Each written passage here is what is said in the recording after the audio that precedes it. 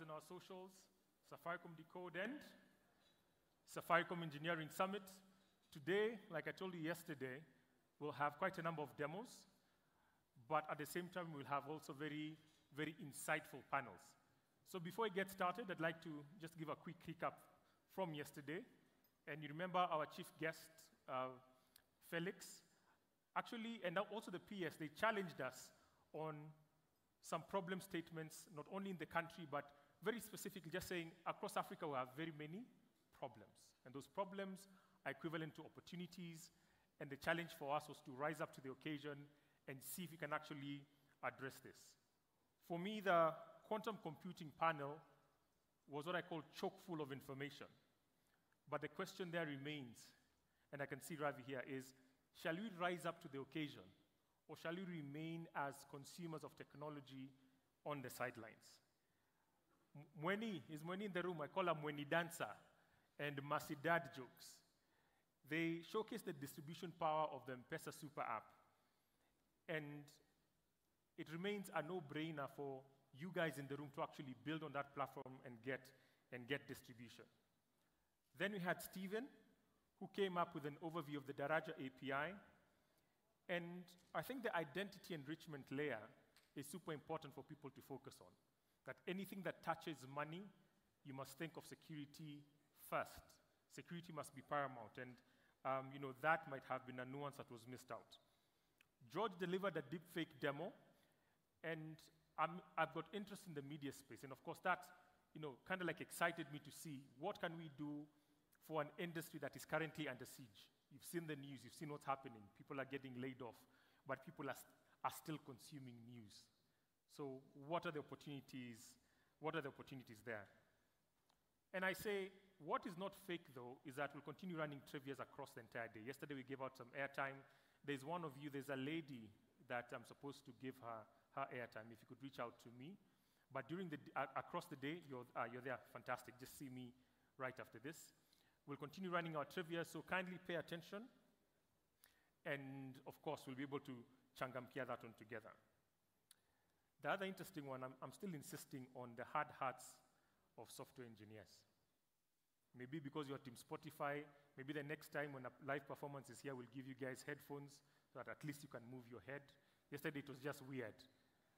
Nadia is giving her all, and you guys are like statues.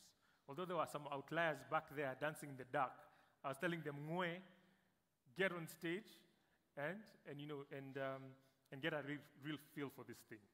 So remember again, our hashtags are Safaricom Decode and Safaricom Engineering Summit. Mariam Bishar is, of course, assisting me co-host with the online audience. Zuri is unfortunately not here with us today. She's decided to kind of like focus on the 75,000 people, and she was a sensation online yesterday. You thought guys were sliding into her DMs. Now it's probably 10x on that. So to get us started, we'll have a keynote address, and I'd like to invite the Huawei Africa representative from the South Africa region, who's a software business representative, and his name is Yu Xianghuo, aka Brian, to take the stage. Welcome.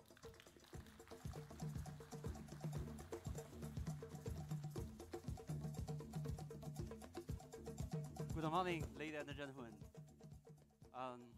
First of all, thank our partner Safaricom giving me the chance standing here. So my name is Brian. I'm from the Southern Africa Regional Office. I'm the software business president. And actually, because the job position, I keep traveling across Africa, different countries. And then I see most customer, most operator or technical company, they have a similar strategy or the business plan to build an ecosystem by enabling the partners. So today I see our partner, they say Decode 2.0. Actually, that's the same directions. Why? Because considering the emergency market and also the Africa the IT technology challenge, so how to simplify the innovation effort and how to open our digital asset to help support the partners, that's the key target and the direction for all the technical company. While if come back to Kenya, In Kenya, actually, the 4G network, my feeling is very well everywhere, 4G everywhere. And then based on this background, I have the feeling the time windows for the digitalization is opening right now. At first, let's see few data in this market, Kenya. In this market, we have 7.41 million small merchants, and also we have about 85.6%. It's merchant or the enterprise, they have the digitized payment channels, while the cash payment is 96%. This is interesting. 85% they have the digital payment channel, but still 96% payment based on the cash. Cash is still king in this market. Why? Actually, in the developed country, in the other country, the cash payment less than 20 to 30%. While we can see another challenge is 19 billion funding gap for these MSMEs. But we know how important this small and medium-sized enterprise for this country.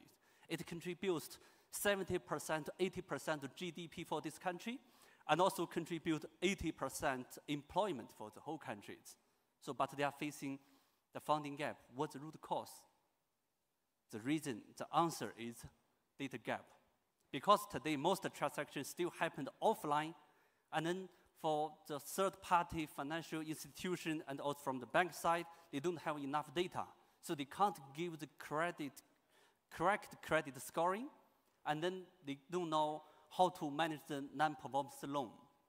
And then they increase the interest rate. And finally, for most of the enterprise, they can't get the funding what they need. So that's today what they are facing in this market. That's a challenge.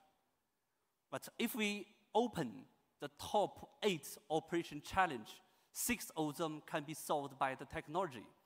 For example, the high cost of the suppliers and the late payment, increased competition, lack of access to the high credit, and so on. I won't go through one by one. Where we are for our situation right now, only 6% MSEs, they have the digitized the operations. Because everything is offline, that's the reason they don't have enough data. Here, this is the risk challenge. At the same time, this is the opportunity. Here is the opportunity to increase the role of the technology in MSME's business for everyone, every partners, and also every developers. Yeah?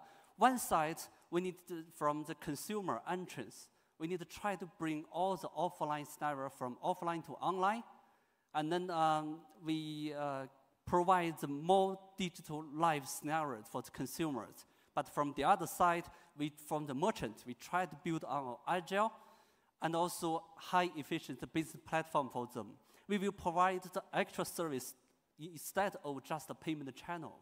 But today, maybe we put more focus on, I give you a POS machine, I give you some payment channel, but I didn't consider what they really need back end.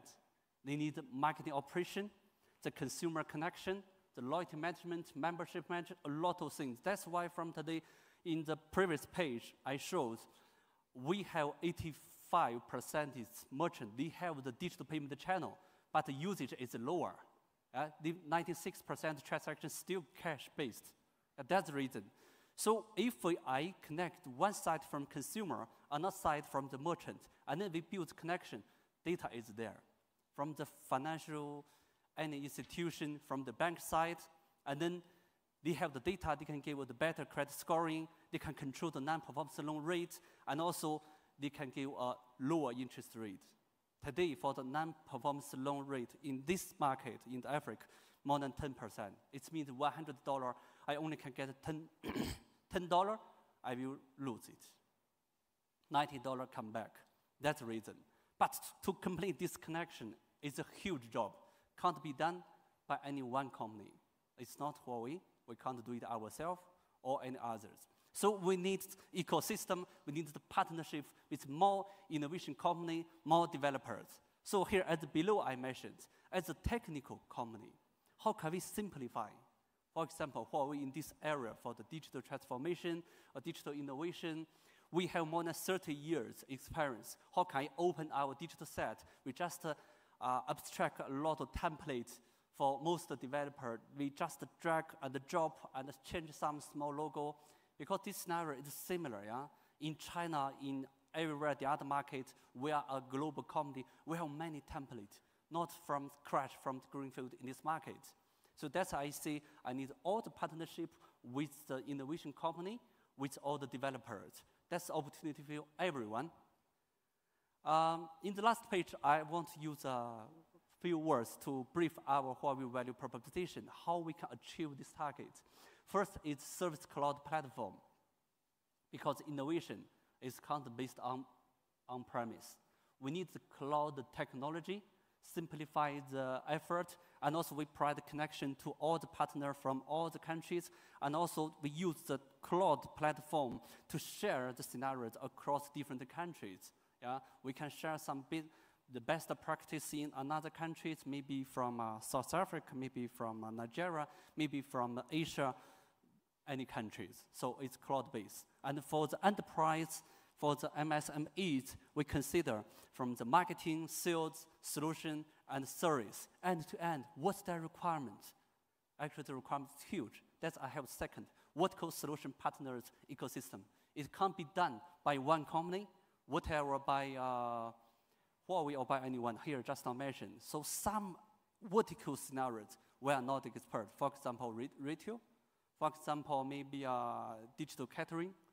A lot of things. I think there must some partners, they are experts. They're working many years in this area. So we open the cloud, the technology, our platform, and also open our partners, our customer. We open all the resource for the partners. We hope we can looking for a win-win mode to agree to everyone to share this value, to contribute, to build the whole ecosystem. The last thing is developers ecosystem, just I mentioned. As a technical company, how can we abstract our old work in the past 20, 30 years to some template? Just change the logo, change add some local customized requirement, and then released. That is, I think, our plan for the 3 parts. So in the last one, I want to see it's a new digital era. It's ongoing. Let's have facilitate the digital transformation in Kenya together. Last word, together we can do more. I hand over my mic to my colleague. Thank you.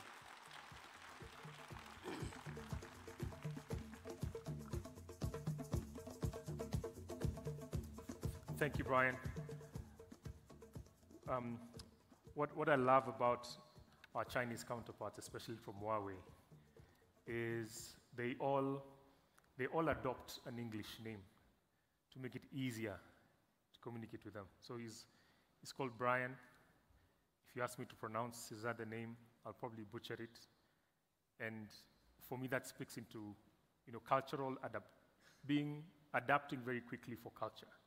Because if you're going into a region and you want to transact business, there's a way you are able to relate, and it's actually very warming that you do take that spot in terms of just adapting. There's this running joke in the tech circles that Huawei has actually now they have everything as a service.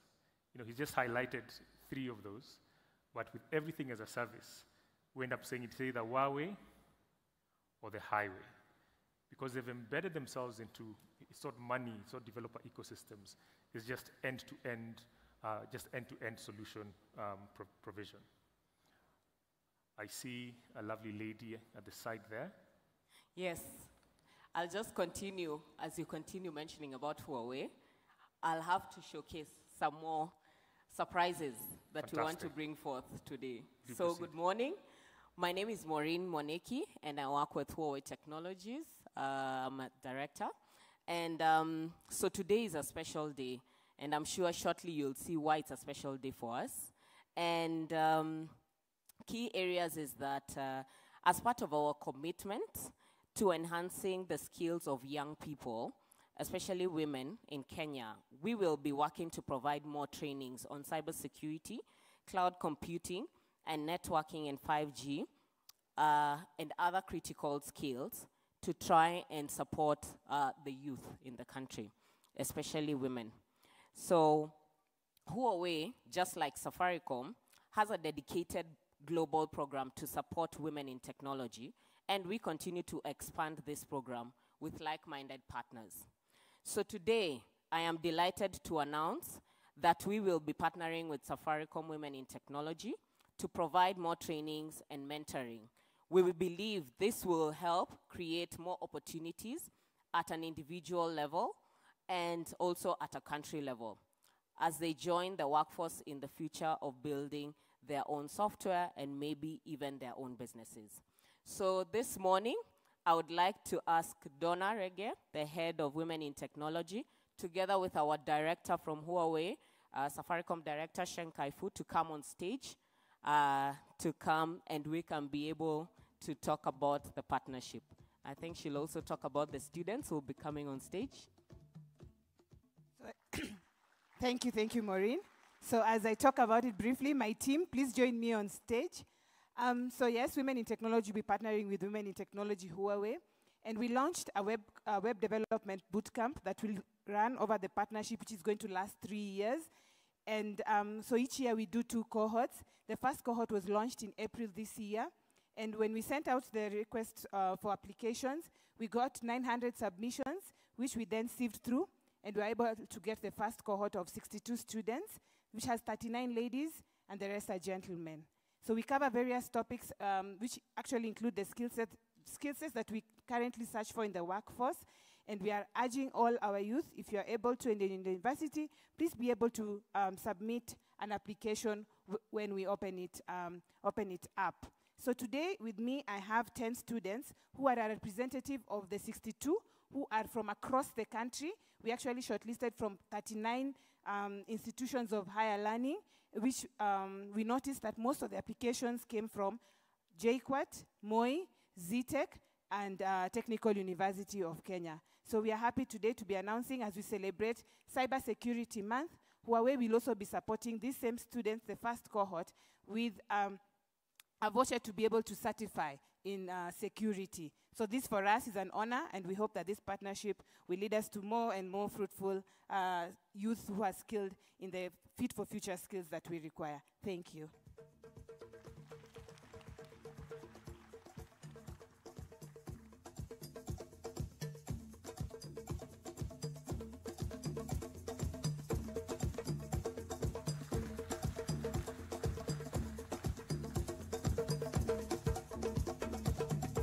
Thank you for that. And after this, at exactly in the next few minutes, all the students will receive their online certificates. Thank you.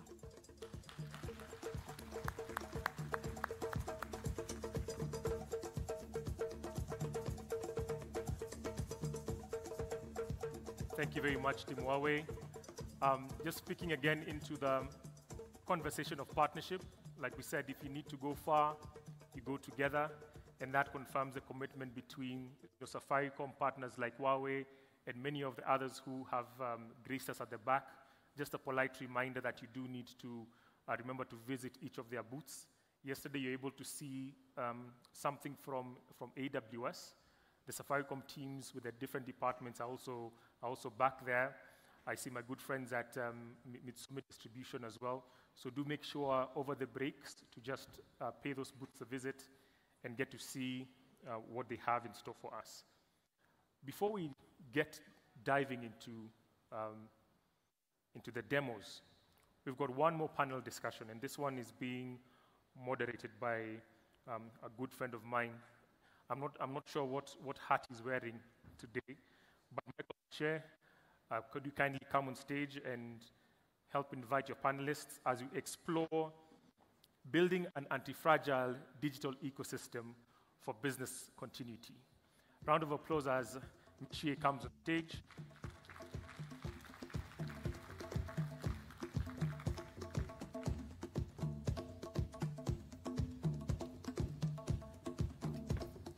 And as he's calling his panel, since today we're doing lots of demos, I also got a joke of my own. I want to see how many will get it. Are you ready? Are you ready? What makes software engineers great life partners? No hands. Michelle. They are good at debugging. Good try, but that's not the answer. Yes. They are able to commit. So now I've given you something to use at all your dev events as your opening icebreaker. Michelle, over to you. Thank you, Mbogwa. Good morning, everyone. Pleasure to be here. Feels a bit awkward starting when I'm seated, but you've stolen the podium, so I'll stick to the program. So today's session is on Resilient Tomorrow, building an anti-fragile digital ecosystem for business continuity. Now, traditionally, we've always defined business continuity as that move that you make whenever you have a disaster to ensure that the business goes on through tough times. Business continuity in this new digital age is actually now a part of an organization's DNA. It is how businesses stay agile enough to transform, either due to changes in technology, unforeseen changes in markets, unforeseen changes in the ecosystem, and increased or changes in customer demands. And with this, I'd like to welcome my panel, which consists of a very large group, sorry, not that large of a group, but of a very powerful group of speakers and industry leaders. So allow me to invite Amit Singh, who is the Services Business Manager at HPE. Please give him a round of applause.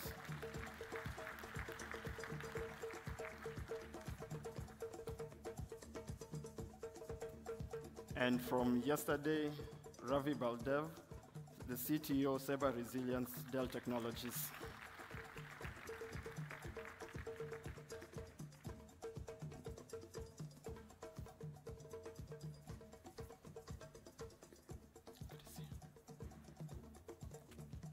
Cherotich Kiereni, Director, Insights and Customer Strategy at Oracle.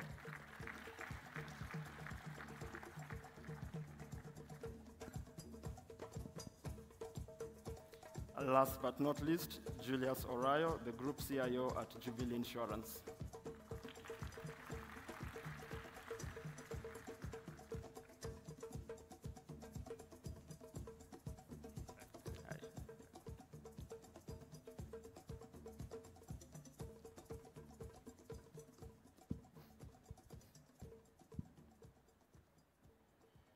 I started off by saying that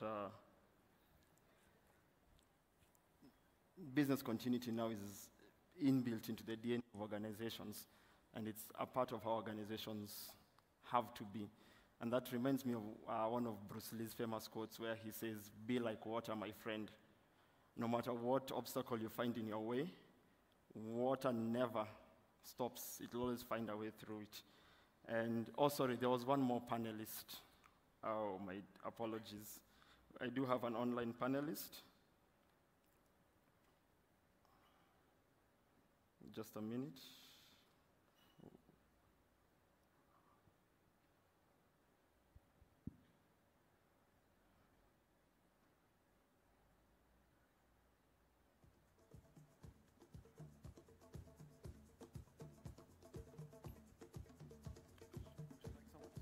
Oh, sorry.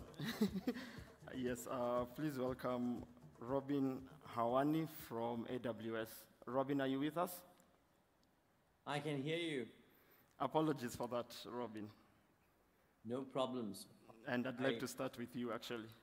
As I previously described, business continues, that the ability to adapt and to change a business's DNA to suit whatever the market needs or whatever technology changes are there.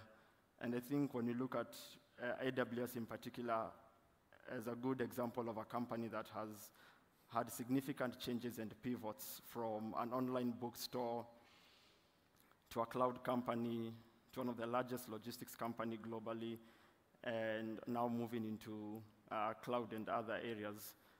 Could you give us a bit of a walkthrough around how AWS stays anti-fragile?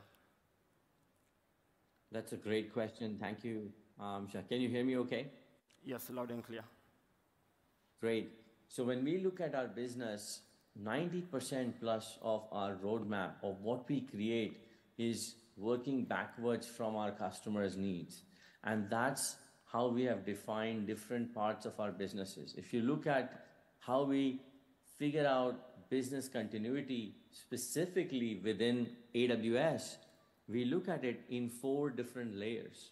And the whole concept of being agile and nimble with anti-fragile architecture is something that is close to our heart, because every bit of our cloud infrastructure over the last 16 years that we have worked on, 16 plus years that we have worked on, we make sure we design our infrastructure in a way that allows for our customers to build solutions on top of it naturally with ability to scale, as well as be able to provide the resilience required. Let me give one specific example. When we build our regions, what we call the cloud regions, each region is built out of 3 or more availability zones. And each availability zone is built with 2 or more data centers. Given the audience that is deeply technology oriented, I want to kind of highlight the fact of how much attention one has to pay to provide a highly available, resilient infrastructure that can support the business continuity requirements. That's the #1 tenet when it comes to the infrastructure layer. On top of that, then we have the application layer. And for those of us with telecommunications background, it is incredibly important to look at these applications across different domains. When I work with global operators, I have learned that characterization of these applications in telecom business covers the IT domain, the network domain, as well as the what is traditionally called the OSS/BSS domain. And here, AWS has something called well-architected framework that allows us to develop these applications in secure, highly available, resilient, and high-performance manner. That is how we make sure we cater specifically to the requirement of that application and the domain, whether it is a network applications like 5G Core that is being run with one of our partners, such as an IMS application. It can be an application within the OSS/BSS domain that has a different characteristic that requires to be deployed on the cloud. All of these are cared for within this layer, what we call the well-architected framework. So we covered the infrastructure layer, then comes the application layer, and on top of that, there is the people and processes, which is extremely important. There, we look at training and enablement of the people to make sure they're well-versed with AWS technologies, all the way from the compute, storage, networking, machine learning, analytics, blockchain, etc., to be applied to the telecommunications needs and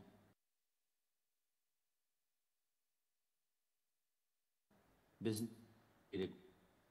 And all of this is now, over the last 18 months, there is a big focus that is there to bring the learnings of the cloud platform and Amazon as a whole from a generative AI perspective onto the use cases that apply these technologies for business continuity to telecommunications vertical. Let me give you one more example for that.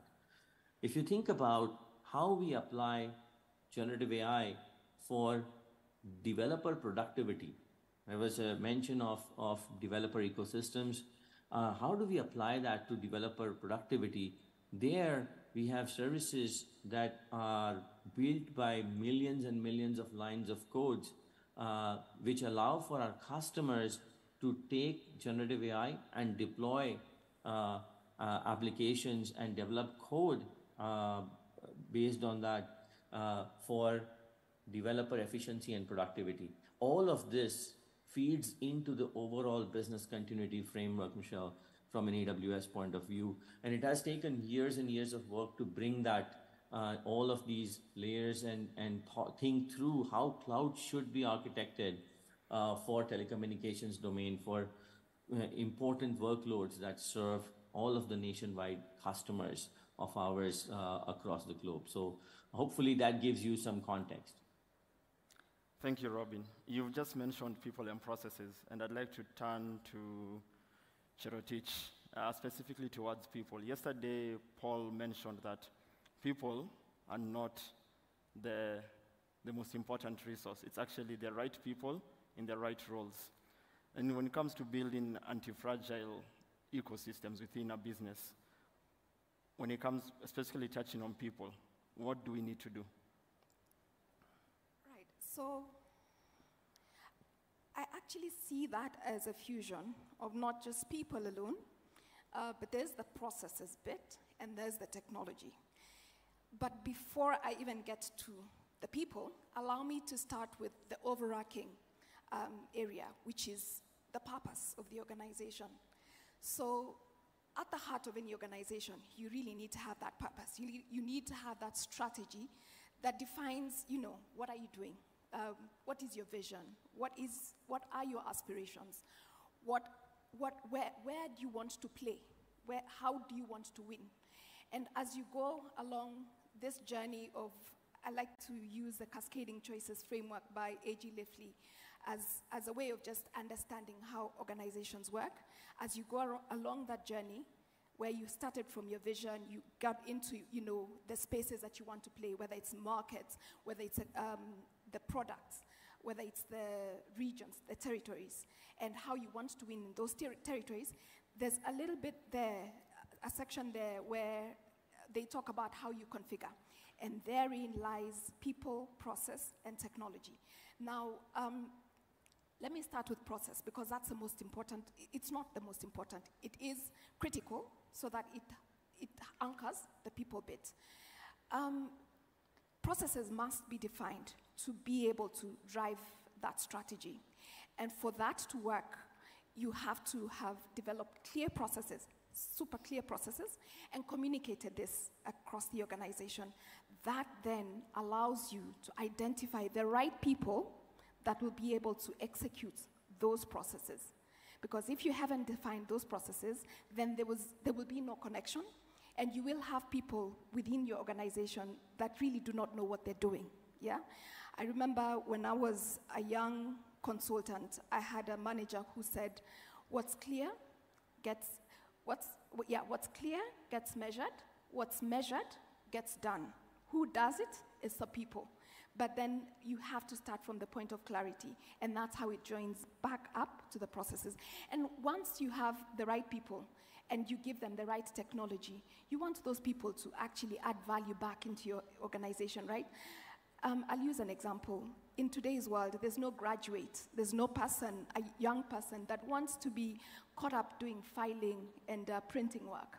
They would rather use their brains to add value to your organization.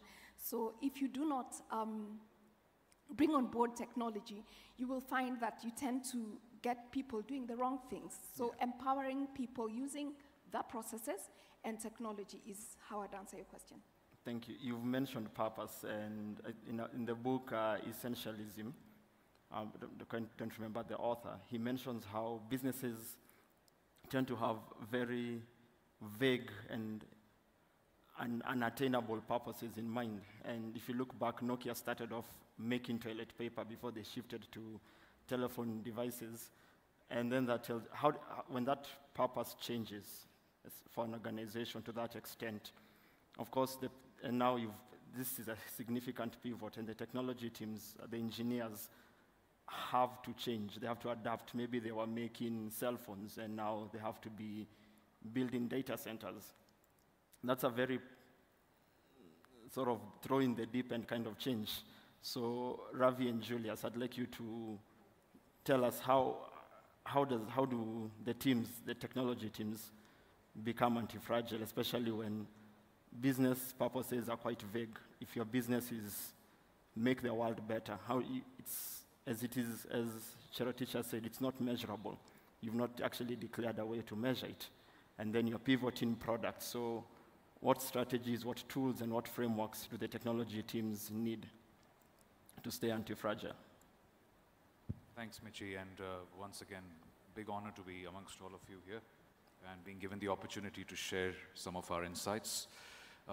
Coming to some of the frameworks, let's first look at anti-fragility as a concept, right?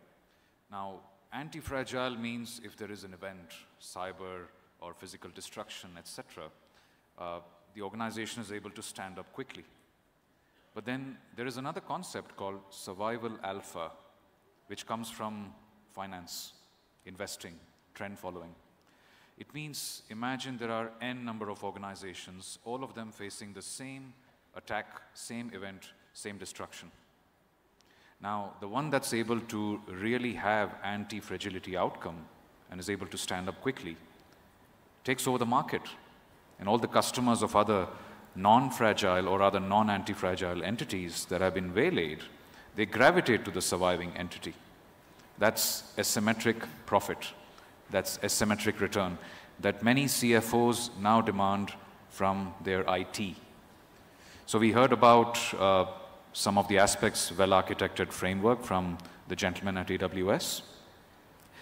We also hear about service reliability engineering, the concept where any service which is being delivered outside in and vice versa as part of the chain for being anti-fragile, that's being supported by people. So the frameworks that one should look at also should consider people reliability engineering, funny enough, not just service, not just technology. There have been good practices and best practices from an IT perspective, mapping out chains of failure, mapping out what your regulators want, depending on the industry you operate in, mapping out the people and the processes you depend on, but also being well aware of the fact that if you give people a run book to behave in a particular way, are they resilient enough to follow it correctly? Do they contribute to the anti-fragility posture, or do they deduct from the company's anti-fragility posture? That's all about people reliability engineering. That's about giving them the sandboxes so that they can fast fail, fast quick, get up, learn, and move on. So those are just some perspectives I thought. To your point, what could be some good practices from a technology perspective? There's a lot out there. One that comes to mind is from the US Federal Reserve. They set up a non-profit entity several years ago called Sheltered Harbor Alliance for banks and payment organizations, which plays forth the risk if you are completely under a destructive cyber attack, what will you do to relaunch the entire developed world financial system? So this has actually taken on a life of its own. Michi. Thank you. Julius? Thank you so much. I come from the, non-IT perspective, because I'm from the insurance field, and also which is like banking. Now, imagine you are the CEO of a company, and you have got finance, you have got like 100 staff, you've got risk management, you've got like 70 staff. In your IT field, you've got 10 cyber engineers, you have got underwriters in particular sections, you've got a BD team, and then you are modernizing your organization, you want to move to the next level. So are you going to replace all of them? That's the first question that you have to ask yourself.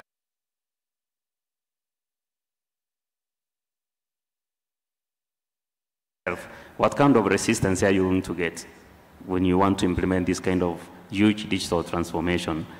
And then you also need to look at the time it will take for you to start training and all that kind of stuff. So these are the challenges that we come across, including, by the way, think of a day when you go to your organization and you find that all of your cybersecurity team has resigned. So how will you operate as an organization? So, and this is, this is exactly what we go through from the insurance field and any financial institution, even manufacturing. So this is what we have put in place. The first, agenda we put in place was a culture for transformation that cuts across everyone. For example, we started a robotics initiative. So, when you're implementing robotics, you're likely to replace like 70% of the manual tasks. So where are you going to take the stuff that are there? So then we had to start a campaign across the organization, which we dubbed a robot for every employee, where then staff create their own robots to automate their own tasks. You have immediately created a transformation drive within the whole organization. So within that drive alone, we had 100 staff who are citizen developers for robotics. Then we used now what we call close collaboration of the teams. So we had the accountants, we had the actuarial teams, then we brought in like 1 or 2 data engineers. Immediately you bring in those kinds of teams together, then the data engineers and the data scientists from the skill sets they have, they pollinate these skill sets into the actuarial guys and the finance guys. They start working on modeling, and then all of a sudden you find that now you're using the new tools to do your budgeting. So that's how we've tried to do that. Then there are also new careers that you have to bring on board, because we have a lot of changing regulation. 5 years ago, we didn't have the Office of the Data Protection Commission. We didn't have all these rules that we have. We didn't have cyber so much pronounced in the market. So we had to start now bringing in some of these skill sets. You bring 2 guys, but then within the organization you have a lot of upskilling, building programs to upskilling the teams that are going to be replaced. The guys whose roles are going to be replaced. So we build a team that is able to do that. Even within the IT space, you'll find, if let's say you had a number of data center engineers, system analysts, and all that kind of stuff. So when you move, let's say, to the cloud, you'll find that their roles are quite reduced. So how do you then move them to start taking cyber insurance, cyber courses? They move into automation, DevOps, and all that kind of stuff. So that's the approach we have used as an organization to make sure that we stay anti-fragile in the market. Thank you. So I can see that clearly speaks to knowledge transfer and knowledge management. And whenever that gets thrown to developers and guys, DevOps teams, they just feel documentation and they hate it. And I've been part of teams where you build, and then when you hand over to QA, the devs now sit down and start struggling to write as much documentation or as little documentation as possible. And that already now makes the system fragile because there's no continuity of knowledge. So for the developers, encourage you to, if you hate documentation, something easier for you can actually document within your code by creating comments and by writing tests for your code through test-driven deployment. So that will ease you in to also being part of the organization to become anti-fragile. Armit, is there anything you'd like to add, or do I throw the next question to you? Yeah, thanks, Mike. So basically, when I was listening to the panel, they've covered a lot of the fundamentals. But it got me thinking in terms of when you're talking about an anti-fragile system, ideally, you are considering the fact that the system needs to be sufficiently adaptable and sufficiently resilient. So let's think about an information security system in this particular example. One of the key elements of information security systems is not that they are not going to break or they're not going to get attacked. But as what Ravi was mentioning also, one of the most critical elements of that system is that is it able to adapt based on what it has already learned from that particular experience. So you can see there's an element of continual service improvement, which essentially means even though I do get attacked, what do I do with that knowledge? What am I able to do with that information? I'll just give you a very quick example from my own personal experience, and this is from a fairly long time ago when I was still doing tech support in my earlier years in technology. I got pretty damn good, if I could use the term, at systems recovery, which essentially means customer calls me in, I go assess the system, look at what is broken and try and figure out how to fix it. But the key thing that I realized fairly early on was to understand the fundamentals of what's going on within the system, to be able to decipher that and create correlation between different events that are occurring at a particular stamped point in time. Why do I say this is because that was some kind of a value differentiator I could bring to that process, as we've talked about processes. Since we're talking about future technologies, we're talking about development, A lot of that work now is being done by tools like AI. So for that correlation engine to exist, to be able to go into the system, decipher it as quickly as possible, I feel in a sense would be much more efficient than giving it to a human individual or somebody who needs to intervene and then go through multiple lines of code, multiple events that have occurred on the system, be able to correlate it across the entire sphere and generate some useful outcome in terms of resolution. So one of the things that I would add is essentially tools, and I would think about AI being one of those critical elements that can be brought into a system in order to create it a lot more anti-fragile. Yesterday, the ambassador from Estonia talked about being able to detect an event in their system, and she talked about 3 seconds. There is no way we would be able to do that as part of a human intervention process. It needs some kind of intelligent tooling in the background, and of course AI being one of those. I think most critical elements that can be introduced into systems, and as part of that process, which makes it a lot more anti-fragile. Thank you. And you've brought in AI, which is sort of a sweet spot for me. So, and Julius was actually talking about the whole robotic process automation. And so I'll just throw this to anyone on the panel. AI, of course, is significantly a very important tool, saving a lot of time and efficiency. But there is the right way to bring on AI to an organization to actually make it anti-fragile, as opposed to throwing AI at anything just for the sake of a good use case. How do you determine where AI is needed to help build anti-fragility? Maybe I can come in. So recently, we wanted to use AI to process medical claims. You know, when you are getting over 10,000 claims a day, and each claim has got like 5 different medications, 3 different lab tests, different prices, and we want to know, was this patient, was he being treated for the right disease? So we went in with the aim of making savings. You know, what is it that we can go in and that should not be paid? But actually, it turned out to be the other way around. So from the data insights, we were able to rate the quality of care patients are actually getting in various facilities. So it changed the whole approach, you know, where you have gone in with a perception that you want to save in on your costs, but then we looked at how to profile various facilities. So today, I can tell you that your chances of you being readmitted in a particular facility are higher than a particular facility because of, you know, using AI. You've had cases where you see a patient has been given medications which react with each other. Okay, you may find cases where a patient has been given a medication that will react with what you took last week because the doctor does not have that information. So then now it helped us to start looking at what are the use cases that we can start applying AI in.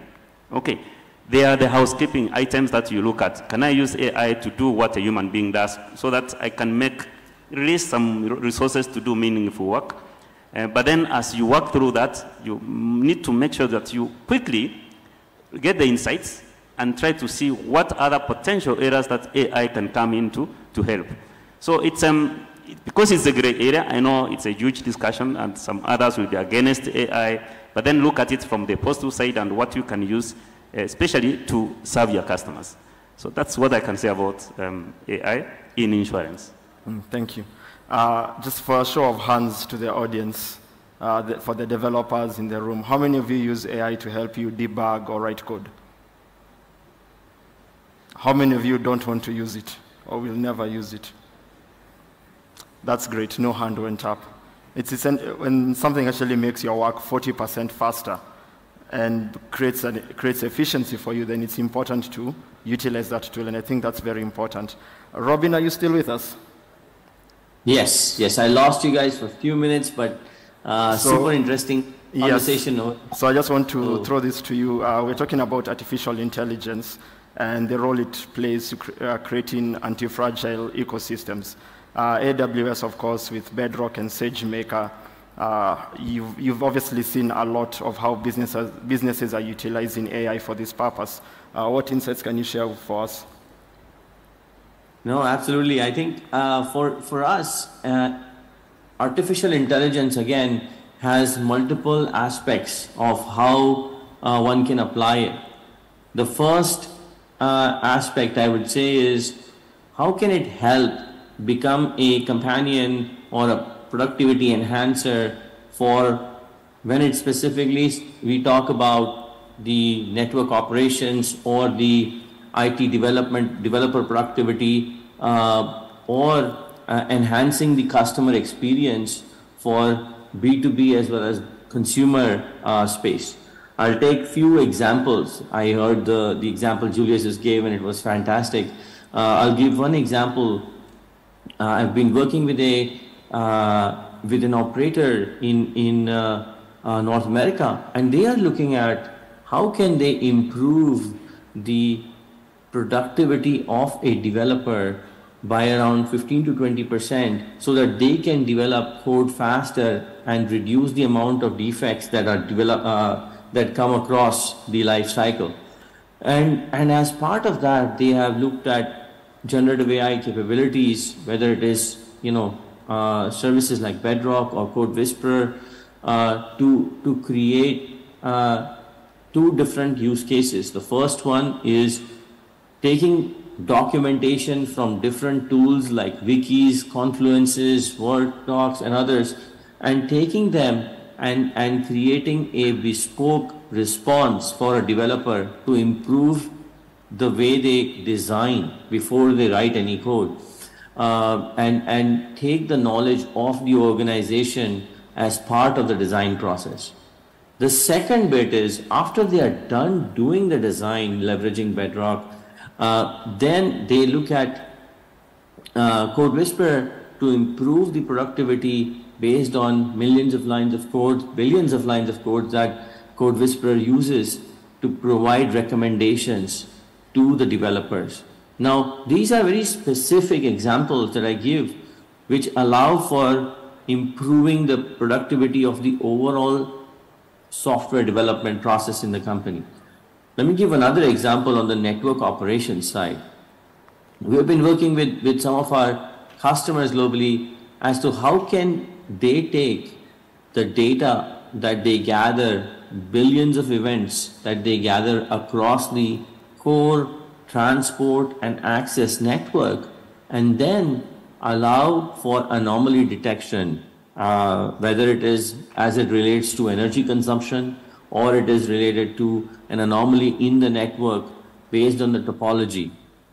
When they do that, there is multiple machine learning models that help to determine where the anomaly is, in what part of the network, and then they use a relational graphical data, Neptune, AWS service called Neptune, to map that out on the overall topology of the network as it relates to different components of the mobility infrastructure or the transport infrastructure.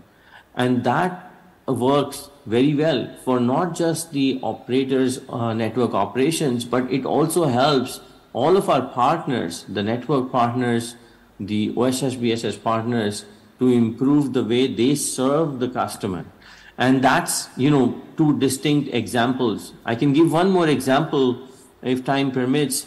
In the consumer space, when we look at services within home offered by telecom operators, they are looking at how can they improve and provide improved security with doorbells and capabilities offered within the home security domain to customers, where machine learning for video processing at the edge is a service that is required, and especially with 5G networks, that is very much possible at the edge of the network.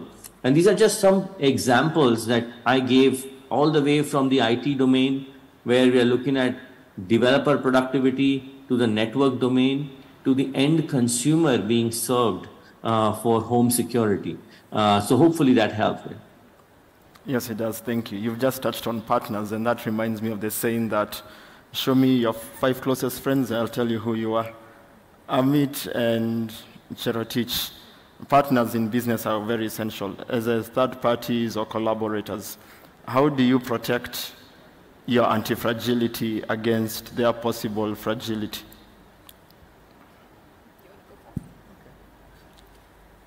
So the ecosystem is fairly complex, right? And you can just tell by virtue of us sitting here, ideally, organizations or businesses cannot work alone.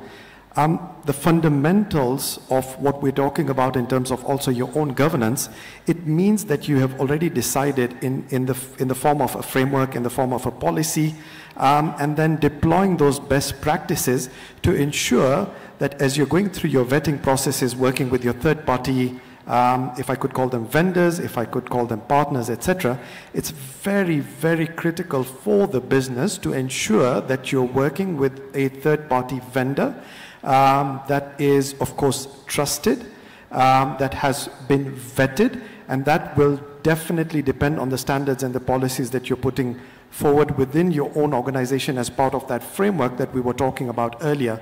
And so for me, I think the critical thing here is the fundamentals are always going to stay true. And what are those fundamentals?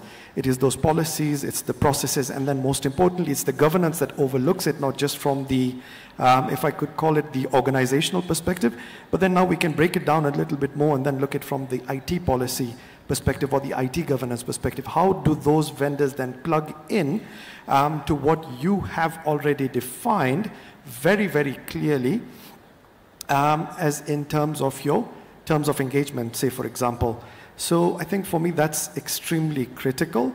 And then, of course, the fundamental of what we're talking about, the base fundamental of everything is trust. How do you develop that trust? It's working with organizations like HPE, Dell, Oracle, Huawei, etc. These are known participants in the market that have track record over many, many years, and they work with organizations, probably hundreds of thousands of organizations across the globe. So they have already built within themselves those fundamental frameworks and governance that would then be able to align with you as a customer, with you as probably another vendor. Remember, even amongst the vendors, we do work with each other. We've got alliances with probably most of the OEMs. Say, for example, we work with SAP, we work with Microsoft, etc. So there's an overarching understanding that that trust comes from the principles of community. And that community then gives our customers some capability that they can rely on, that they can also be confident enough to be able to trust. Thanks. Thanks, Michia. So yesterday I heard Mbogwa say, if you want to go fast, go alone. If you want to go far, go amongst others. And I've actually never heard anybody use that adage in business, in a business forum, so it's quite interesting. But when I think about what we do with our partner network, very much aligned to what Amit has said, you know, you want to hang out, even as an individual, you want to hang out with people who are credible, just like you, because if they lack credibility, you will be tainted by association, yeah? So in that same spirit, we at Oracle do pretty much the same. It's more around the governance, it's more around the integrity. But I think the one thing that I would add on to what Amit said is just that, so in the same way that we're constantly developing our people internally, equipping them with the right skills and getting them, you know, to rise above. AI, for example, was not a thing in any market 6 years ago, but it is a huge thing today. So there is a lot of learning, especially in the field of technology. There's a lot of learning and a lot of improvement. And what we tend to do is carry our partners along. So you will not, if we came and set up in your organization, you will not know the difference between Oracle and our partners, because we speak the same language, we use the same terms, we use the same voice. So certification. The other thing is that we also, because they dare to dream, yeah? They dare to dream about their businesses. We partner with them from an innovation perspective, and we take in some of their innovations and use that to develop or enhance our products, so that when we do go to the market, we are speaking the same language. We are also delivering what the customers, our customers, jointly would require. So we tend to just work with them. It's a partnership. It is not a dominance. Yeah, it is a partnership. So in a partnership, everybody has something to give. Everybody has something to bring to the table that will ensure that we go far. Yeah, and that's what we do at Oracle. Thank you. I like that you've just mentioned speaking the same language, and I'm going to ride off of that and allow Julius and Ravi to speak on the challenges that are faced when you're trying to work with partners, especially on a technology side where you're trying to either integrate systems or bring in new systems to an organization, and you have your partner who speaks a different language, has a different method of implementation compared to your technology team. And now you have to get the two on the same page where they may say our standards allow us to go this high, and your standards, you need them to get to this much higher. Because on the business side, these contracts have already been signed, the agreements have already been set in stone, and now you need to collaborate. How do you get these two technology teams, which, for lack of a better term, are stuck the Tower of Babel or the Tower of Babylon, to actually now communicate and get the work done? You know, you're just speaking what I go through every day. So in the insurance field, there are a number of partners I work with. So within Jubilee, I've got around 3,000 agents who have to connect to my backend system. Some of them have got their own portals that have created themselves that they have to integrate with me. I've got banks that I have to integrate with. I've got hostels. In Kenya, we're talking of around 4,000 private hostels that I have to integrate with. And each hostel has got like 2-3 branches. So you're talking of 10,000, 12,000 outlets that I have to integrate with. And then I've got several other partners, assessors and all that kind of stuff, you know, even private doctors, you know, pharmacies. All these are outlets that I have to integrate with. Now, they have different systems. Others are, you know, legacy systems. Others are modern systems. Others are Oracle, using Oracle technology. Others are using other technologies. Others are in the cloud. Others are in their own on-premise kind of, you know, centers. Some systems have APIs while others don't have APIs. Okay, and you want to make sure that your operations become efficient. So that balancing act is not, you know, something that you just jump into. So the first thing we do is we take what we call a risk-based approach. You know, if I look at all my providers, for example, top 20 of my providers cover 70 plus of my claims. So then I may want to focus on the top 20 and achieve bigger kind of, you know, coverage from the risk perspective so that I can release more stuff to focus on this other bandwidth I have to cover. So and then as I do that, I'm looking at what kind of technologies they're running at, and what kind of security posture do they have, what kind of controls do they have in terms of privacy and all that. And then I have to now score them and then have the bare minimum that then I can work with. So then as we go through, we know that this is the bare minimum you need to achieve before we can go through to achieve whatever is required. Where we have gaps, for example, I mean, I know of some systems where they didn't have any APIs. It's a very big provider. They don't allow you to integrate with them, with their system, and they don't want you to even have your gadgets in their premises.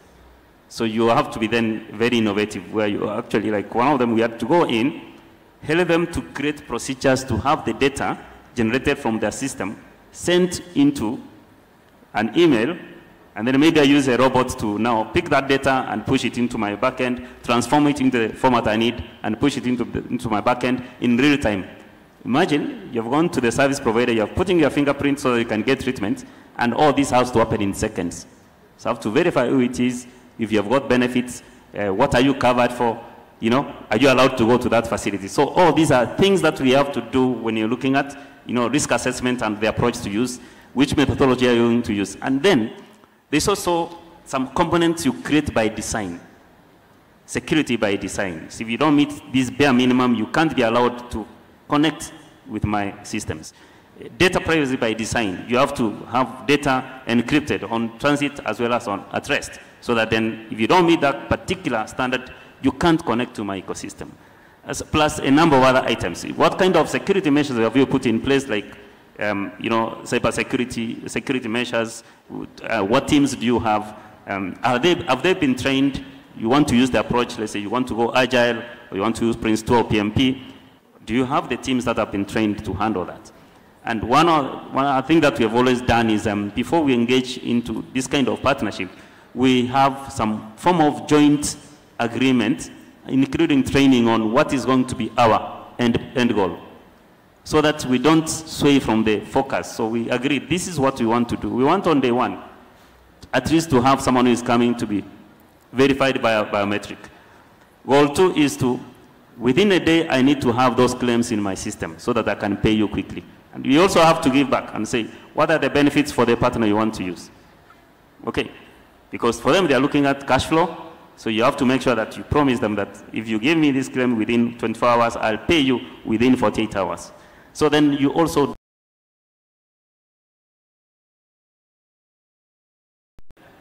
Thank you, Michi.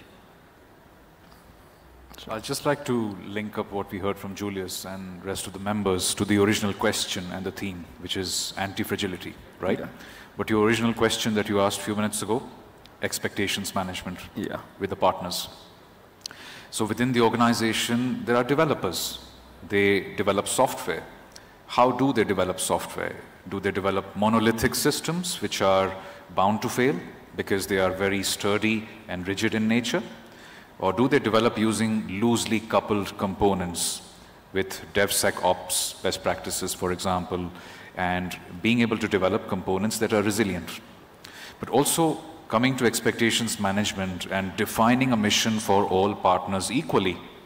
Whoever comes in to contribute or take away something from our API lake, if it were, should be able to improve the overall anti-fragility posture of the ecosystem of software. How do you do that? Define progress markers in the journey towards cyber resilience and better anti-fragile posture. There are 3 progress markers, and apply the Pareto principle. Don't try and solve every problem. Solve 20% of the heavy hitters to achieve 80% of the progress, so to speak. The 3 progress markers will be application stack resilience, how you develop, how you consume, and how you deploy those products from an app point of view. That's the first progress marker. The second one is infrastructure resilience. This is also very important. How you source hardware. Is the hardware and the service provider aligned with best practices such as the hardware root of trust? Or are motherboards coming in with some questionable capacitors which are really espionage devices? We got to ask the question. But the third and the most important pillar is data resilience. Because if you think about anti-fragility and cybersecurity threats, think from a point of view of service and organization relaunch within your survival time objective, and I spoke about this yesterday as well.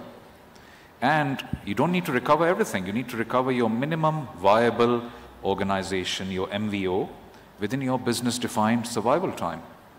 And for that, you need to be able to map out your data capital landscape, which includes every kind of stateful and partially stateful application assets that you might need to meet regulatory and business needs.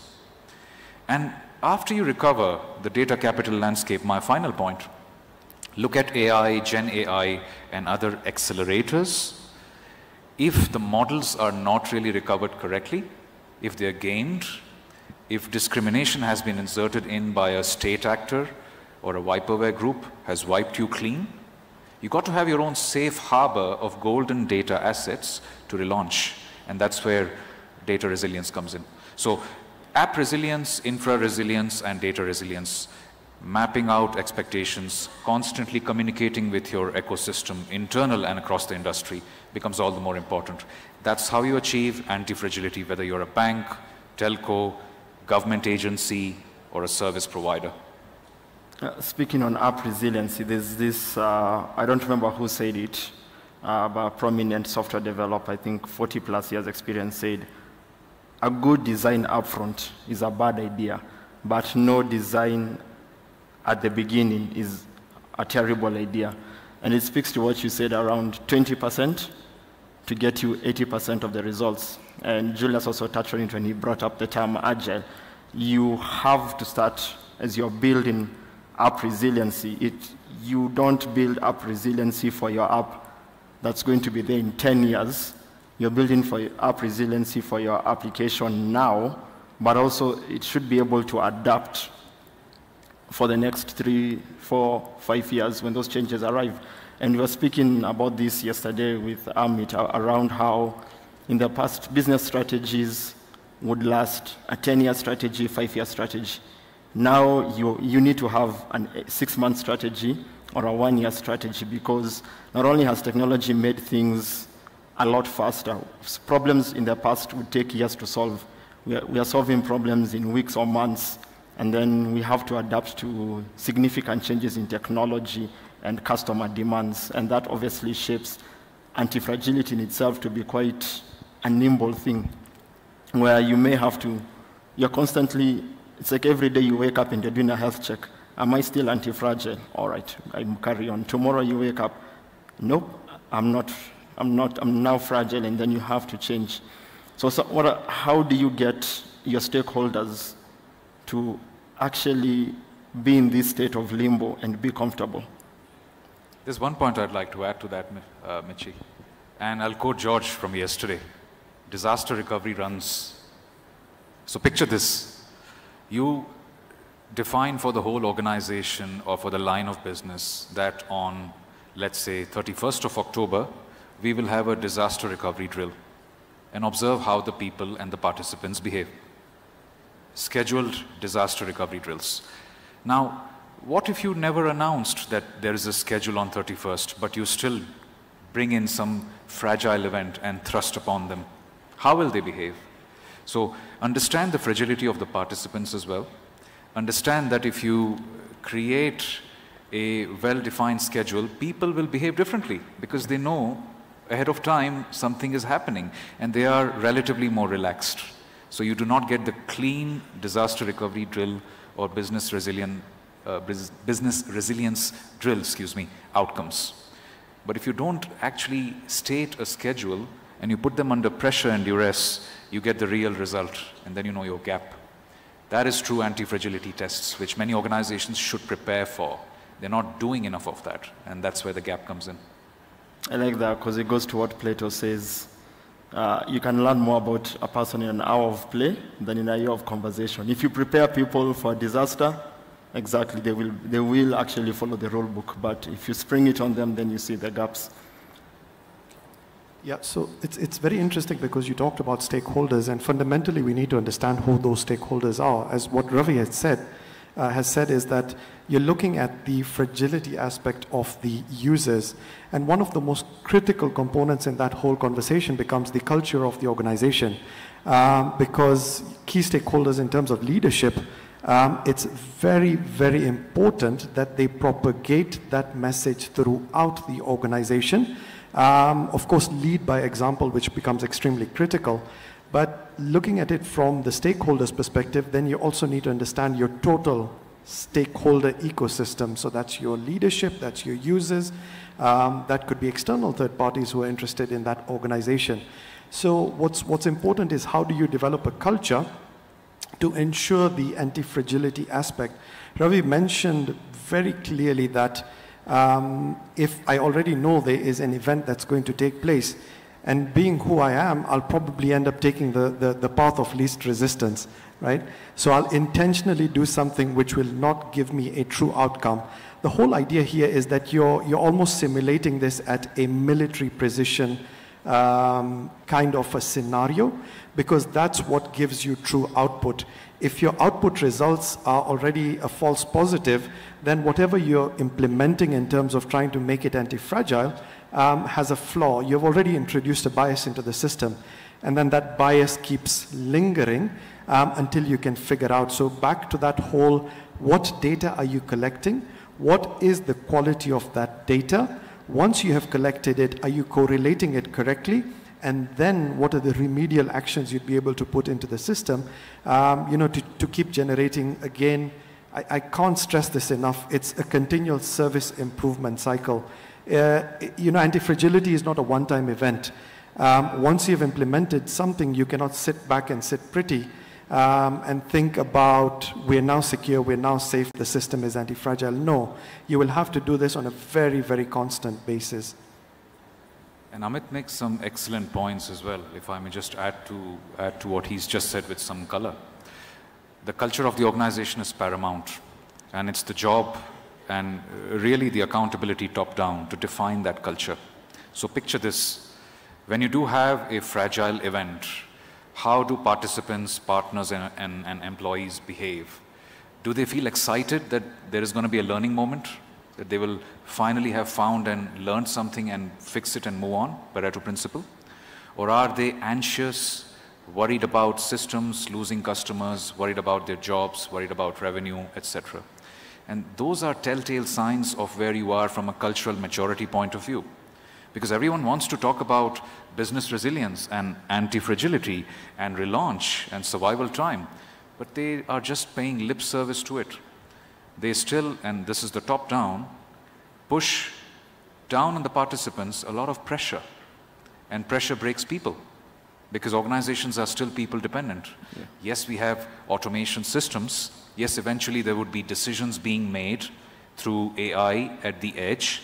Yes, decision support systems will turn into autonomous decision systems, but at the end it's about setting those up for the people, managed by the human resources within the organization. So I'd encourage every leader to ask this question and to even test it if they can, if they have the opportunity. If the people behave as if they were anxious and worried about the future, or are they excited about the learning opportunity this presents itself?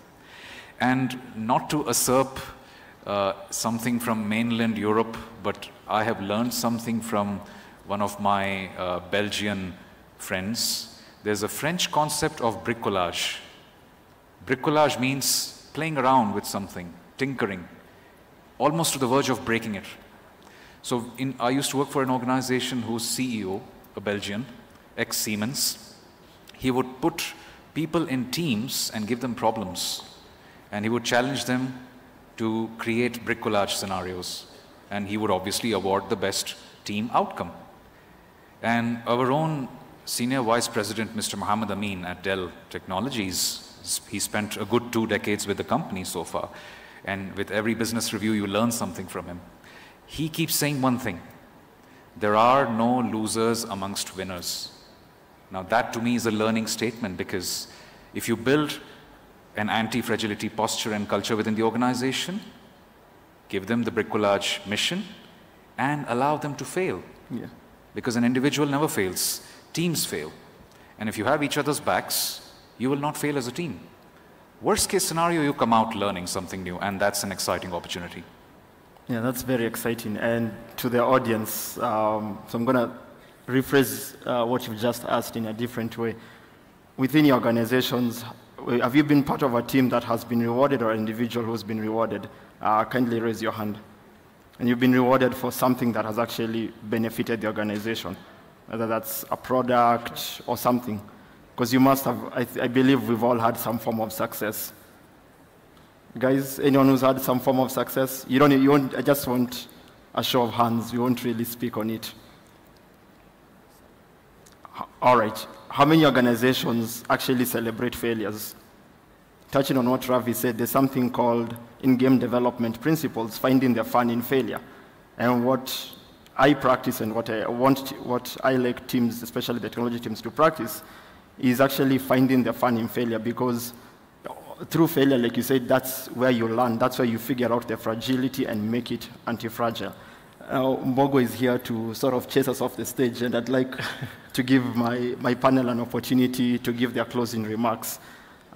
So this is how I'd like us to do this. I have a short story, a few seconds, about how anti-fragility was done on one of my projects through not the use of technology, but culture. And so we were working on a document management system at a law firm. And we were also in the middle of setting up new offices, new physical offices. And we're taking the managing partner through the tour of these new offices. And he asked me, why do we have so many shelves? And my first response was to get procurement and admin to come and explain it. And his reaction was, you are automating and you're building us to a digital platform, but you're preparing people to have lockers and cabinets to store their files. When will that culture change shift? And he said, the cabinets are now my responsibility. And because I was actually creating a fragile system by not pushing a different aspect of the organization to adapt to this change. So for a closing remark, maybe something, a touching remark around anti-fragility that you'd like to share with the audience. Maybe we can start with Robin. Well, thank you. I am thankful for to everybody for taking the time to hear us out, and I really enjoyed listening to the conversation as well. The closing thing I will say is, in my early days at AWS 7 years ago, I was used to large teams working on anti-fragility, business continuity, solving these complex issues. And then I learned about a customer called Netflix, and they have a very small team that does operations of an entire platform that's plus million customers. And when I learned about how they design, how they think upfront of how they put together solutions and solve problems, they design for failure. They anticipate things will break, and they design for it upfront. And that gives them the ability to create and simulate problems in their network wherever they want and solve the problems because they have thought through these things in design. And they continuously do that, to Amrit's point that he raised along the way as well. And it's so critical to do that. So to shift left and think about anti-fragility from the very get-go is so critical. Looking at it from the infrastructure layer, the application domain, the bringing the people and enablement, and finally applying the concepts of machine learning and artificial intelligence, including generative AI, is so critical in my view. That's what I'll leave everybody with. Hopefully, you can take that as a challenge, and we can look at it together in different forums. Thank you for hearing us out. Yeah, thank you. So, in case, thank you. In case you, some of the cases I've come across, one of the things that have been so crucial is change management. We are in an environment where any change you want to bring, you may find total resistance from key stakeholders. So, getting that buy-in is very, very crucial. So, and involving the key stakeholders. Then, as you do that, you also need to build a collaborative, communicative, as well as innovative culture. So among the things that we did is, yes, we want to do digital transformation. You've been given a budget, 30 million budget for digital transformation. But then, what is in for staff? How do you build in that kind of culture that is going to be sustainable? So we agreed that a percentage of each of the entities that is within our group needs to be set aside for innovation. And in this particular set, you're not just looking for any innovative idea. It's not something that is going to be transformational. You just want to create culture. As in, if you send an idea, even if you say, let's paint these walls black, the other ones white, the other ones green, you get rewarded for it. And then as the teams come in to review the ideas coming through, you are rewarding them for each stage that particular idea progresses. Now, naturally, if I don't have even fare to go home, I'll drop an idea. You don't know that the mix of all those ideas are actually what creates that anti-fragile organization you're looking for. So I think those are some of the learnings that I can talk about, and thank you so much for hearing me out. Thank you. Should I go next or should I be last? I think I should go last. All right. Sure. Thanks, Mike. I honestly don't think I can stress enough the fundamental principles that organizations need to adapt.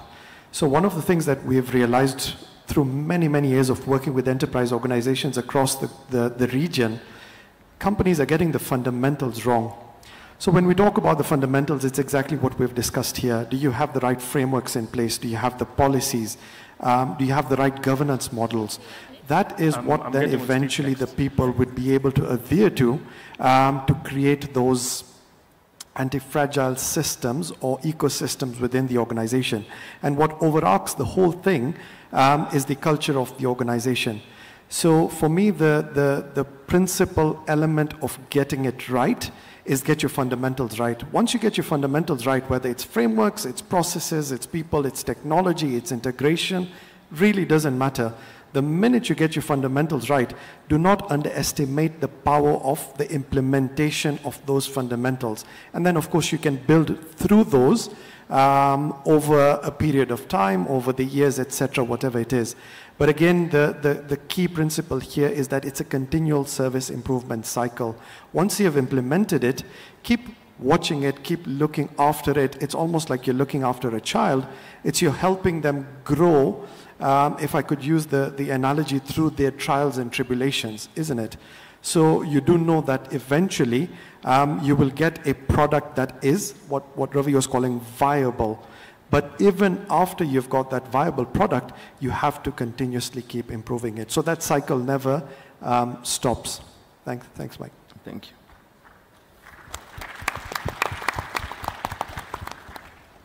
Quick few words before ma'am comes in.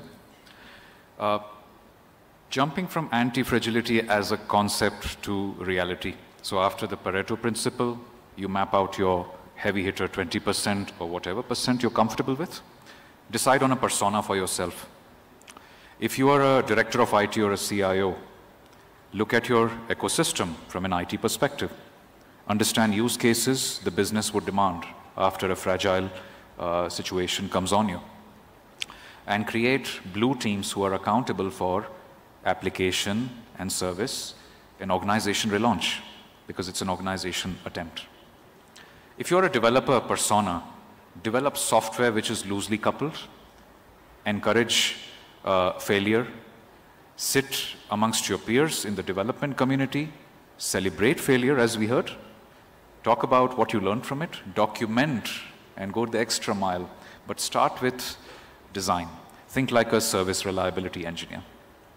If you're a data engineer or an enterprise architect, focus on data capital landscape, because that's how AI as an enabler can be reinitiated after a fragile event. If you're a CFO, demand a symmetric payoff even after a fragility event. Demand a very high survival alpha from your board, from your CEO, from your CIO and CTIO. And at the end of the day, still think and ask this question if you're an individual contributor. What is that one finality control for my business when every other security and resiliency control stands defeated? Momentarily or permanently, doesn't matter. Have a safe harbor for ideas, for people, for data, so they can collaborate together and bring back the organization quickly. But most of all, map out your chains of failure. Map out all your possible risks. Map out your counterparty risks and make noise about it. And finally, if you're a regulator, a central bank or a telecom regulatory authority, get every participant in the industry in a room at least once a year and talk about specifics and challenge each of them what they're doing to become anti-fragile. So those would be just some ideas. Thank you. Thanks for letting me go last. It was for impact, given that I'm the only lady here, and in the future, I do hope that we will be more than one. So I'll start off where I started off at the beginning. And at the end of the day, there's that famous saying that, you know, culture is strategy for breakfast or lunch, yeah? But the inverse is true. No organization, no strategy will be successful without the right culture in place, yeah? So just going back to what is the components, what are the things that bring together this strategy? Again, we go back, processes, the people, and the technology. And there's a lot of insightful stuff that has been said here today about the fusion of these three things, maybe more capitalizing on technology, but more, and yesterday I think there was a discussion around the people and the processes. And I think those are very insightful in terms of just, how an organization can organize itself. But maybe just going back a few years ago to around 2020, and I want to just single out a particular organization, and there's many similar to this one, that offered video conferencing facilities. And Zoom, about 12 years ago, was non-existent. Yeah? In 2011, that's when it was started. Today, Zoom has over 485 million users. Yeah? But its biggest peak happened in the era of COVID.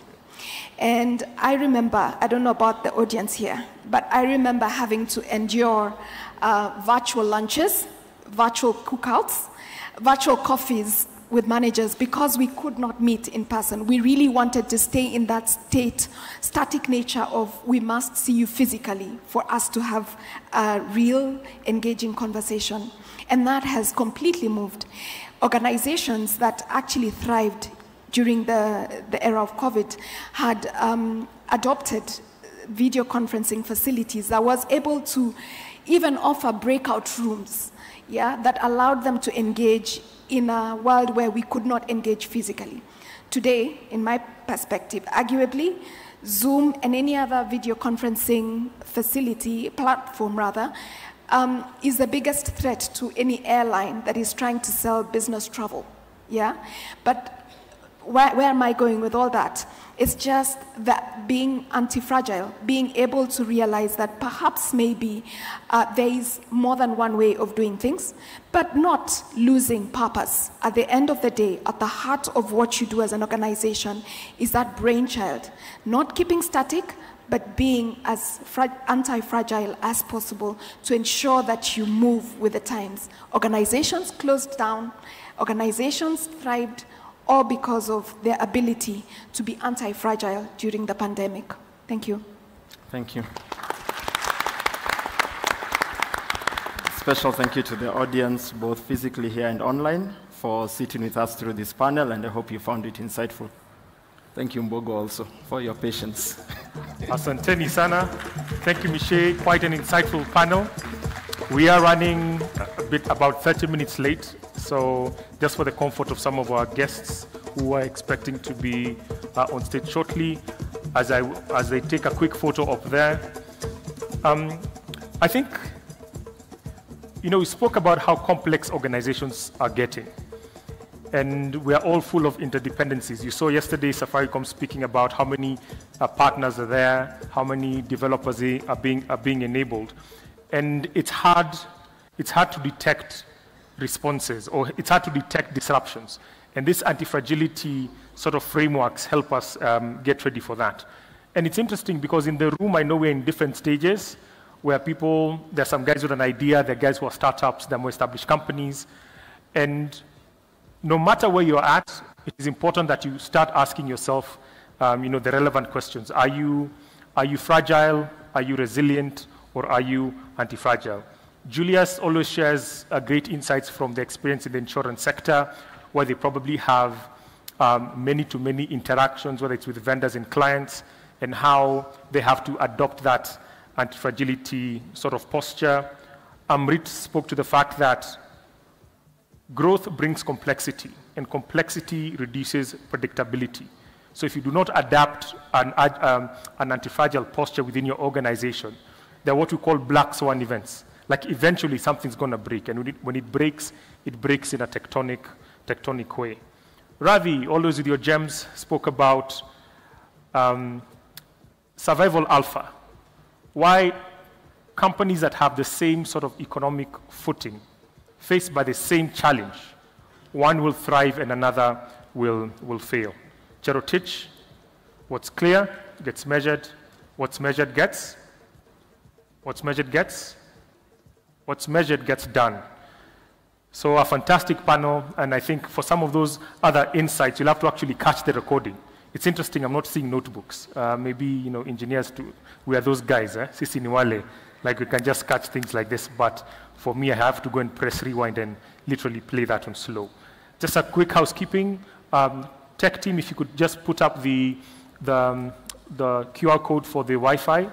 Guys, remember our hashtags are Safaricom Decode in Safaricom Engineering Summit. Some of these gems, you need to share them with the world. So please just get out your phones, connect to the fastest 5G network in the country so that you could stream or you could continue engaging on your socials. Again, today, if you do not wish to have your photo taken, just to help the photography team identify you well, you'll have either been given a white band as you came in, or if for sure you didn't get a white band, but you still don't wish to have your picture taken, kindly make sure you sit to my right or your left, to the side of the room. Now, I'd like to welcome a familiar face to Decode, and this is Selo Seka from AWS to give us the AWS Round 1 announcement. Selo, stage is yours.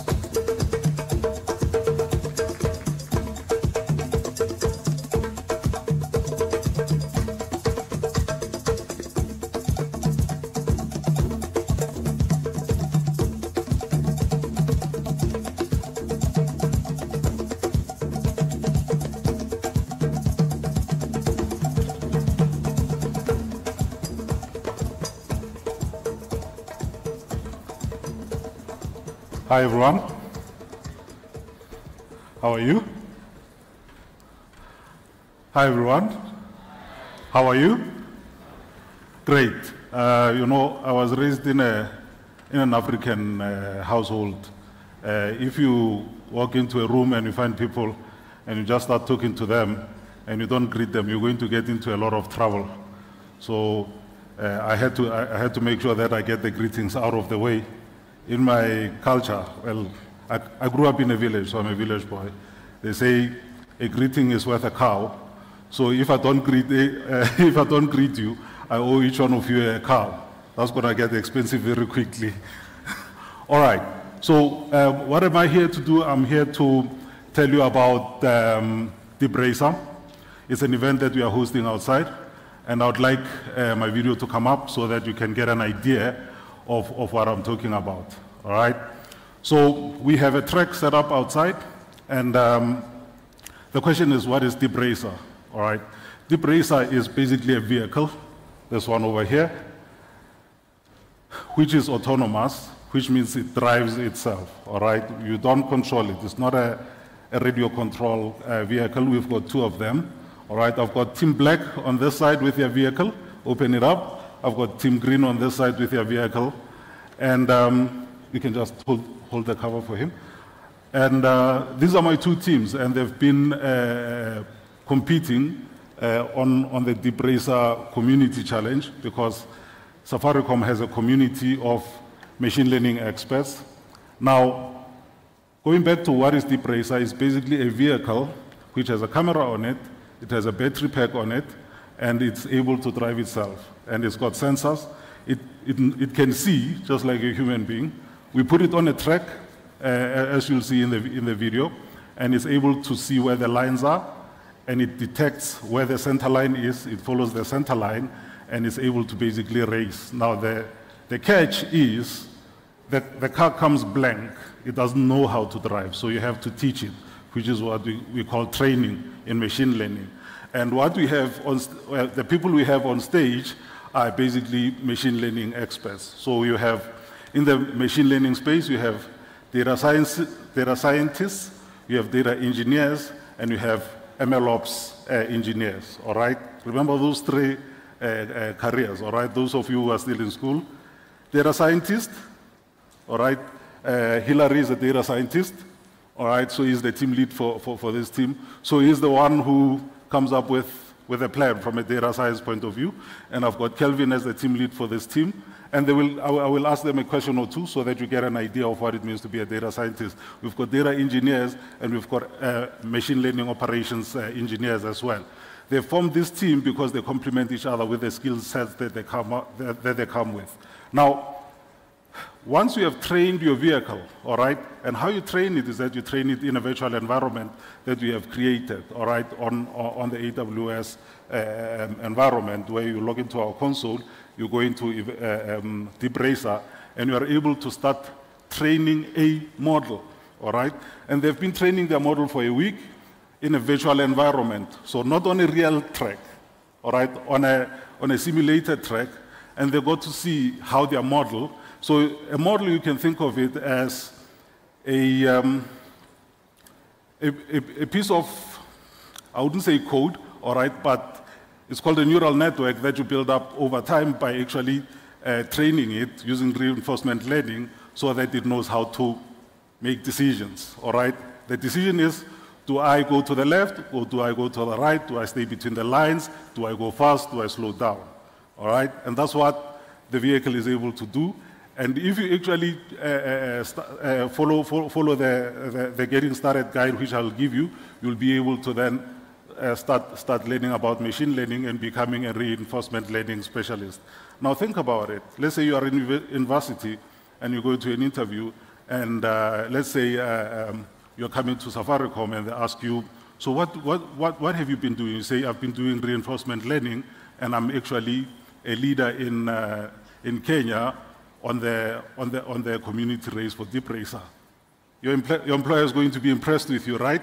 And that's the initiative that I'm going to basically challenge you today, that to get started, register on the AWS console, get what they call free tier, all right? And then on free tier, we give you 10 hours of free training where you can start training your model. If you train a good one, you can then submit it into the global league where you can get ranked against other machine learning experts across the world. If you do well and you actually, let's say in Kenya, you beat everyone, you might actually start competing against people in Europe. And if you beat those and win against them, you might end up in Las Vegas at reInvent.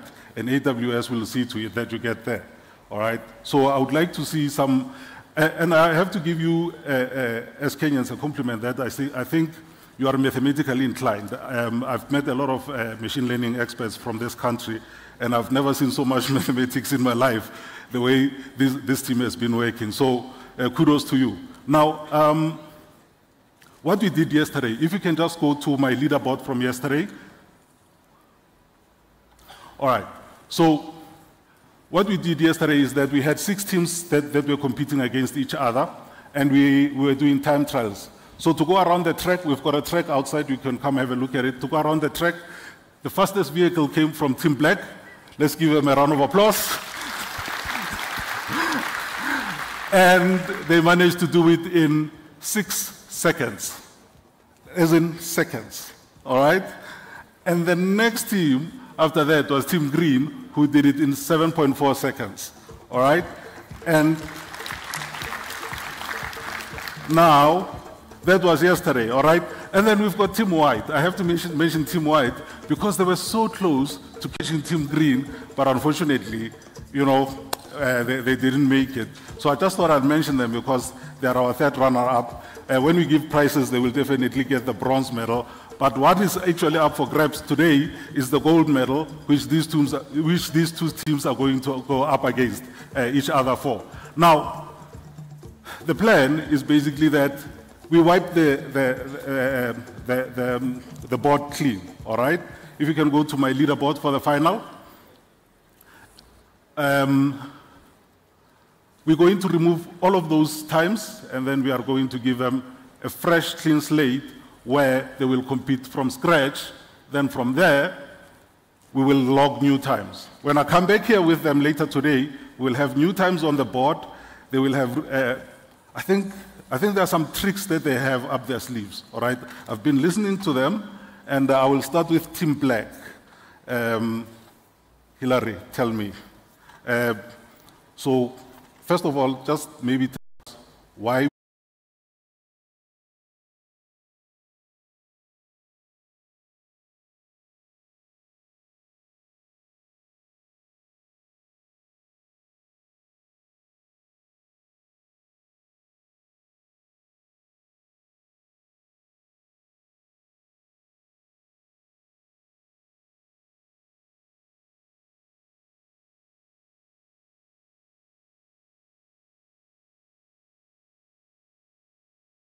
Maybe 5, 4 hours, up to maybe 10 hours.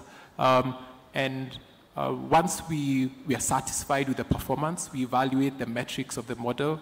If we need to, we also look at the logs of the model in the virtual circuit. Once we are satisfied with its performance, we then put it on the physical vehicle and test it on track and look at its performance in a very systematic way. Yeah. Fantastic. So, do you guys think you're going to beat them today? Yeah, for sure. Yeah. So the gap is not too big. This gap will not exist in a few minutes. moments. This gap will not exist. Awesome. I believe that. So there's a lot of luck kind of involved in the numbers you get. If anyone is interested in F1, you know that there's a lot of luck. Like a lot of preparation. Well, when a lot of preparation meets with luck. And we have prepared a lot. I understand you. And so we do believe that serendipity will meet us. I don't know if you're getting what Kelvin is saying. Is basically saying that Team Black got lucky yesterday. Okay, let's see if Team Black will be lucky again today. So feel free to come join us on the track as they put down their times and they compete for the top prize. And yeah, man, hoping for your support. Feel free to actually try it out. And if you get stuck, one more item I want to tell you is that we have the AWS stand at the back. We've got our community members from the Kenya AWS user group. It's a big user group. Go over there, give them your number, let them add you to the user group. And if you want to learn about machine learning, tell them as well. There is a machine learning community. And who knows, you might be the next machine learning expert in Kenya. So thank you. Give my teams a round of applause and see you outside. Let's go this way. Fantastic. You know, yesterday we had that comment that you go home and you say you came from racing cars, and that's what you did the entire day. But when they break it down like that, you get a sense, or you start understanding what it actually takes to move that little car. And speaking into some of the conversations we had yesterday, before you even think about autonomous driving, think about it for a second. For us to have taxis that you could just get into and say, get me to the venue at Sarit Center, what does that take? And you saw the zigzag that some of those vehicles were doing there. Imagine if now that was you in a vehicle on the roads of Nairobi. Can you train with reinforcement learning on the roads of Nairobi? Could you? That's a challenge. So fantastic. Next time we get on a break and you're moving outside, just make sure to visit the AWS Deep Racer booth over there. Now moving swiftly forward again to another demo, and this team has been on edge since yesterday. So without much further ado, for the Tech Expo demo, looking at the developer portal, Peter Kiptanui and team, stage is yours.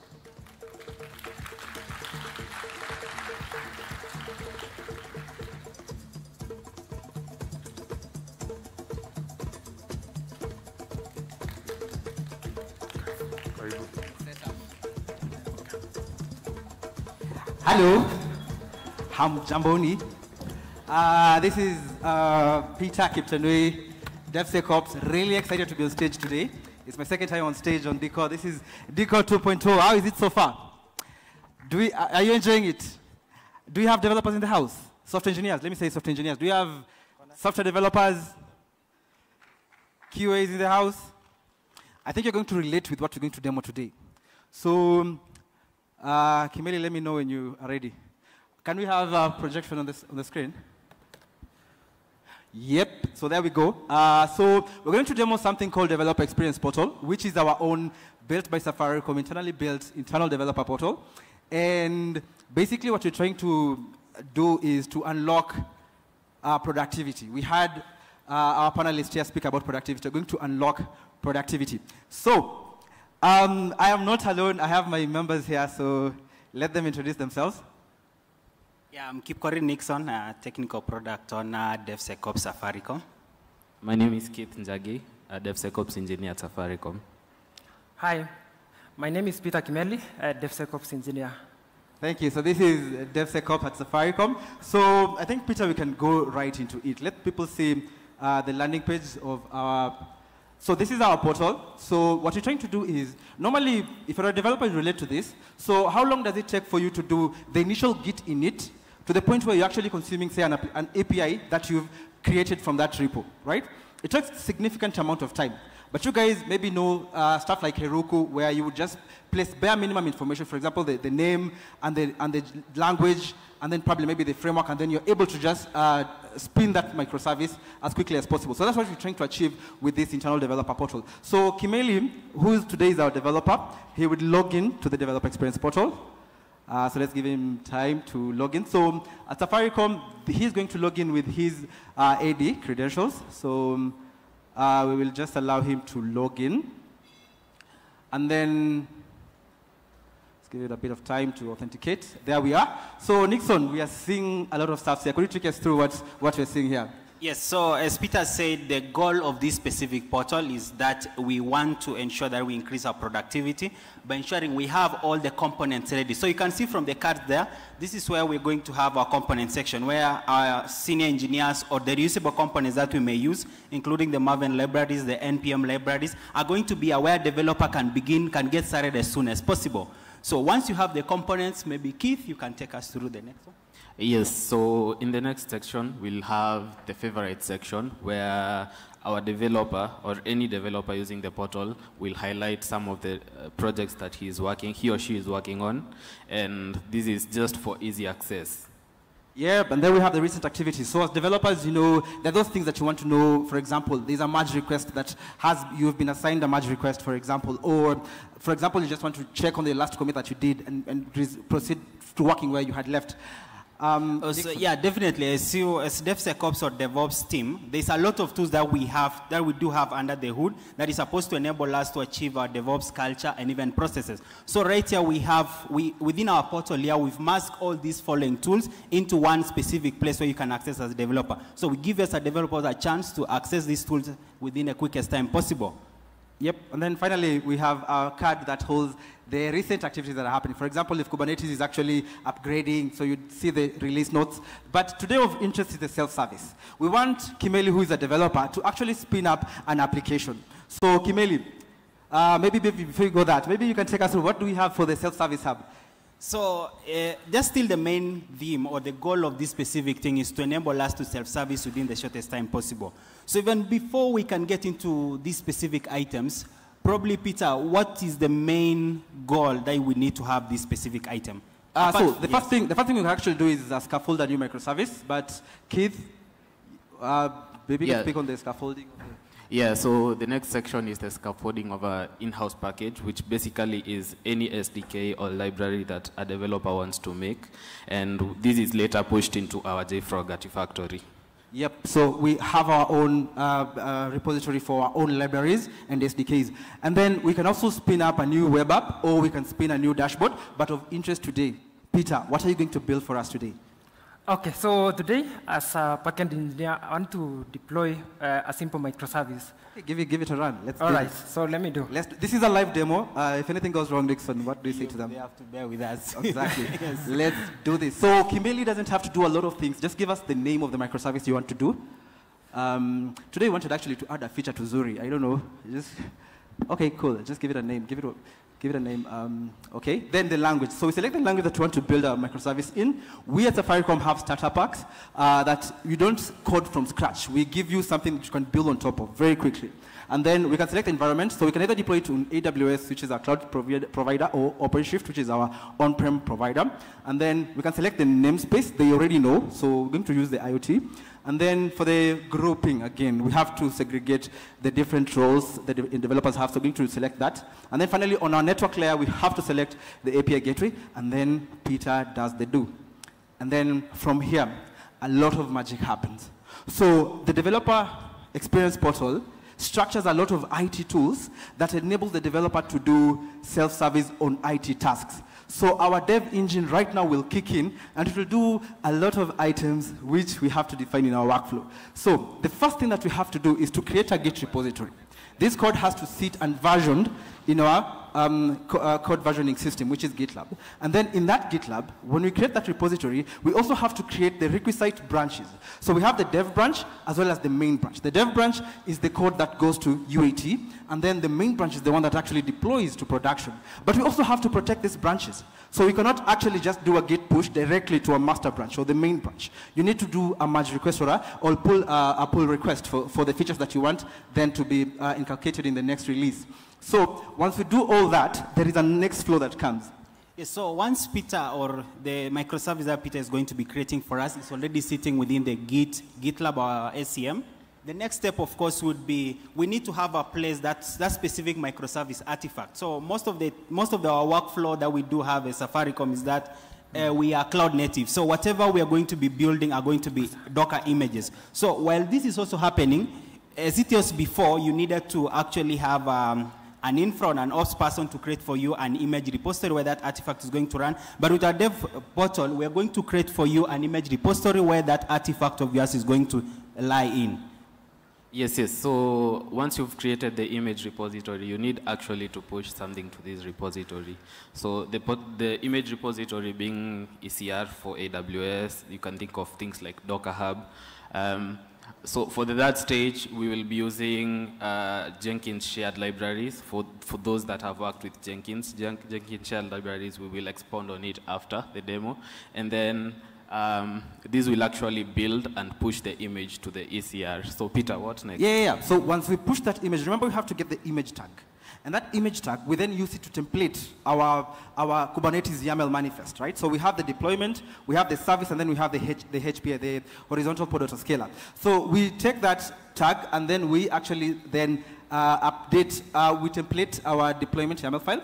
And then once we do that, we then push that manifest to a separate Git. Remember, Kimeli has his own code, Git, but then there is a Git that Flux CD, which is our CD tool, that actually listens to. So we push it there, and then the Flux itself in the next stage, which is now I think as we go towards the deployment, but prior to that, there is another manifest also that we have to modify. Maybe you can speak on the So, as Peter's mentioned, once we've pushed that image of ours we've pushed our image, we've created the deployment file, that is the Kubernetes manifest. We've updated all the specific items that are in the deployment file and the service. We also need to go ahead and expose that service of ours so that it can be accessible by other people. Mind you, we didn't mention that is a microservice, meaning it does a specific business use case that can be accessed by other people. So therefore, once we do that, we also need to update our virtual service, which will later on be used to expose that service of ours. In our case, we're going to be using Istio to be able to expose that. Yes. So once we have the virtual service also again templated again. So remember, these are things that were manually done by the DevOps engineer. But right now, our dev engine is actually doing that. So once we have the virtual service there, our application now, the Flux CD will try to reconcile what is the new desired state on our YAML manifest to what is actually in the cluster. So that is going to happen in a very few minutes thereafter. But devs and DevOps in the room, you know how hard it is to configure an API gateway. Whether it is Steve Oyaro who's configuring RPG, or it is Rono Kipkoech who is configuring the API gateway. It is very tasking. It takes a lot of time. So we don't only just do the routing, but we also inculcate security in our API gateway. So we have to do AWS Cognito. We have to create an API key to manage our API. And then finally, we just have that to list the routes. So that one we do within our workflow using the CloudFormation templates. And it has actually saved a lot of man hours, that step alone. Keith? Yes, so as I go to the next step, I'll speak of a concept that is commonly known among developers and DevOps, that is CI/CD. So initially, we did say that we built an image and pushed to ECR. What we failed to say is that we run tests and security scans on this image, catering for the CI part. So this next part is the CD part, which is the continuous delivery part, where Flux now will reconcile the current state in Git with the current to the state of the Kubernetes cluster, and that concept is what is called GitOps. And so once this is reconciled, we will actually be able to see our microservice running in our Kubernetes cluster in the initial state. So yes, Peter. Yeah. So I think by now what just remains to happen is that the developer then would have the APIs exposed and they will actually test those APIs using Swagger. And so Peter Kimeli, can we go back to our Chrome so that we can say, so this is the workflow that has gone. So you see what we've done is we don't have to have the developer go away from the developer experience portal to Jenkins, which is our CI tool, but the Jenkins logs actually are streamed live. So Peter, maybe you can go down. You can scroll further down. Okay, no, just scroll down so that you can see. Just scroll down to the very bottom. And as Peter continues, all of these, the state defined here is actually defined or communicated from the Kubernetes cluster using our Flux notifications controller. So Peter, now that microservice has been created, probably we can quickly clone so that we can actually show it's an actual full structured microservice application that developer can begin adding the business logic to it. So as Peter is actually cloning these specific things, probably we could be asking ourselves, what are the benefits of this thing? We've mentioned there's a productivity increment. We are going to now go deep and see what, as a developer, you see, this, one of the research directors in GitHub said, building software is like having a stack of cards within your brain. A simple distraction will actually disorient you. And what we had mentioned earlier on is when you're moving from these specific tools to another tool, that is a distraction for us. And by having a developer portal like this, everything is in one place where the only thing you can do is just continue adding the business logic to your application, and the rest are taken care of you until you can now reach the customer, the needed intent. Yes. So the starter that we actually mentioned, you see it comes with all those folder structure. For example, under the source, we have, go to the main, and then Java. For example, you can see we have the controller, the config, everything is actually there, and it is still resolving the dependencies, but you can see how easy it is. So maybe, Peter, we can go to the Swagger now to see if our API has been deployed. So you can go to Chrome.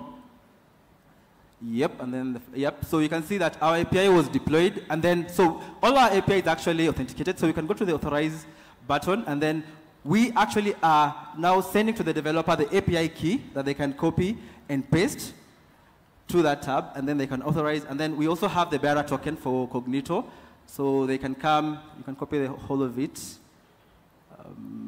Just copy. Okay, so you can copy, you can paste it on the input. So by this time we have authorized, and we have the API key to consume our resource. So now, the starter comes with an initial endpoint, so we can try out this endpoint, or you can just copy, paste those items like the DXL starter. No, just copy that on the field. So these are the headers that are requisite to consuming our APIs. So you can just paste that.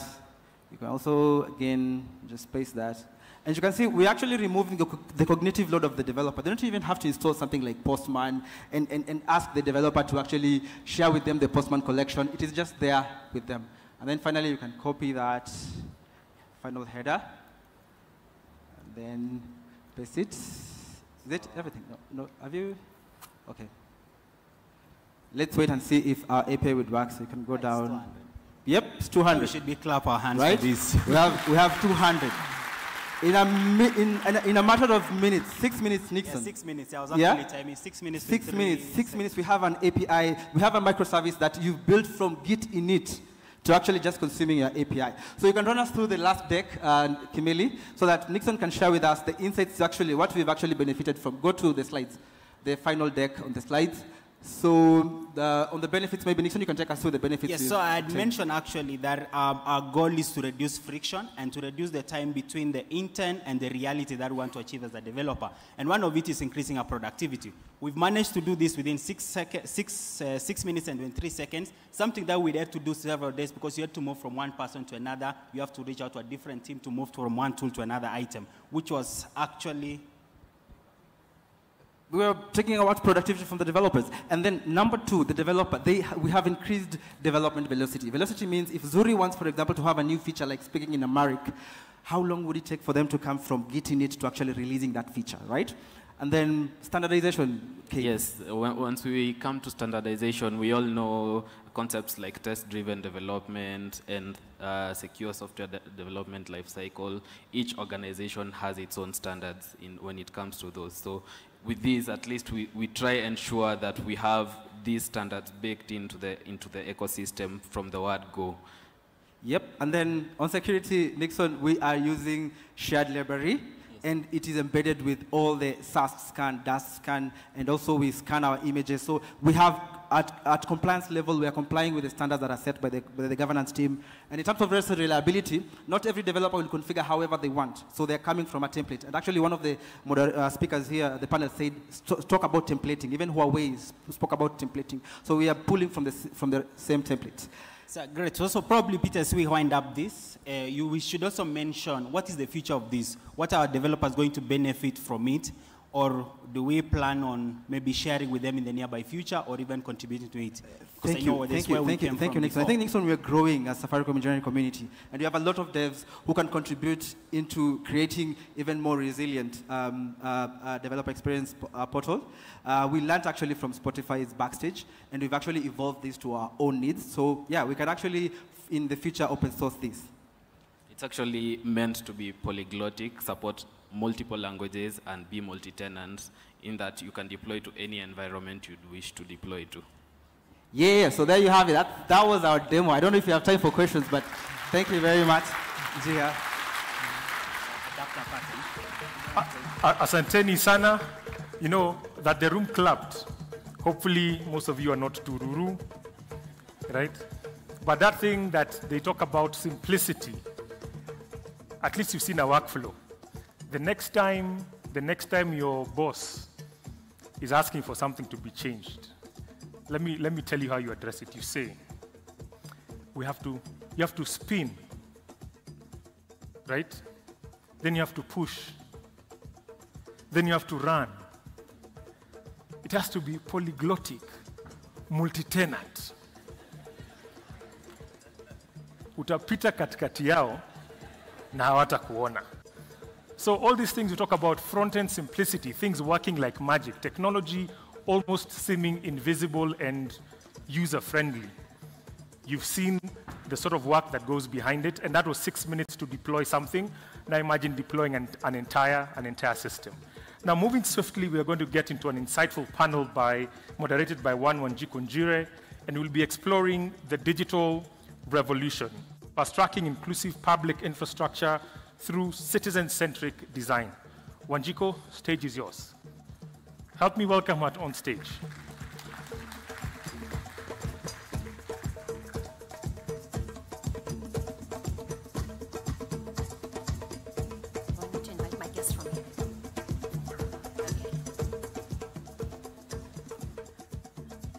Good morning, everybody. Is it morning? Yeah, good morning. My name is Wanjiko Njire, and I lead government engagement and strategic partnerships at Safaricom. And this morning, I'll be moderating a panel that has public sector outlook and on the digital revolution. And to help me do that, I'll be inviting my panelists to join me on stage. Ambassador Isaac Ochieng. Please welcome him with a clap. Thank you. And then we've got Mr. Vishlan Mudli.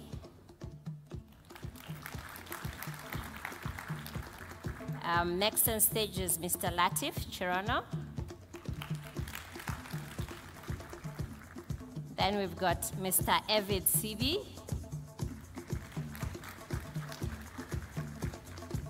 And then we've got Ms. Selawe Kesa. Karibu.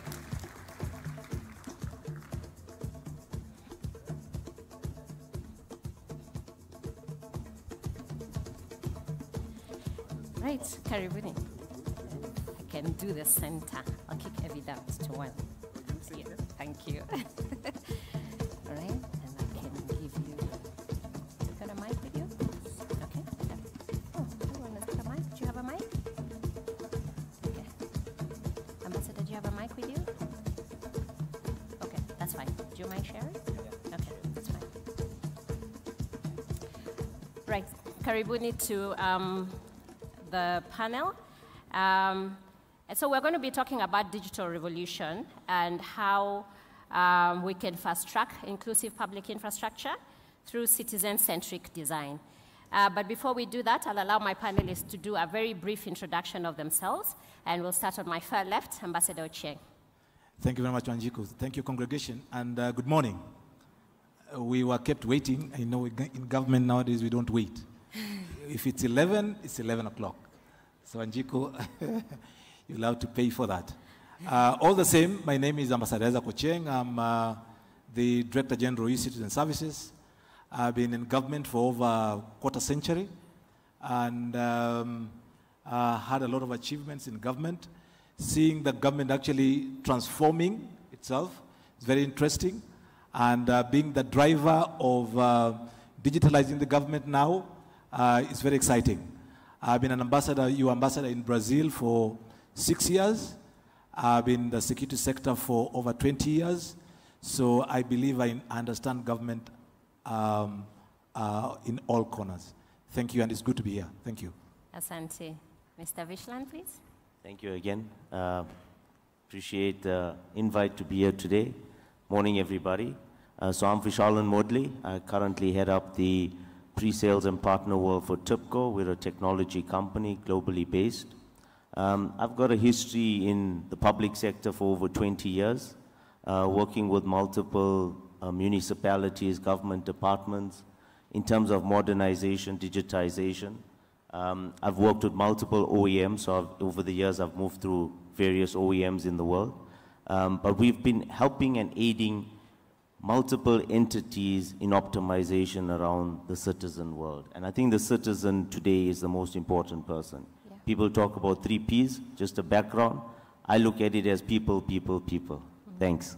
Thank you. Let's go to Mike. Okay, go ahead. Hello, good morning, everyone. It's a pleasure to be here. It's my first Safaricom Summit, so looking forward to the next one. I'm the general manager at a company called Gearbox Europlacer. We're an electronics manufacturing facility based here in Nairobi. But today I think I'll be representing the hardware community in Kenya and really talking about the atoms. How do the atoms connect to the bits when we're talking about digital transformation? Many times when we talk about digital transformation, it's all about software, software, software. But how does the software connect to the real world? And that's where I hope I'll be giving you some insight on what is really happening on the ground in Kenya when it comes to designing best fit solutions in providing services. Thank you. Thank you. Thank you, Latif. Evid? Good morning, everyone.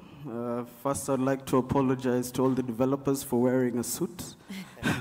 I think, but the event is called Decoded, so I've stopped writing code for right now.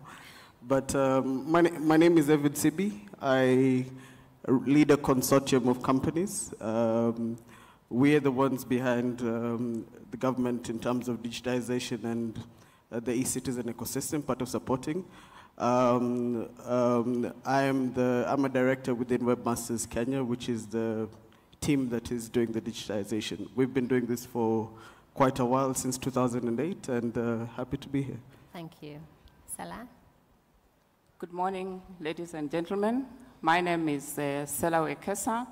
I'm with Safaricom within the Public Sector Digital Transformation Unit, and I am charged with the responsibility of government engagements. I have about 20 years of engaging government and different stakeholders and partner ecosystem in providing IT and technology solutions to respond to citizen needs. Thank you. Happy to be here today. Thank you. Thank you, Sela. Thank you, everybody. So we'll do a panel for just about 15 minutes, and then we'll take up any questions that the crowd may have. And I think to start us off, we're going to start with Ambassador Ocheng. In your experience as a DG e-citizen, what do you see what do you feel have been the key aspects that must be considered for us to be more responsive to the citizens for effective public digital infrastructure? I think number one, because if we look at Kenya as an ecosystem, although we have 80% mobile phones, but only 60% actually are smartphones. Okay, so that's a first step to start. Number two, we still have remote areas of this country. So as government, at least now we are pushing the digital superhighways and linking schools, hospitals, counties, and all those. That is very key, that is fundamental. And then, of course, also education, okay? That is very key, because, as a directorate, what we are doing now is, after having had onboarded over 10,000 services, we are now moving to mashinani, whereby we are moving with the private sector, Safaricom, KCB, and Equity Bank, and others, so that we can be able now to move, and we are moving with an agenda called Gava Express, whereby we'll have those mobile shops where Kenyans can now be able to actually access services. Because we may think that we are in Nairobi, that it is exactly this way. But what about Turkana? What about Mandera? What about Garissa?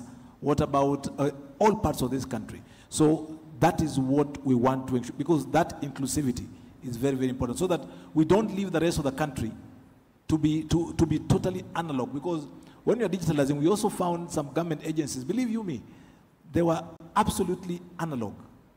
So we really had to push them so hard with my brother Evid, and the push was hard, carrot and stick, diplomacy and policing, until we achieved this thing. It was not easy, it was not an easy task, because now imagine government with all the bureaucracies and all that it has. And we are now proud that we are the first country in Africa to have over 10,000 services on the e-citizen ecosystem. I think that is a big pat on the back on Kenyans. And fundamentally, is going to change the scope of this country, unbelievably, revolutionary, because what we are foreseeing is the revenue collection is shooting by over 300% on most of the agencies. So you can imagine, over 300%. So if we achieve that, in our projection, we are hoping that in this ecosystem, we are going to collect 1.5 trillion Kenya shillings. So you can imagine, in the next 12 months, 1.5 trillion. So if KRA, and we already seen it, if they can be able to collect 3T, and we collect 1.5, that will give us 4.5 trillion. So now, let's look at our budget as a country. Our budget, 1.5 is recurrent. 1 trillion is development. 1 trillion is kulipa madeni ya nje, paying our foreign debts. And then we can have around another 500 billion or so to cushion Kenyans on issues of fuel subsidies and all that. So we won't need foreign aid. So digitalization is a big success in this country, and we all need to support it. And I'm happy I'm seeing a lot of young techies here. We are actually going to do some recruitment, so you can see me quietly, then we can look at your qualifications and see what you can be able to do for this economy. Thank you, Angelo. Right, thank you, thank you. Vishland Mashinani is rural areas, and GAVA is short for government. Yeah, yeah, right. I think from you, Ambassador Cheng, let's come to Evid. Evid, being the ecosystem that eCitizen sits on, do you think we have the right public infrastructure then to keep supporting more than the 10,000 services that we have already? Or what is your organization doing towards making sure we've got that in place? Thank you, Njiko. I think it's been growing. Right is very limited, because right is a factor of time as a thing. So I remember in around 2013 when we launched the services for the first time. Most government offices did not have computers. Safaricom Cloud, I remember, had just been launched around a similar period of time, or was about to be launched. M-Pesa didn't have a broker API at that particular time. We were the first people on the Validate API, and it was government testing this ecosystem. So infrastructure has been growing through that period. For a very long time, government used to majorly rely on external parties being the ones who are providing key government infrastructures, meaning they would most likely import the ecosystem. But right now we've seen a huge build in terms of talent, and different companies are coming up to provide their skills towards digitization of government services. So even out of the 10,000 services, we are not the only ones who have digitized these services. There are various companies, various businesses that have digitized different parts. We just happen to be the aggregation ecosystem for all these services into one single ecosystem. So the infrastructure that currently exists, we currently host within the Safaricom ecosystem, and part of the challenges that have been faced over time is when you start a government service, you don't really know how much traffic you're expecting, because normally whenever services are offered manually, most of the transactions might not even be accounted for by government itself.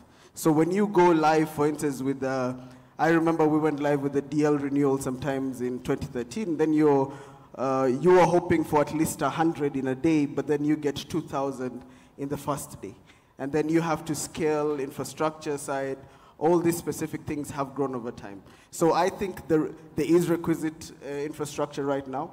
I think it's growing, and different providers are coming to play inside the space to be able to help government. I know Ambassador Cheng has signed quite a bit of MOU with international firms that are coming in to support this ecosystem. We are working heavily to move the conversation not just from being government services being online, but being services to citizens being online, which is a very different mindset. If you think about, when you're thinking about it from the citizen's point of view, is how much less can they do when they're approaching a government portal, and how much, because government already knows enough about yourself. So that is growing over time. Okay. Wow. Thank you. Thank you. Thank you very much, Evid. Stella, what do you see as the biggest benefits that will be accrued for citizens, having been in public sector for a while now? If we digitize, for example, social payments, will there be a benefit to citizens? Thank you, Wanjiku. Digitization and the maturity of infrastructure in Kenya, I think, brings a lot of value and a lot of benefits to the citizens, and more so the citizens of different ages and demographies. If you look at social services, for example, the benefits that are paid to the elderly, what digitization does, it then brings these services closer to them, in the sense that the government services are extended through this digital infrastructure to be able to avail these services much more easily, more effectively. And also what it then does is that the infrastructure will reduce pilferage, will reduce corruption, will make the citizens be able to be served much more quickly and much more easily. What it also does, it introduces transparency, accountability, and good governance, which then the government has always been pushing as one of its core mandates. And this, we can observe that it's continuously being achieved through the different digital systems and the continuous maturation of digital infrastructure that the government and the private sector has continued to invest in. Okay. Thank you. Thank you. Thank you, Salah. Now I'll turn to you, Vishlan. So are there innovations in your space, in your workplace, that you think will have significant impact in Africa towards this digitization agenda in the public sector? Yeah, I think that's a very pertinent question to myself, seeing the team I have here in front of me. From a technology standpoint, we power a lot of these systems in the back end. So we've been involved in very large deployments in municipalities, in sub-Saharan Africa, in government departments, in enhancing their digital footprint, getting access to their citizens, and becoming very citizen-centric. The biggest challenge that we found, and why I say we have technology that enhances this, in our integration stack, we're able to even cater for legacy technologies like USSD. So one of the points that you've raised a lot earlier was there's about 80% of people that have access to smart devices. Maybe even in some of the African countries, we're finding it's sitting between 40 and 50%. But they have access to a device. So having connectivity, having a device in your hand doesn't stop you from having access to the digital world that we're in. So we have the ability to cater for USSD, which still allows you to do legacy device communication, still have access to the services that you offer, whether it be, I'm very impressed with the 10,000 services. We're working with some of the municipalities, government departments that are enhancing the services. And by giving that, we're actually building revenue generation. And that actually brings a lot of innovation into Africa, because your biggest challenge in Africa that we find, with technology is that people don't have access to it. Now, by giving the millions out there access to the technology, firstly, gives them modernization and shows them that they're actually a citizen to be recognized in the department, in the government, in the country, right? Secondly to that, it allows them to actually pay what they can afford to pay towards these services that they're consuming. So some citizens, I mean, we've seen on platforms that we've deployed, empowered by other partners, but the leverage of it is that we've seen that people are able to pay smaller amounts on a weekly basis rather than trying to pay a full amount at the end of the month. And that's actually helped government departments, revenue departments increase their revenue, stop borrowing money from World Bank, international organizations, and start investing back into the country. That actually starts empowering the citizen, starts empowering services. And when I talk about services, it's not just about a revenue services or having access to planning, mobile services, payment of services, but actually now investing back in infrastructure. And in Africa, we find the biggest shortage is infrastructure. But the cash and influx of cash now, by having these services available to people to make payments and ensure that their payments, they're aware of their payments, and actually paying those payments starts allowing us to make proper decisions in infrastructure upgrades, which starts empowering Africa as a continent on its own. Wow, thank you. Thanks. Thank you. Balozi, there's a point there for you about reducing our debt. Maybe your counterpart at Treasury can sit with Vishlan for that. Okay, and now to you, Latif. So what's your assessment of the digital evolution among citizens? Thank you for that question. So I'm seeing we're on this journey where we started off with payments. How do you access, pay for your passport? How do you get pay for your NHIF? And that's the first part. And then what I see, what we're coming next will be integrating those services with other things. So imagine if you're NHIF, you've made a payment, but maybe you're a diabetic person and you would want to get some information on how you could help improve the service delivery, right? So that might be, could you get data from a glucometer that you have on your hand, right? Then the next step from there would be, how would that then be automated to improve the user experience? Down to the point where everything really becomes invisible to the user. You're really just getting the benefit without all of the pain. So in my introduction, I said, I'm representing the hardware community, the community that connects the atoms to the bits, right? And and Balozi mentioned a point now about we don't have access to the devices that allow us to get access to digital transformation. So that means a phone, that means a water meter, that means a power meter. And that is the next phase of development that we are seeing. And I think the opportunity for Kenya is not to take something from overseas and deploy it. Take something from overseas and understand where it works, but understand what is best use and best fit for us. Build that capacity, and then deploy it. And Peter's team from who did the demonstration just before us showed why you have to build capacity internally. Because when you can build capacity internally, it means your development time to solve problems gets shorter. You can tackle more and more, and you can scale beyond Kenya and across the continent. Okay. So it's a really exciting time for digital transformation. It's just not making a payment on the phone. Yeah. It's how can we digitize all our interaction with the services that we get from the national government, from the county government as well. Okay. Thank you. Thank you. Evid, when it comes to creating solutions, do you have public participation as is required by the law? And I know Ambassador Cheng is here to, to drill that in. Because then my understanding is we cannot just create products and put them out there for citizens to use. So do you have a co-creation model? I think there are two parts to that question. One is, what does the law require? What then is the user experience of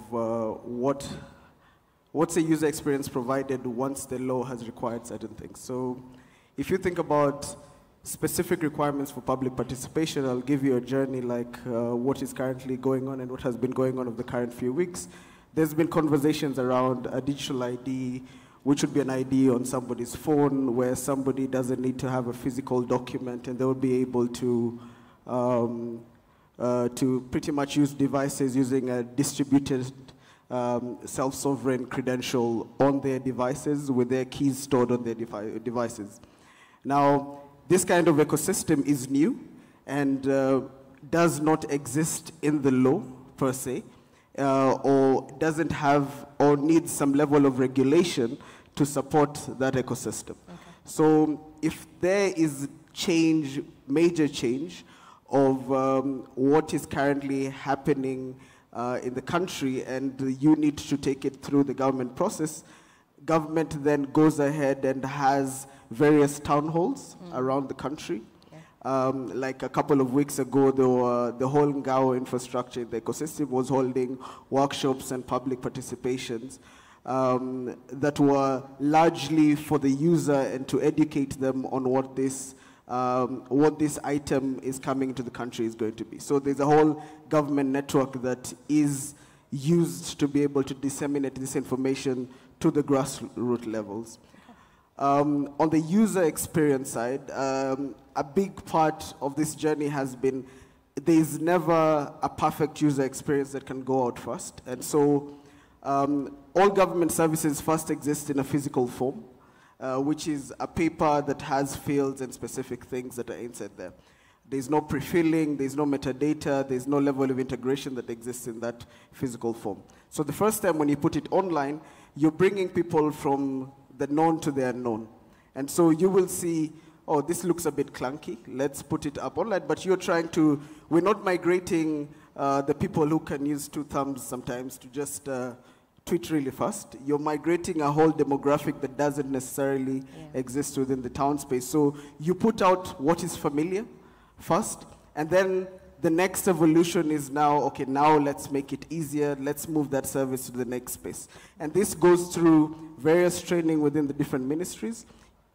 Ministry customers are called. So for instance, if right now, for instance, BRS is moving to a new platform, which is a business registry ecosystem.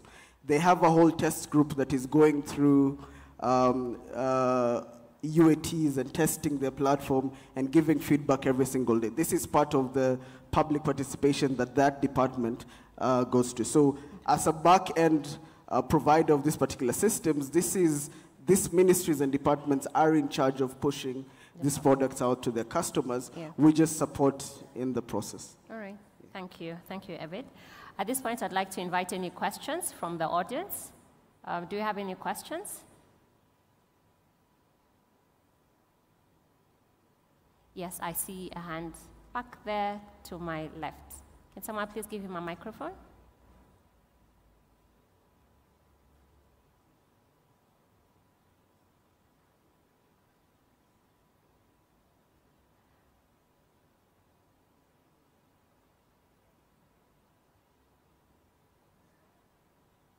There's a microphone for him? Oh, okay, sorry. Okay. Do you want to just stand up so he can see where you are? Thanks. And if you can, please direct your question to a particular member of the panel.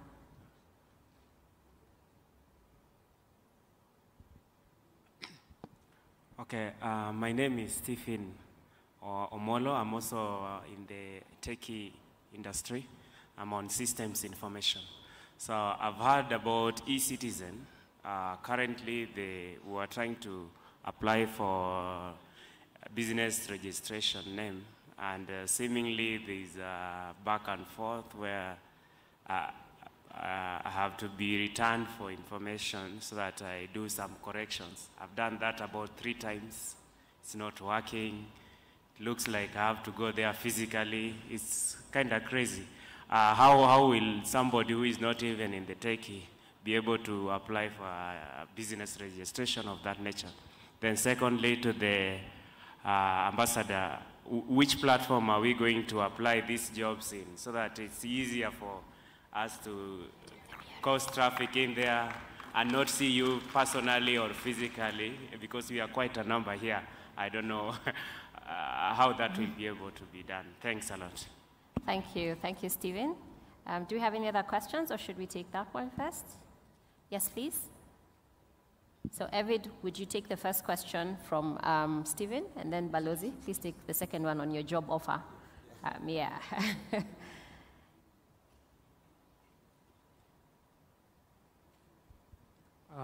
My name is Mesha Kiplangat, and I'm a full-stack developer. Mine is just a concern on most of the digital platforms from the government. Like, for example, let's take the KRA website is like completely not user-friendly.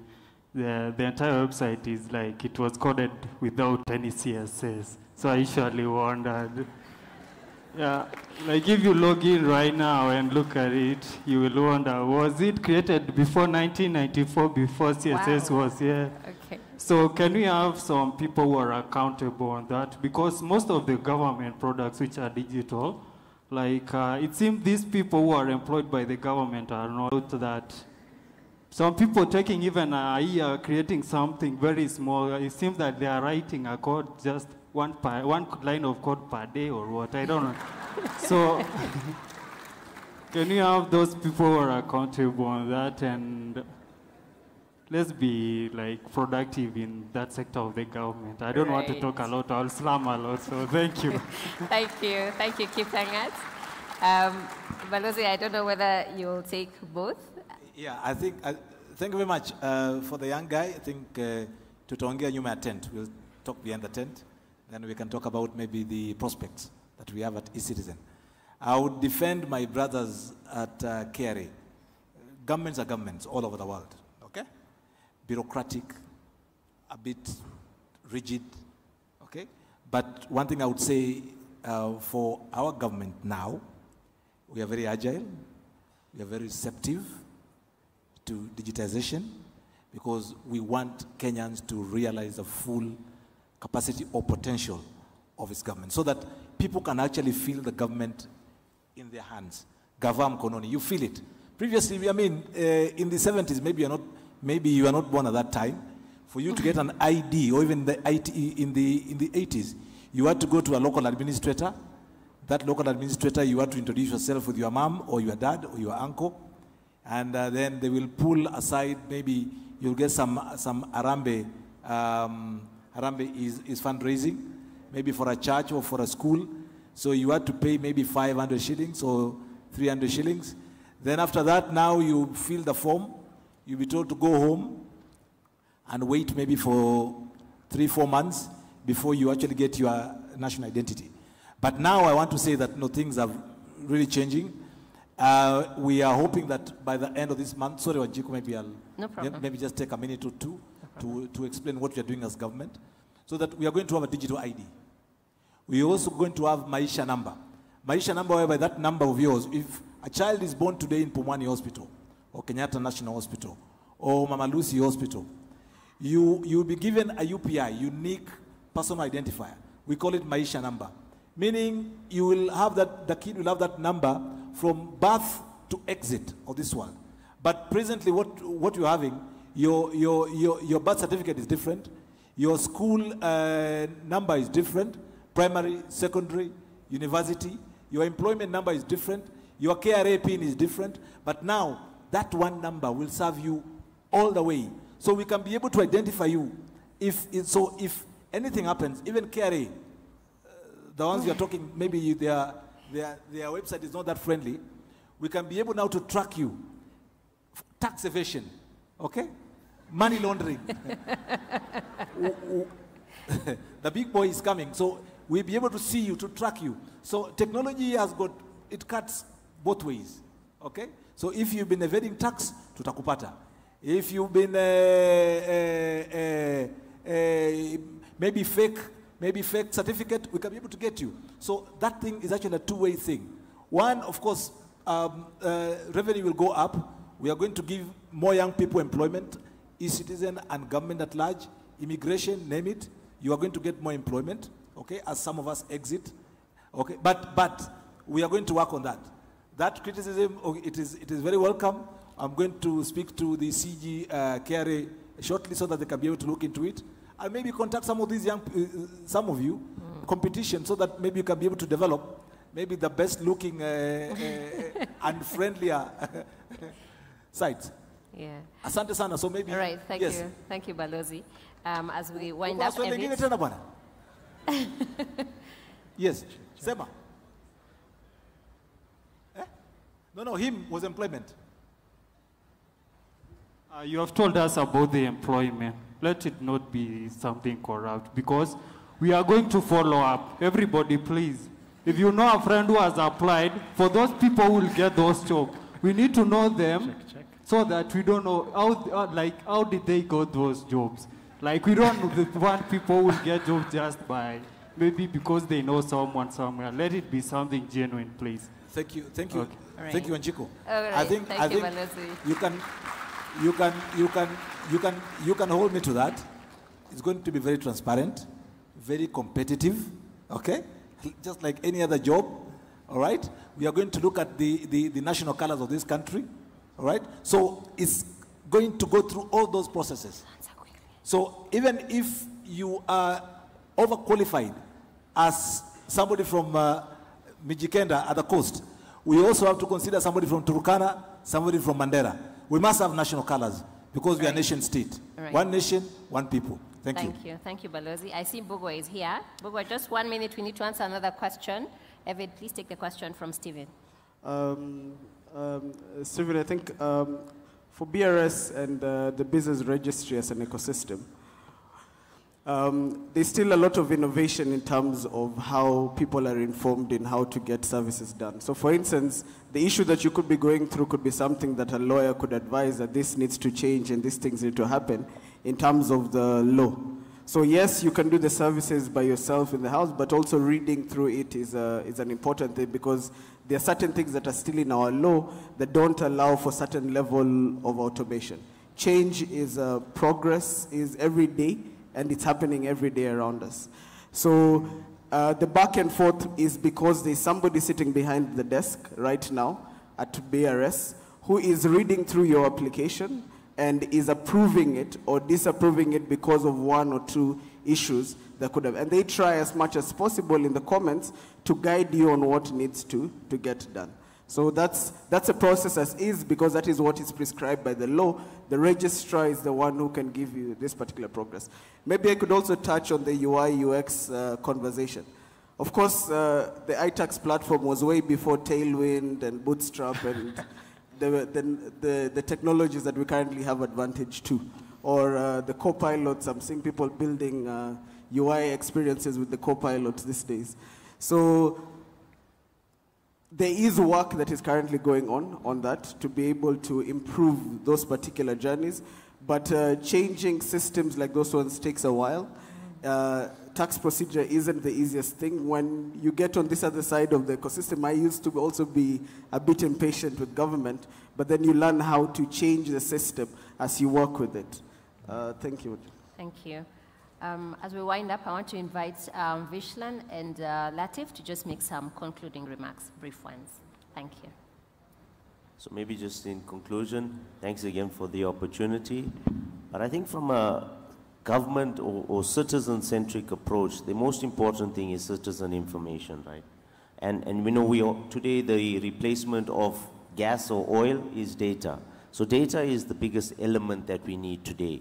But understanding that data and converting that data to information is what the challenges that governments, municipalities, and the world is facing today.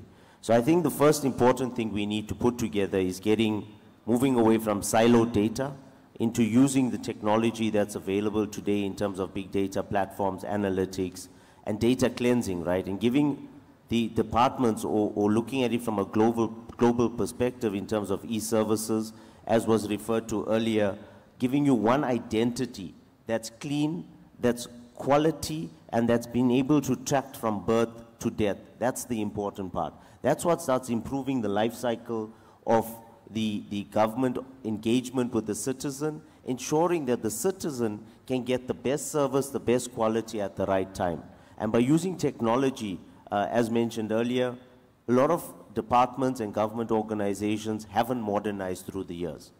And the modernization journey is also very complex. Taking a large data set and just saying you can, reinvent, redevelop, requires a lot of policy changes, administration changes, and sometimes even higher level approvals at ministerial levels. So we need to factor those things that go into it and enhance how we go down this journey. Right. But making sure that the citizen is the center of everything that we do will ensure a country's success, a society's success, and becoming part of the larger world. Thanks. Thank you, Vishlan. Latif? Thank you. I think I'll echo on what Vishlan has just said. Let's put the citizen at the center of this service delivery. What is their best user experience? And then build around that. And then from setting the platforms, especially as these platforms come from very high-level platforms and really going down to low-level interactions with the citizens. How can we make these platforms be open and collaborative, but yet secure, to allow developers to build additional microservices for citizens, right? I think that's critical. It just cannot be one company doing it all. It needs to be a platform where a citizen who's in Iten can build something that will work for that community, and another developer who's in Machakos can do the same. Right. So let's look about what can we do for the future and continue building that platform. Thank you. Thank you. Salah, do you want to say anything else? Thank you, Wanjiku. Maybe just in conclusion to say that in my engaging with government for about 20 years, I must say that government has been very intentional in working on the journey of digitizing and modernizing government, and just to encourage all of us as citizens of this country, for patriotic sake, to appreciate the milestones that we have been able to cover as a people, as a nation, and to continuously support government. And I know that there has been an evolution from a public participation perspective, Wanjiku, where government has also adopted to social media feedback, where they necessarily don't have to meet with people physically to take that feedback. So that has continued to improve in taking the citizen-centric approach of the different solutions or the different platforms that are put in place to serve the citizens or to provide interventions for the needs as they arise. Thank you very much, ladies and gentlemen. Thank you. Do you want to say anything? Okay. Right, so I want to thank you all for your attention and for your indulgence as we have tried to share about public sector and this digital evolution. I also want to acknowledge in absentia the Director, Public Sector Digital Transformation, Mr. Boniface Kungania, who couldn't join us today. I thank you. My name is Wanjiku Njire. Asanteni sana. As they exit stage, I think we must appreciate that eCitizen is one of those platforms that speaks to our own homegrown talent across the full spectrum of talent that we were exploring yesterday, whether it's designers, software engineers, project managers. It stands as a testament that we are actually able to do fantastic and wonderful things. Team at Webmasters or PesaFlow is also actively exporting our services. And I think we need to see how we could actually encourage that and move beyond Sokomoja. For many of you in the room, you may be thinking, how do I build my technology company? And you only have a vision of having that as a Kenyan company. But the team at Webmasters have actively been able to expand across borders, and I think they serve as a great example of our possibilities. you'll know that companies like Samsung also started in country and then were actively supported by their government to then go out. Because what's the one question you get asked anytime you walk into say, a tender room or seeking for an opportunity is, where has this been done before? So when you're looking at public infrastructure, when the government creates an enabling environment for its own citizens to essentially build solutions that address those needs, it becomes a no-brainer. Because kama serikali is your customer in your home country, it open doors in other nations as well. There was an interesting apology about wearing a suit to a dev event, but you know, the thing is that there's a language of government. And the language of government, you must understand how the elephant dances. So kitenge ni harusi kama uko kwa serikali. Every other day is a proper suit and tie, so sometimes you get on with the program and understand, you know, how that flow goes. Maybe in closing, before I bring us to the next panel, which is really a launch event as well, is that you learn to give grace to public servants. We sometimes speak boldly, but it may be out of naivete. It's hard in there. So you learn to give grace, because if you've got friends who have proceeded to work for government, you do understand that it is its own ecosystem in there. And there's actually something called the weight of government bared, which many times as a single person, you may not be able to move things as quickly as you thought. So much grace to public servants who, you know, some of them graced us yesterday, some are here with us today, trying to move us along towards a journey of digital transformation. So up next, I'd like to invite the team from Safaricom, who will lead us through the launch of their entertainment hub. And on stage, I'll invite Pauline Kieleko, the tribe lead digital channels, and Felix Mene, who leads out the consumer cluster. Karibuni.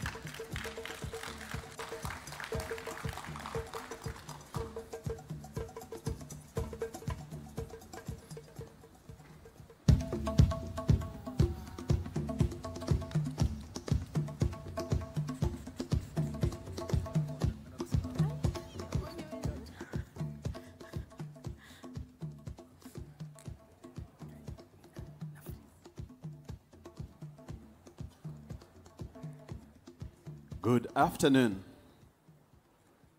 Good afternoon again. Good afternoon. Happy to be here and to see all of you. And it's been an amazing 2 days of Decode. Really happy to share this platform with all of you and to be able to bring you exciting news of something we are doing within the content space. So we want to launch the digital entertainment hub. And this hub basically brings together all our music, our video, our gaming, education, and much, much more. So it could be the next big thing after M-Pesa. So do look out for it. So whether you like watching on your phone or on web or on TV, you'll have a chance to get all of this in one platform. This work is a result of hard work from our engineers who will be coming in shortly to just showcase what they've done. They'll even take you through the demo, how it looks like, as well as the tech that sits behind it. Also on stage, I have Catherine Jari. My apologies, Pauline had to travel out of the country on an official visit. So Catherine will be ably representing Pauline in this session. So as we begin, please do watch out for the good things we are doing and the good tech that we're doing behind the scenes in creating a lifestyle for our customers. So those few remarks, I want to allow Catherine to give us her remarks. Thank you. Thank you for that in the introduction. We bring you good things, of course, the entertainment aspect of Safaricom. And what he has said is that the entertainment hub is a key milestone for us, and it's very important for us. So as we speak, our customers in this room, you're changing every day, every single day. So it's either from your needs, it's about how you consume content. Your needs are changing every single day. So the so-called digital native wants different types of content. If it is not music, it is video, it is gaming, it's education. So our objective is to ensure that we are able to cover the needs of our customers. And it is what has made us go and, execute the entertainment hub. Our partners as well. Every other day, they are innovating because the customers are changing every day. So it is about our partners who either create on-demand streaming services, be it music, video, gaming, and every single day, they are taking these products and services to our customers. So Safaricom has started the journey and gone into the content business. And I'm sure most of you are wondering, why would a telco go into the content business? It is important that we do. So our journey has begun, and we do have the digital services team that sits under the consumer business, and we are tasked to make sure that we are building digital services that will engage our customers so that they can continue to use data. So the question around what motivates a telco to go into the content business, it is about giving our customers the right use cases to be able to consume our data, be it on mobile or at home. And then, of course, it's about value creation, stickiness, making sure that you're engaged on our platform. I can see very many young people today. So the other one reason that we are going into the content business is because we must provide you with a platform where you can put your content in there, make money off it. You're gifted. So we provide you that. And what the team will showcase today, the Entertainment Hub, gives you that home to do that. So what will the aggregator platform or the Entertainment Hub we call, what will it do for us? I've noted we have different partners who are taking content to our customers. We have different customers who are also taking, consuming different types of content. So today you have Spotify, tomorrow Netflix, tomorrow Boomplay, Base Video, Base Music. So it's about providing a one-stop shop for all your entertainment needs. That is for the consumer. And as we do that, we will make sure that we provide you with a seamless experience. And the team will show you. You'll be able to discover content. You'll be able to have a single sign-on. And at one point, it will also be able to manage your subscriptions. For our partners, we will be able to take the product to market together using one vehicle, the Entertainment Hub.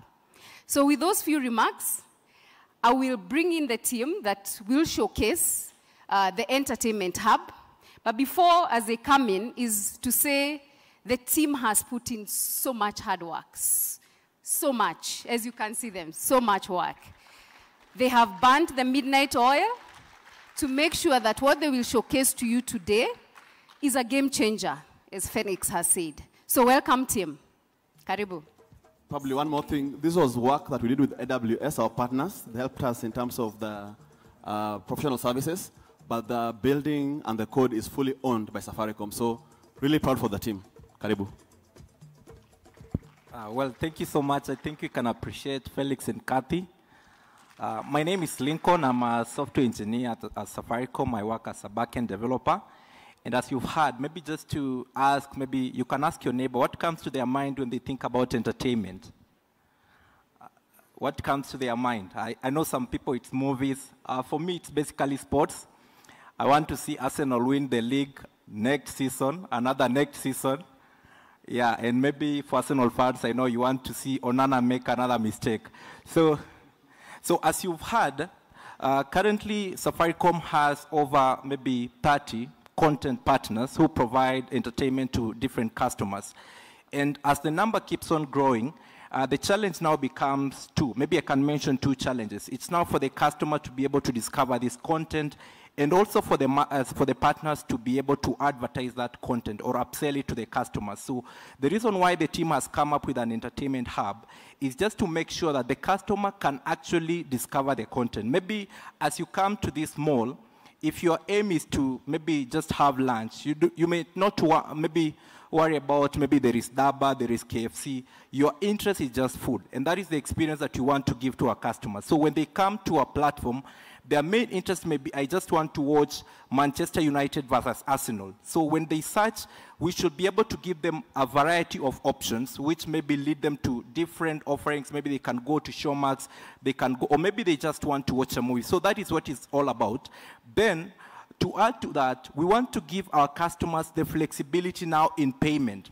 You can pay with M-Pesa, you can pay with airtime, you can even pay with our loyalty program, which is Bonga. So a lot of things has to come to this. So I'll just give a chance to my colleague, who is our delivery lead, just to take us through what we've done, how we managed to deliver this, and even showcase the application. Thank you so much. Thank you, Lincoln. So my name is Wycliffe Kipkoge, but most of the time in Safaricom I'm referred to as Kogi. So I'll not take too much time. I think my colleagues have already shed more light on the same. What I'm going to just mention is exactly what you're going to see through the presentations. And I'm really happy that Lincoln came here. I know some of you are looking at me and say, "We are alikuja na Mwakenya." Sikubeba Mwakenya. Anyway, so from the presentation, we'll be able to see how you can customize your profile so that we can be able to actually target you specifically for your to your interests. You are also going to see how we come up with discoverability. I think that has already been mentioned. Safaricom has a lot, very many content providers working with us. And we've mentioned Showmax, we've mentioned Boomplay, we are coming up with Spotify and many other partners.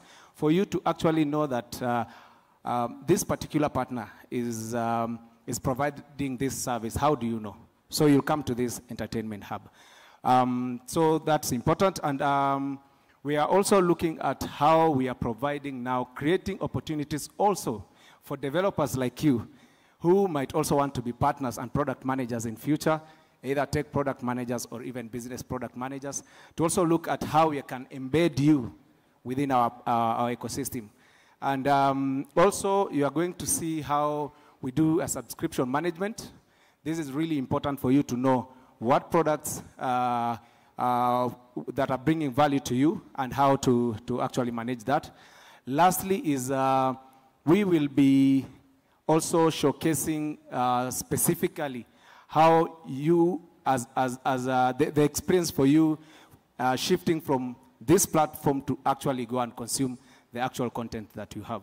So the platform is specifically for you to discover, and then you get a subscription, and then you proceed to complete. So the only thing that we are really insisting and changing is previously, we used to have our products on safaricom.com. I am very sure most of you have used safaricom.com. And you'll go there, you already know the product you're going to purchase. What you're introducing is now change that model. We're changing the model from a subscription, then you go and get the value, and now you're reverting that to see the value first, see what you want first, and then you go and get the subscription. So I'll invite Brenda to proceed with the demo. Thank you. Thank you for that, Wycliffe. Hi, everyone. So I'll just show you a simple journey that you, as the customer, will be taking as you're interacting with our platform. So we are just seeing the onboarding page where you're told, get started.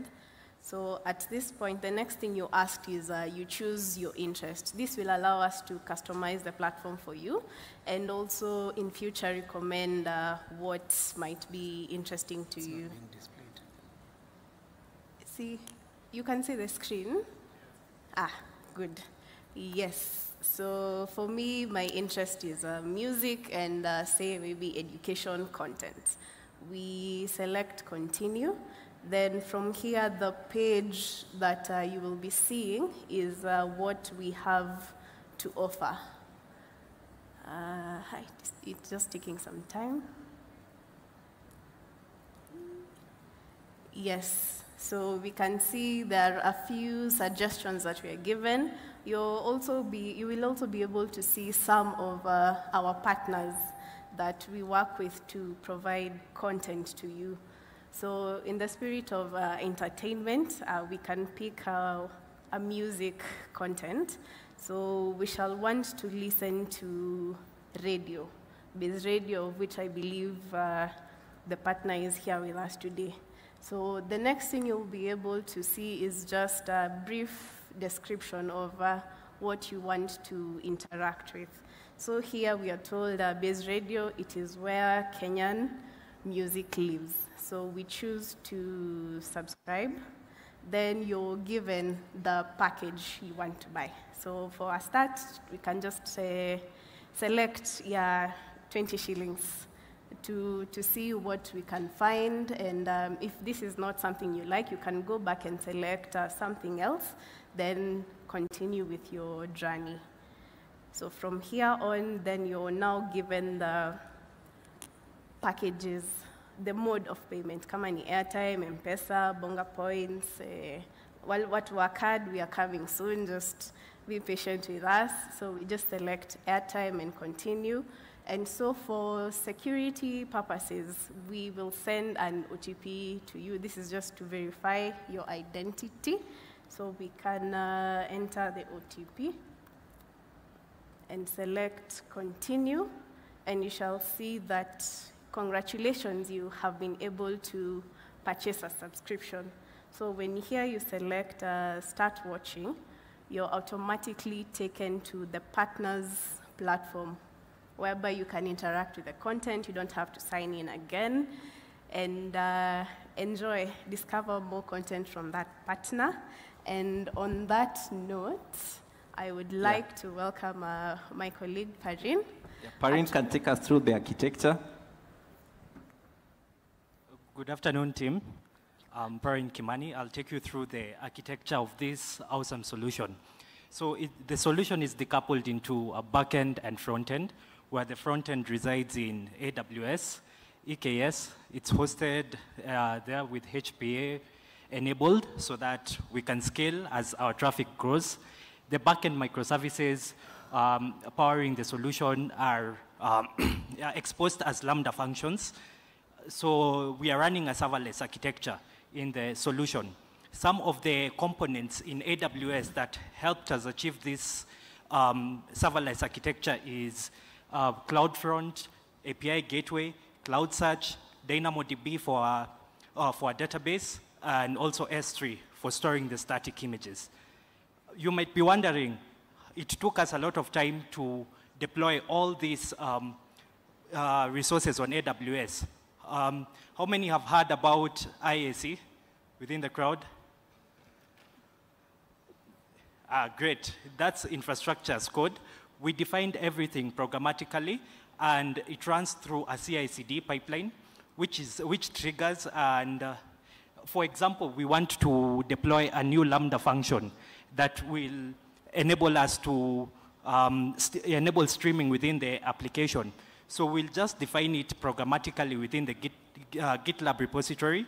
It scans for quality checks and also scans for difference between the environment, between the current environment resources. If there's a drift, the pipeline will not deploy. And if we approve the request, it will deploy the resource on cloud.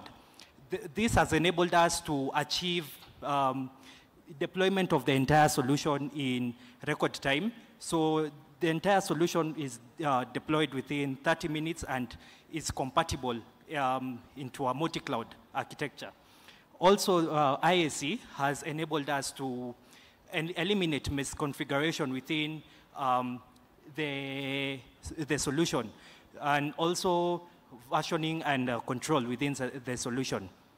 For security, the entire solution is under private VPC, and we only expose the endpoints that we need via API gateway passing through an internet gateway.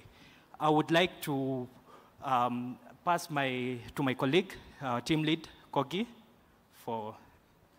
Thank you so much, and we'd like to appreciate also the organizers for giving us a few minutes, yeah?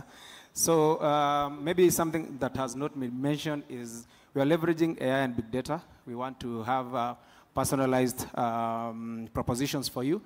We have predictive analysis and all that through our platform. This will be available in a month or so, and you'll be able to actually test and give your feedback. So thank you so much. Our presentation will stop from there. And maybe one more thing, Kogi, that we didn't mention. For the start, the subscription is maybe individualized, like you can get Netflix or Showmax. But where we want to take this is that with one subscription, you can actually have access to different content providers. And I know the customers are going to love it. Thank you. Just stay on stage for a second. So there's a question that's coming from the online audience, a guy called Starter Code. He's saying, what is the threshold for one to make money? What is the threshold? For one to make money, like what's the, for people who are content creators, what is the threshold for them to actually monetize well? Okay, so Safaricom works with content aggregators. Currently, we work with different content aggregators who, if you want to monetize whatever you want to provide for your community, you will be able to have a contract with them. Safaricom already has a contract with them. So that will be easy for management, because if we have to work with individual content creators, the overhead is too much for the team. And we also trying to also have, sorry for that, we're also trying to have other people also within the industry to also participate. Yeah, maybe just to add on to what Kogi has said, is we work with different content partners. So if you're an over-the-top provider, you have your own platform, example, Showmax, we go into revenue share. But if you're a content creator, artist, what Kogi has said, come to us or come through our content providers. We sign you up. Of course, you'll ingest your content onto our platforms, because we have our own. We have Base Video, Base Music, and also we've introduced Base Radio now. So we give you an opportunity to come in and put your content onto the platform. We generate revenue, and then we go into a revenue share. So if you're interested, see us. But that usually is the model. It's a revenue share model based on the total number of hours that you have. We are open to video, music, different types of genres. Maybe just one, because DJ Trixie and DJ Redbone, what does it mean for, they are creators in their own right, but if I'm a DJ, I'm doing mixes, which is essentially someone else's content. What's the nuance on that? Can DJ Redbone come onto Base and have her own channel that she can monetize? So DJ Redbone, ametupatia mixes pale, so they are creators in and of themselves. They mix your hits, my hits, and they output content. Is this platform able to support them monetize? Yes, it does, and especially on the music side of things. By the time you're mixing somebody else's music, you have to have the rights to do so. That's the first thing. So if you've paid for the different rights to be able to monetize anybody's content, then you come to us. Because then what you've done is you've gone ahead and created something unique, the DJ mix, then you come to us and partner with us. Again, you go into a revenue share. But yet again, you have to have the rights to use somebody else's assets and IP. Fantastic. Thank you for that clarification. Round of applause for that team. I think now you could base and chill, maybe, because now everything is on there. Now, just been told by Mweni, who did the showcase on M-Pesa yesterday, that they're getting a lot of requests individually. So if you do have any requests on M-Pesa, Daraja API, and everything that was showcased there, that is the booth there. The first booth right there, and the team, Peter, Stephen, are ready to support you on that. So I think we're now going into a series of technology showcases as well. And the first one up is the developer portal with the real-time recommender. The stage is yours.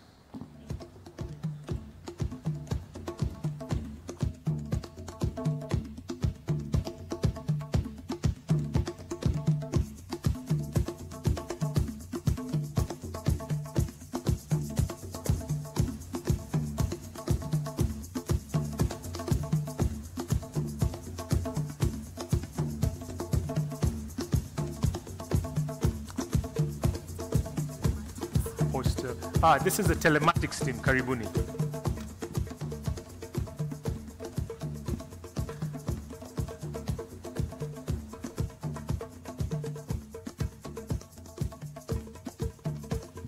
DJ.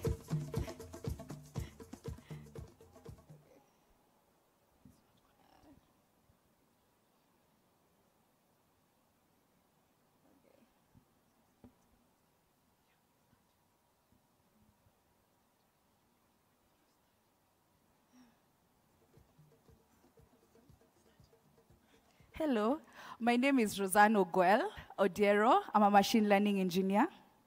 My name is Ayan Kenan. I am the chapter lead for IoT. I also do support on the side youth activities from the UN, IGAD, and other agencies. So we welcome you to our demo today on telematics. So first of all, I want to explain what the concept of IoT. In summary, IoT, I'm going to summarize IoT in short because it's a very long discussion. So IoT generally is objects connected to the internet, just as the name says, Internet of Things. Now, how are these objects connected to the internet? They're connected to the internet through sensors, actuators, and other smart components which are embedded onto the onto the objects, ideally, to make them smart. We do have 4 layers of IoT, or rather 4 features of IoT. We have the device layer, where the device itself is embedded onto an object. The next layer, we have the network layer. Remember, the device has to be connected through the internet. In Safaricom, we usually use NB-IoT, or GSM, LoRaWAN, or even Wi-Fi or BLE. BLE is just Bluetooth in short. And then we have now the edge. The edge is where now the value add comes in. So at the edge, we usually have tiny ML, tiny machine learning. We have blockchain running on the edge, and we have any other value-added technologies. And then the last layer, which you are about to see here, is the application layer. And on the application layer, that's where you as a consumer get insights on your objects or your devices. So generally, what is also a telematics device? Or rather, what is telematics? So telematics is majorly a computerized system that's able to update data, process updates and process data as soon as it gets it. So there's a constant flow of data as it comes in. So we're going to go straight into what Rosanne has for us. So what are the benefits of telematics based on what Ayan has explained what telematics is? For example, I'm going to use an example of EasyCoach. The owner of EasyCoach wants to, let's say, monitor their fleet. So telematics ideally enables the owner to have an improved fleet productivity in that they always know where the one specific bus is at any given point in time.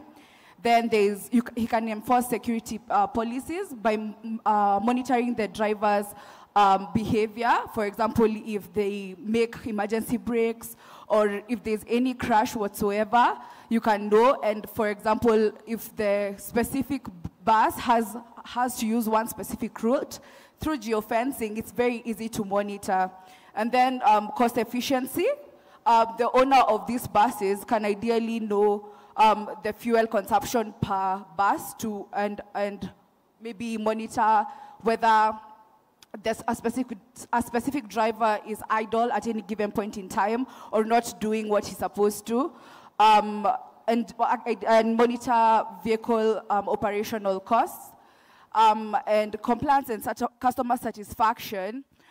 For example, if I am expecting my package in Kisumu at exactly 10, me as a driver, as the owner, I can ensure that all my customers are satisfied at any given point in time, in that all their packages arrive at the exact same time that they were promised. Yes. So here we have all the features of telematics product for IoT. As you can see, we have much more value add. We also do assist you monitor your fuel levels, crash detection, geofencing. For probably context, geofencing is when you digitally fence an area. For example, if you were to fence the area of Nairobi, you'd get an alert that your car has left Nairobi. So you take the decision to either reprimand or take the next steps. Also, we do have monitoring of driver behavior. Sometimes you get to a point where you always wonder, this person is constantly taking so long to deliver this, or this person is, this particular car always has this particular problem. So with driver behavior, we're able to monitor idling. For example, someone would drive down the road at 20 kilometers per hour. That's not something you want to see as a business owner. You want to make sure that your goods are arriving on time, or your cars are where they're supposed to be at a particular time. We also do have live tracing of the active, we have GPS on our telematics. That's one of the core sensors that we have that's able to tell you where exactly the car is at what time.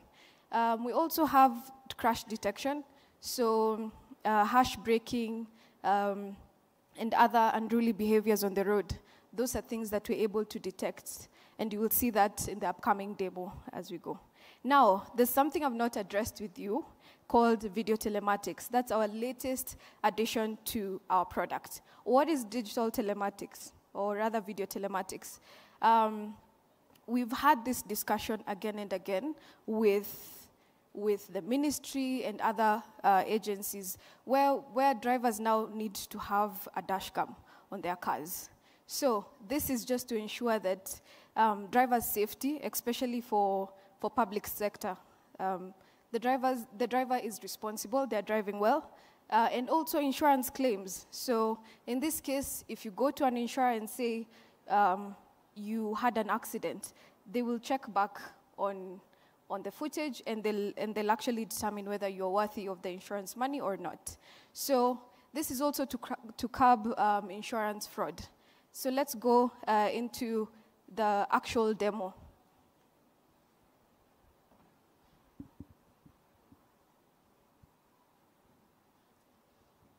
So on our actual demo, we do have, as you can see at the top of the screen, we have more than 3,000 alerts of violations, as you can see.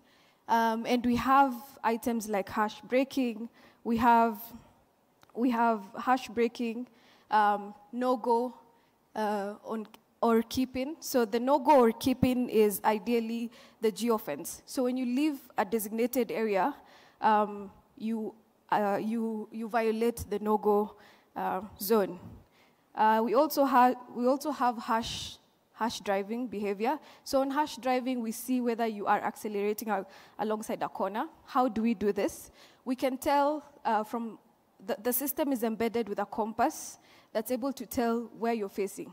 So if, for example, this is your compass and you're facing north, and you happen to swerve or change the compass direction to east. As you're going to east, we also check how long did it take you to go to east. Are you just swerving the car? That's part of the violations that are on our system. We also have other violations such as idling. So if you have parked alongside the road for more than 10 minutes or 20 minutes, your management is able to see that you are parked somewhere. And it's depending on what you set up or how much time you set up for the break, you have a way of seeing whether the driver is idling. We also have harsh acceleration. So with harsh acceleration, we're able to see how long did it take you from 1 kilometer to 60 kilometers. How long did it take you from 1 kilometer per hour to 55 kilometers per hour. And as you can see on the left corner of the screen, we have some of the demo vehicles who have accelerated past the limit that was set. So in this case, we had the limit set at 90, and you can see some vehicles have accelerated past 90, and they have a violation. So on to our next, I want to show you a bit about what we have. I think we're just going to continue. Now our system can tell how long your car has been parked. If you've been parking for 20 minutes, it's able to tell that this car is parked for 20 minutes. And if you park for more than 1 hour, or rather 4 hours, you're able to now start a new session. So it's not counted as one trip. It now starts a whole new trip. And it gives you much more comfort as a business to know that your cars you're able to view every aspect of your car, all the aspects of your car. And indeed, it's a great solution. Let me see. So as I wind up, I just want to let you all know that you can visit us at Safaricom Business Hub to order any of our solutions. As you can see here, we have the platform back up. If you can click on Demo 9, kindly. Demo 9. Yes. So this car is currently in motion. As I told you, telematics is a system.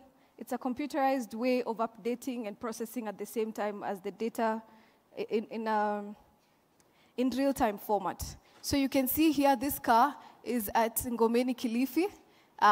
It's been moving for about 1 hour. So you can see how long the driver has been driving. You can see the GPS location. And you can also track the battery as well. How cool is that? You know, knowing how much battery is left on your embedded device. That's also something that we saw key to address battery as one of the biggest challenges that we face in IoT.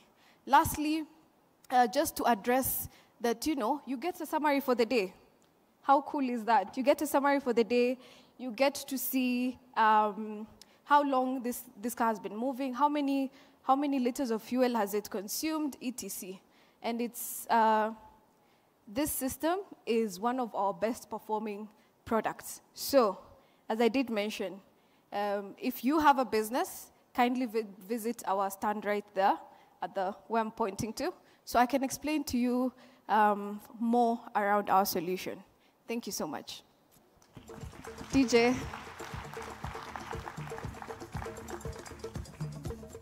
Yes, thank you so much.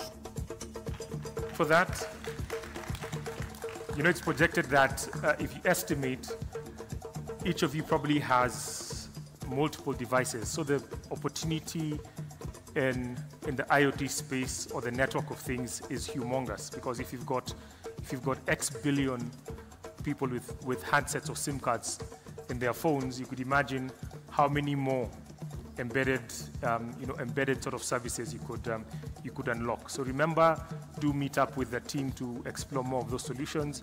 I saw somebody asked online, is a solution available for people who are not necessarily on the Safaricom network?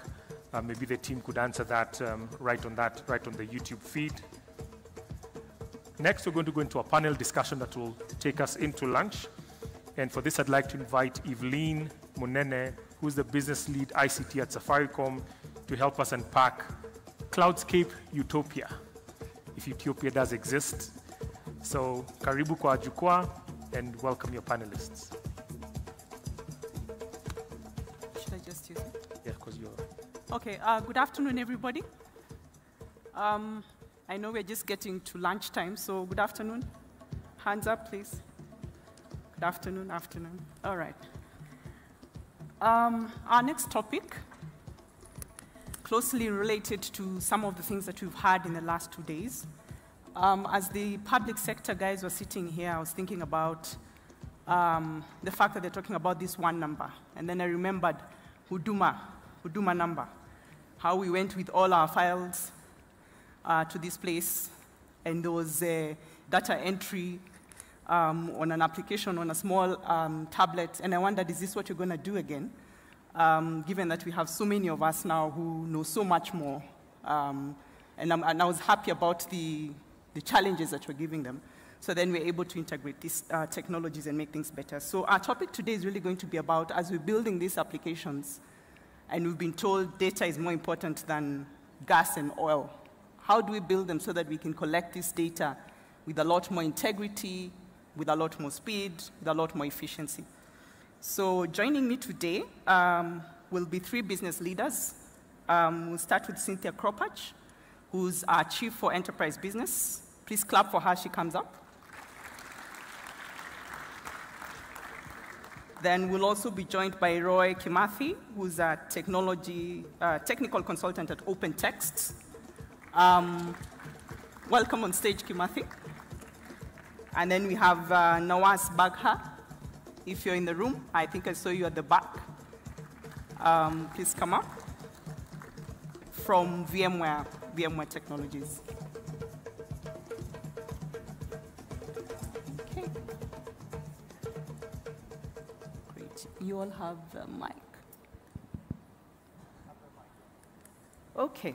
So that we get to make sure that you have the right context, I'll just ask that we get to know just a bit about the organizations you're coming from so that we get perspective when you're talking about these technologies and the experiences that you've had. So we'll start out with Nawaz, right at the corner. Oh, hi. Okay, thanks, Evelyn. So yeah, my name is Nawaz, and I'm pretty sure I haven't met probably 99.5% of you here before. You know, I was talking to somebody earlier as well, and normally tech events that I go to are probably enterprise audiences. You know, there's a lot of devs in the room today, and a lot of the things that we normally talk about, that I normally talk about, would probably be, would not be relevant to you. So as we were prepping for this panel, actually, you know, I was asked, keep it to the audience, which is what I've tried today. But anyways, I work for VMware. For those that don't know VMware, VMware stands for VM, Virtual Machine Ware. We are a company that's 25 years old, and we probably started the whole concept of cloud computing about 25 years ago. So we pioneered x86 virtualization, compute virtualization, and if you think about it, regardless of how you view cloud computing, the virtual machine, the VM, is the most basic unit of cloud computing. You do not have cloud computing without a virtual machine. No matter what you run, be it a container, be it a function, you know, even serverless computing, etc.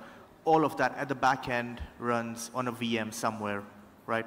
And we as VMware have been in this space in Kenya specifically for about 13 to 15 years already. Thank you. Okay. Roy? Thank you. Good afternoon, everyone. My name is Roy Kimathi, and I'll introduce myself on a personal level first so that you can understand where I come from when I speak with you. I'm a techie with a business background. So the intersection of business and technology is my sweet spot. I work for a company called OpenText, and OpenText has very, you know, for the longest time, been known as the information management company. And this year, a big change happened with the acquisition of a company called Micro Focus. Micro Focus is also a giant in its own right in the space of technology management, so digital operations management, cloud management, and also application development. So that's a brief intro from myself. Yeah, that's nice and sweet. Technology and business. Got it. On to Cynthia. Good afternoon, everyone. Good afternoon, everyone. You know we're the panel sitting between you and lunch, huh? So give us some positive energy. We'll get through this quickly. My name is Cynthia Kropacz, and I head the enterprise unit at Safaricom. Safaricom Business is who we're now branding ourselves as. We're the baby of the Safaricom family, and we are responsible for supporting and enabling businesses of all size, from the smallest micro business to the largest multinational corporation, governments, And also, on the wholesale side, we partner in the infrastructure business with all the competitors we compete with. We cooperate on the infrastructure side. So we are the place where we must make sense for businesses, because business is in the business of investing in the growth of their core competency. So if somebody is in the retail business, if someone's in the hotel business, if somebody is in a different service industry business, at the end of the day, none of them really care about what a specific technology is unless it's delivering value to them, either in how they're executing on their businesses, how they're delivering their services more efficiently, and how these technologies are enabling them to grow. So in forums such as these, by the way, if you guys think we dress like this at Safaricom, it's not true. We look more like Evelyn does. We're very buttoned up. So I really like this decode thing. I think there's some things we could learn in our space to loosen up a little bit. Don't you think? Don't you think? I think so. I'll try to influence it. But at the end of the day, we have to help businesses in their goals and ambitions. So it's not about the cool technology. Cool technology is okay. It's fun, it's exciting. But if you cannot make a case for a business owner as to the why and the value it delivers to them, all you have done is develop cool technology. And we want to take your cool technology, utilize the capabilities and the expertise that we have built and developed at Safaricom, so that we can create a scalable, value-added set of technologies that we can take to business. Well said, well said. I think it was yesterday that someone was saying there's all this cool tech and it's in WhatsApp groups, and how do we get it out there? So I think that's a challenge that Cynthia is giving us. But let's get into the topic of the day, cloud-infused vision, right? Roy, would you just break it down for us what that actually means? Okay. When I was preparing for this topic, I took the title quite literally, and I was intrigued by the choice of words. The words cloudscape utopia. Utopia is near perfection, which in itself means that it's not perfect. So there's improvements that can be done to it. However, let me not dwell on the negatives now. It's technology tools, as has been with other tools, like the advent of internet. Now we're talking about the cloud. And this is moving compute, storage, and other functions or processes, IT processes, outside of the organization's four walls, so to speak. And this is done predominantly with value in mind. So as Cynthia mentioned, at the end of the day, value is top of mind. So some of the values that, that come up is costs, efficiency, and I'm sure we'll delve into a lot more detail on those as we speak. Okay. Nawaz, you want to add a little bit of color to that from your perspective? Yeah. So, you know, we always talk about cloud and, you know, achieving that utopia, but, you know, we tend to look at it from the lens of technology, right? But the reality is there are often three different lenses that we need to look at achieving that utopia. You know, the ultimate goal, as Cynthia mentioned earlier, is to deliver digital transformation for better, to provide better value to the business, right? And the only way to achieve that is through, you know, looking at it from three aspects and not just technology alone. So, in my opinion, you know, you got to focus on all three at the same time to achieve that utopia, and those are tech, obviously, but secondly, the people, and thirdly, the processes within any, you know, organization. They need to flow in sync together to achieve that utopia. Okay, so let me roll back to Cynthia and ask, we've talked about cloud utopia and a perfect world where you're creating things in and out of the organization.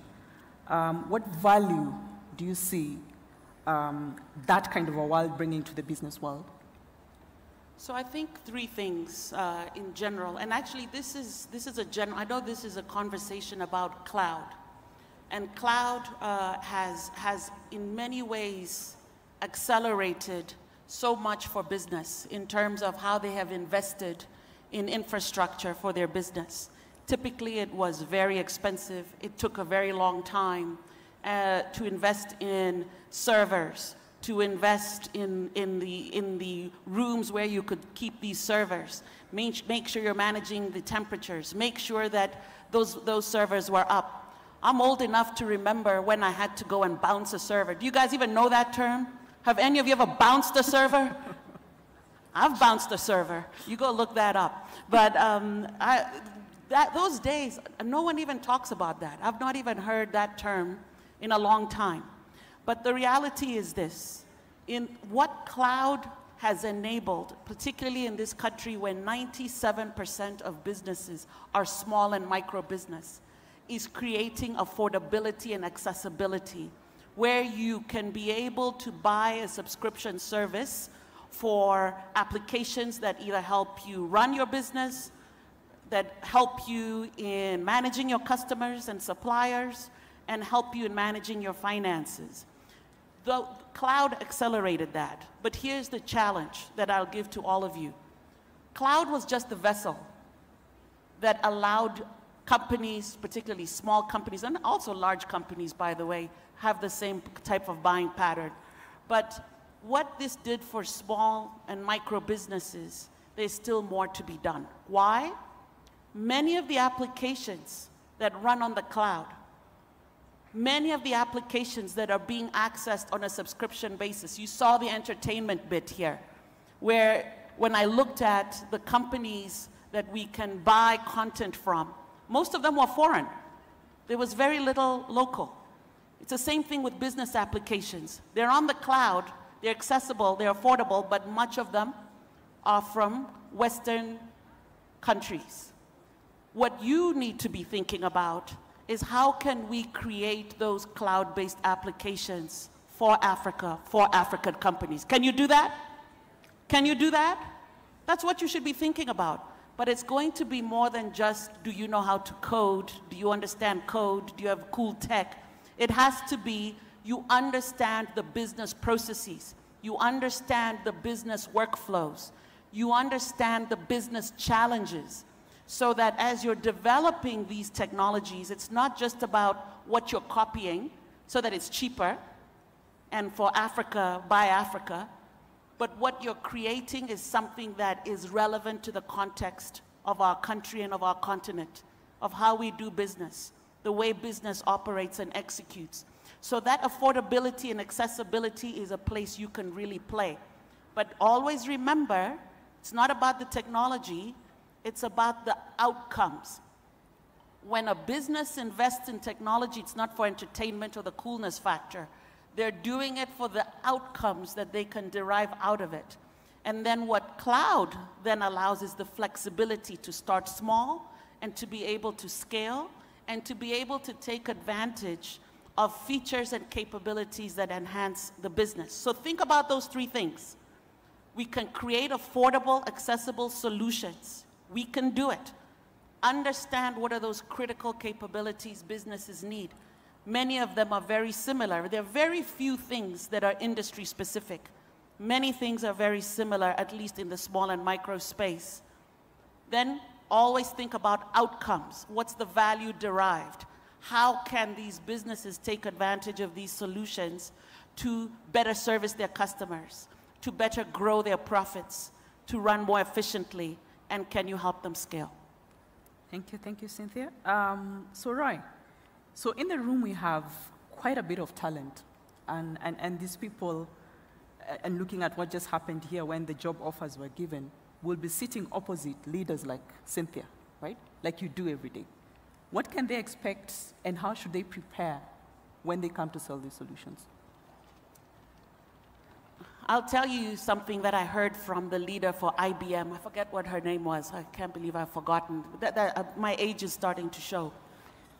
But the leader of IBM said, we know how to take good ideas and kill them. What she was saying is the thresholds and the challenges to grow ideas organically through a company is very tough. And the way for large companies to grow and extend their portfolio is through partners. I can tell you the way that Safaricom is going to grow in Safaricom business is through partners, like many of you who are sitting through in this audience. But when you do come, remember what I said, it's not about what? Cool tech. It's not about what? I can't hear you. Cool tech. You must not be hungry. It's not about cool technology. It's about outcomes. So find the niche that you believe that you can be able to develop an outcome, value proposition that we can position for customers. I think one of the things we can do, and maybe I can make that commitment here, is to create a framework where you can present those ideas to us. And that you can trust that we're not going to take those ideas and run with them and forget you. By the way, we can't do that. And we can't do that because then other ideas will not come, because everyone will have that same fear. I can tell you, I've been in Safaricom for 1 year now. And prior to that, I worked for a company in the United States called AT&T for nearly 20 years. I have worked in a consortium of partners that number in the thousands. From my previous career and in my current career alone, in the last few months, we've been able to onboard small companies, several of them, that were able to bring us solutions that we could take to the target customer. So know your customer, be clear what problem you're solving for, then come and talk to us. And our commitment is that we will let you know how to come to us so that we give you that audience. Our job is to take your idea and help round it up so it's holistic, because in our business we don't sell. You know, when you go and buy ugali, you don't just get ugali. You know for a fact it's going to come with something else, don't you? You know there'll be skuma wiki, you know there'll be maybe some meat if you're lucky, and maybe even a drink. When we go to customers, they're not expecting we come with just a cool technology. They're expecting we come with a connected technology platform that talks to their business. So your idea will be in the midst of other ideas holistically, so that a business can consume this effectively for what they need to. So I really look forward to your ideas, because we don't want to take small ideas and kill them. We want to take your ideas and we grow together. Okay, thank you. Roy? Yeah, so my contribution to that, and looking at the bright faces in the audience today, for your idea to resonate with Cynthia when you're sitting across the table from her, you need to be customer-centric. You need to understand what value you're giving her customers. So customer centricity is number one. Understand the value and understand that which, what it takes, what your solution will do to obtain that value. Then secondly, it needs to be a well thought out business idea. It needs to be cost effective. And cloud, bring it back to cloud. Cloud helps you as a developer to make full advantage of world-leading tech at very minimal entry-level costs. So you start where you are and you scale as you go. And you can scale overnight. I mean, we've heard of success stories that, brands that have hit over 1 million in Kenya before their launch. And this can only be enabled by tech like cloud. So those are some of the things that would be worth looking at. Another thing that I'd like to mention is the importance of data. And data only becomes important if you can assign value to it as well. And this is only done through analytics. So a critical skill that I'm sure most of you have, and those who do not should be starting to get it, is how to convert data into useful information, and analytics is the key around that. Thank you. Yeah. Okay. So I'll probably add to what both of them have said. So one is, the idea is always to think of your customer's customer as your customer, right? That's a single single key to success in selling to businesses, right? As Cynthia mentioned, you've got great tech, you want to sell it somewhere so that you can make money, right? At the end of the day, that's all that matters. At the end of the day is we're all in this because we want to earn a living. We all have ambitions, we all have objectives and goals that we want to achieve. This can be financial, material, whatever it is. So that's the one thing, yeah. Customer success. Treat your customer's customer as your customer. The second bit is partnerships. So when adding to what Cynthia had said earlier, with a great idea, you need somebody to help propel that forward, to help put that big engine behind it, to showcase your idea out there. And sometimes, Cynthia also alluded to this as well, sometimes that idea on its own is probably not valuable enough. But combined with other stuff around it, it makes perfect sense. So, it's great to get the right set of partners in that space. I'll give you a very short example in that when you look at cloud computing in Kenya specifically, I'm not sure who here can probably tell me when the first cloud was launched here in Kenya, what year it was launched in. Any ideas? Any answers? 2000. George? 2000.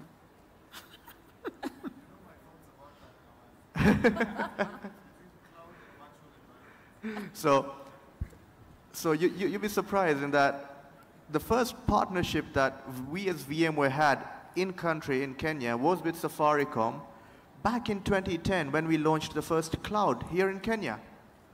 I'm pretty sure not many people know about that, but that's a cloud that has been in operation here in Kenya with local data sovereignty laws in place for the last 13 years. 2 weeks ago, we did a major relaunch of that cloud as well. So, it's that partnership that we had with Safaricom that, propelled that whole idea forward and made it, sound like a reasonable, business for the market. The other thing I want to point about is when you're building your business and when you have an idea, make sure you choose the right foundation, right? As with anything else, the foundations matter. In our space, in tech space, the foundations matter both from a systems and infrastructure point of view, but also from a data point of view. Choose the right systems, choose the right data models, etc. Ensure that whatever you're doing allows you mobility, right? We are living in a world of what they're calling multi-cloud and poly-cloud. I don't know if you ever heard of the word poly-cloud, right? So, choose something that will allow you that mobility for your systems and your data. Okay, thanks, Noah. So we've talked about cloud utopia, and we thought, great stuff, it's perfect. Is it all good? Are there fears? Are there, things that people should worry about? I'll be brief and say, anytime you have infrastructure, anytime you have applications, anytime you have data, you cannot have those conversations without having two other considerations. One is what your redundancy options are, and then two, how you are securing the access to, the execution of your applications and your data that's there. So cloud and security, those two things go hand in hand. They're not mutually exclusive elements. I want to take this opportunity and also pitch Safaricom Cloud. I know many tend to go to clouds that are more well-known, and I want to pitch that Safaricom has a local cloud. Your data stays here. More and more businesses care about where their data is, so you want to consider Safaricom Cloud. It's also in Kenya shillings, and you're not having to pay in foreign currency. That matters, especially as you see how the exchange rate has been going.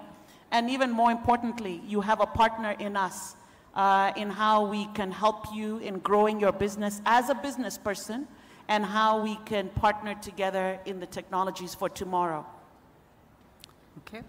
I think there's a booth right at the back for more information on that. Our time seems to be really have gone, and we're still in cloud utopia, happy there. So we'll just give you 1 more minute to just give your last word. All right, thank you very much. So to speak to the last question, I think the biggest challenge in adopting cloud is typically for larger enterprises who've already been doing it differently. So the migration becomes a bit of a challenge. The tooling that's available might not be sufficient. However, there are tools available from OpenText to help you with this journey. Secondly, once you've already migrated to cloud, we've heard from Nawaz that in most organizations, one size doesn't fit all. We have, for instance, 3 cloud providers in this room right now. And nobody can say that they're the best fit. If I give an example of a shoe, there's nothing wrong with a sports shoe, but you don't go hiking in it. And there's nothing wrong with a hiking boot, but you don't go running in it. So different cloud providers might have different strengths, and as a result, as an organization, you'll end up with a mix. And in most cases, you'll even have a hybrid environment with some of your workloads still sitting on-prem.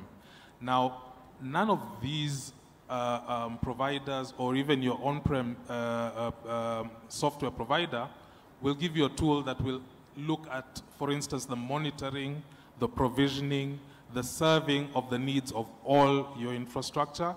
And this is another place where we differentiate ourselves as OpenText. We have tools to make sure that your cloud management journey is as smooth as possible for you. So I hope I haven't taken more than my 1 minute, but there are realities with the consumption of cloud that one must be aware of, and we help with that journey. Thank you. Thank you, Roy. Yeah, I think I'll just add to the point about cybersecurity, right? So when you think about cybersecurity and cloud, you always think polar opposites, right?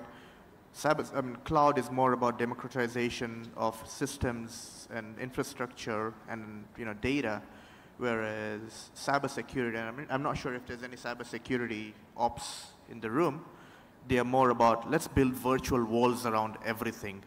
Yeah, A must not talk to B and B must not talk to C, right?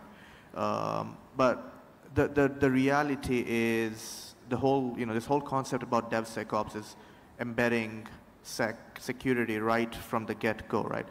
Rethink the way you're building your applications, rethink the way you're building your technology, and your outcomes as well. Finally, one thing, guys, remember, a cloud operator or a cloud provider is not responsible for your data security. They are not responsible for your data redundancy, etc. Oftentimes, they always have these add-ons that can help you secure your data, such as virtual firewalls, for example, or virtual backup as a service for that cloud infrastructure, etc. It's always important, guys. It might seem like an unnecessary add-on, but in reality, you are responsible for maintaining your data security. So if they're providing that service, always go for it. In the long term, it doesn't really cost a lot, but it really gives you that peace of mind as well. I think thank you very much. We now come to the end of the session, and I can see someone is here to get us out of here. I would like to thank the panelists for making time, and I think some of the things that we've had here is about being customer-centric. It's about like tea and biscuits, cloud console security, and it's about tools that can help you migrate. So we'd like to thank you very much for taking time just before your lunch, and we hope that we've inspired you to have meaningful conversations over lunch. And I'll hand it over back to the MC. Asante sana. A round of applause for our panelists. As they exit, like Kropacz said, utopia is defined by the outcomes, not by the shininess or the coolness of the technology. Sometimes we're very quick and very fast to run to the new and shiny, not really thinking about the real impact it's going to drive on the ground. Roy focused on customer centricity, or rather customer obsession, saying that helps frame what we present to the customer. And he gave a great shoe analogy, that there's nothing wrong with a hiking boot, only that Kipchoge would not be caught trying to break world records in it. Or that shoe that he wears to break marathon records would do no good on a mountain. And Nawaz gave us a cheat sheet and said, think of your customer's customer. Don't just think of doing a direct sale. What will this enable my customer to do? And that brings us to lunch, ladies and gentlemen. So if you do have a wristband written Innovator Allies, Techies, Innovator Pioneers, or Tech Enablers, please proceed to the back of the room, and there are 2 sides to it to receive your lunchbox. We have a station on each side, and kindly, after you're done with your lunchbox, dispose of the box. There's some nice bins written Control-Alt-Delete. You can toss it in that, it will get recycled. And with that, ladies and gentlemen, bon appetit. We'll see you here at 1:40 on the dot to proceed with the afternoon session. Karibuni.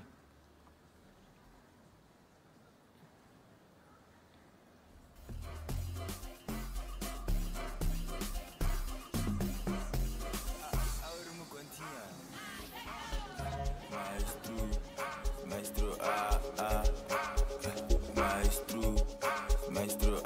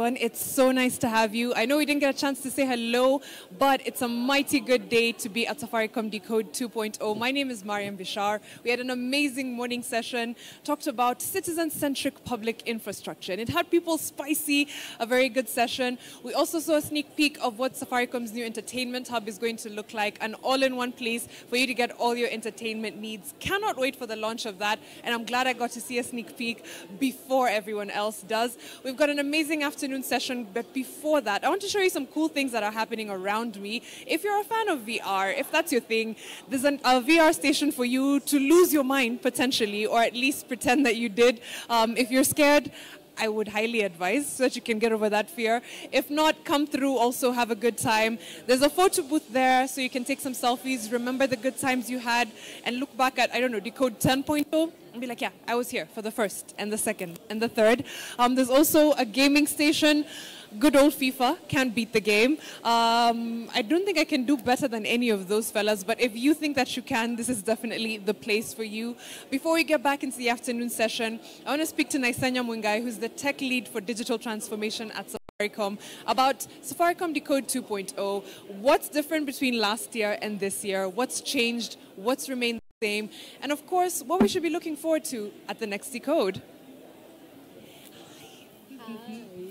Okay. Hi, Naisanya. Hi. Hi, I like that. Hi. Karibu sana. First of all, I loved your session in the morning, and we'll get into that a little bit. Yeah. But Safaricom Decode 1.0, if that's a word, versus 2.0, what's saying Safaricom is the home of digital talent, and we were showcasing our engineering practices, our engineering frameworks. So what's the difference between 1.0 and 2.0 is right now we are saying we are no longer transitioning into a tech company, we are a tech company. And what we are trying to showcase in 2.0 is that Safaricom is the partner of choice for enterprises and for the government, but still showcasing our tech. So we've had some demos around AI. You saw that yesterday. What we are doing around developers, a developer portal, developer experience. So still the same but different partner of choice. And then for Decode 3.0, instead of having it just for 2 days, we want to have an extravaganza for an entire week. So the first 3 days we focus on businesses, and then the last 2 days mostly developers. We will have immersions, technical sessions, and a hackathon. Yes. A lot of the people who are interested in Decode are either techies or aspiring techies. And I've spoken to different people in the industry, including your director of IT, who says that sometimes there's a skill gap that seems not to be coming from like this 4-year degree that's, you know, it's not all it's piped up to be. And short courses are becoming very popular for people who want to get into the tech space. What do you think of that vis-a-vis like the traditional 4-year degree? So I think even what Moringa School are doing is amazing. So instead of having, I'm not necessarily saying don't go to the uni, yes, but you can supplement whatever you're currently learning in the universities with what is being taught online. And Safaricom is doing something similar under the Safaricom engineering community, where we are now co-creating the curriculum with the different universities, but our courses will be for a year, so that we are actually just bridging what unis are teaching versus what we require as an industry. Yes. Bridging that gap.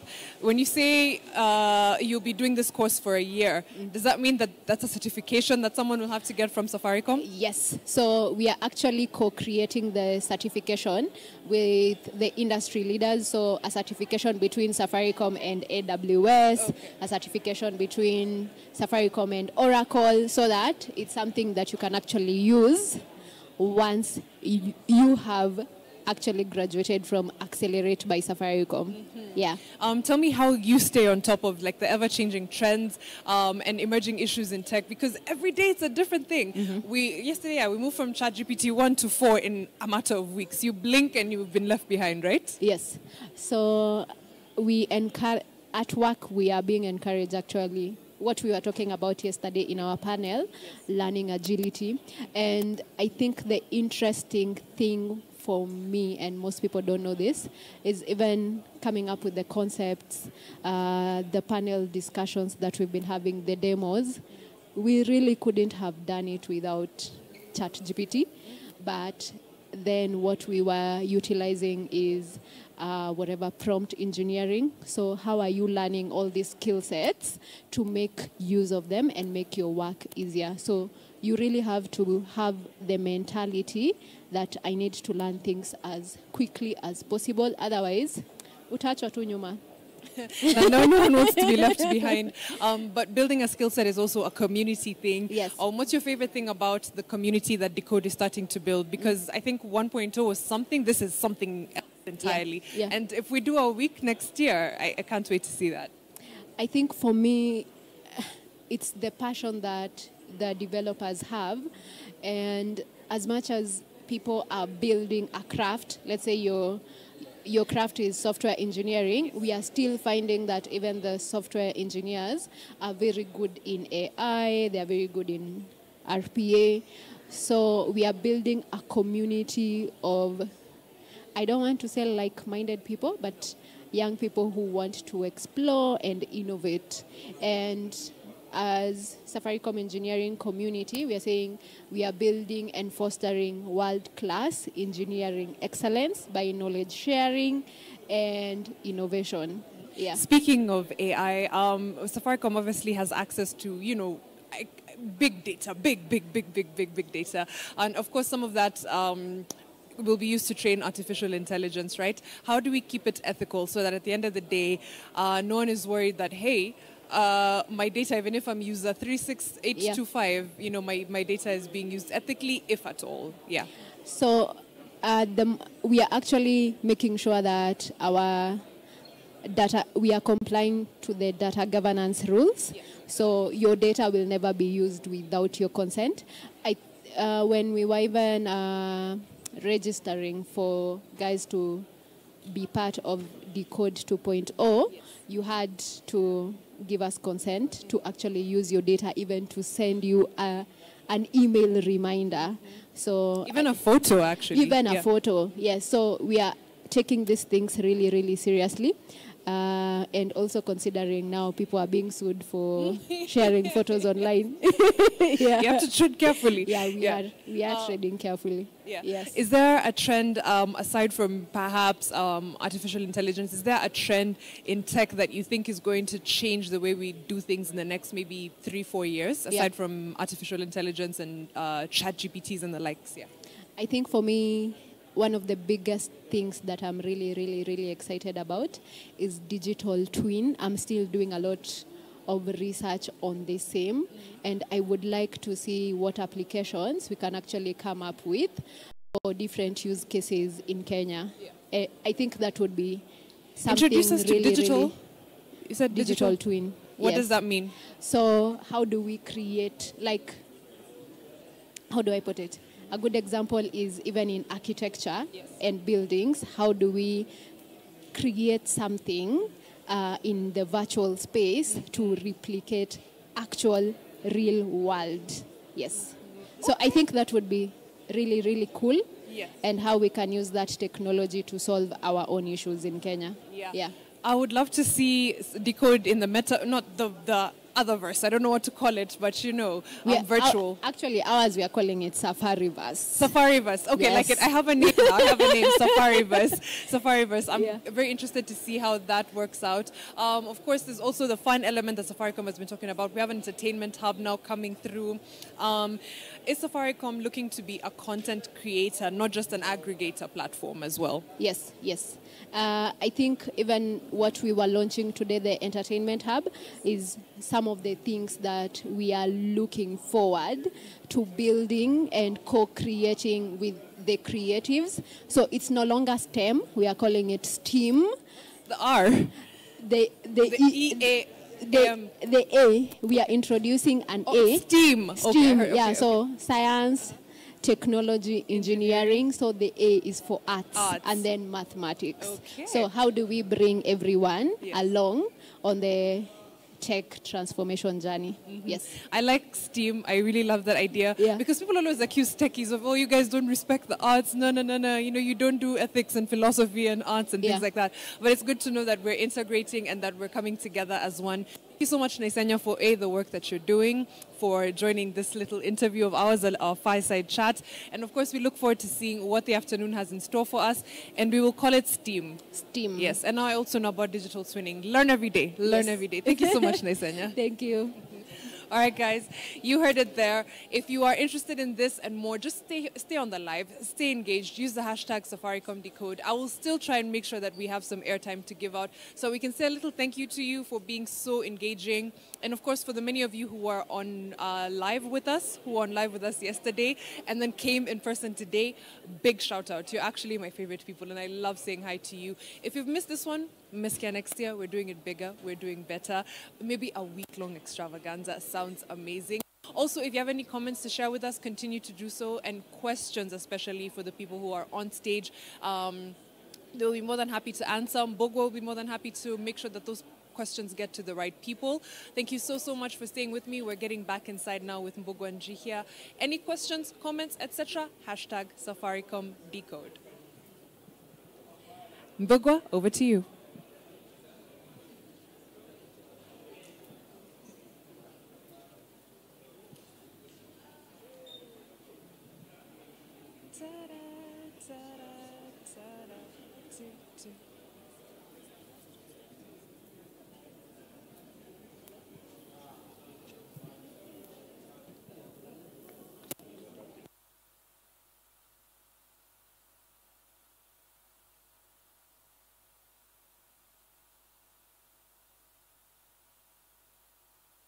Because you're about to get into a section you're calling the youth segment, and we'll be having an up-and-coming artist, opening the afternoon for us.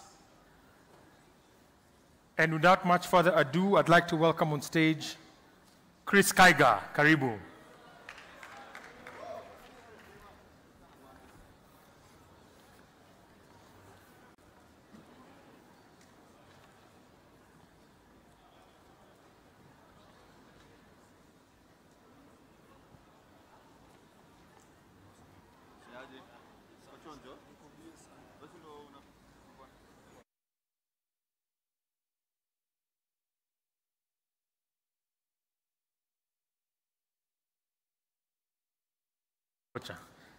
They keep saying something like, yeah. Huh? So probably Chris is there chochaing himself. So Chris, we're waiting for you on stage. As soon as you're ready,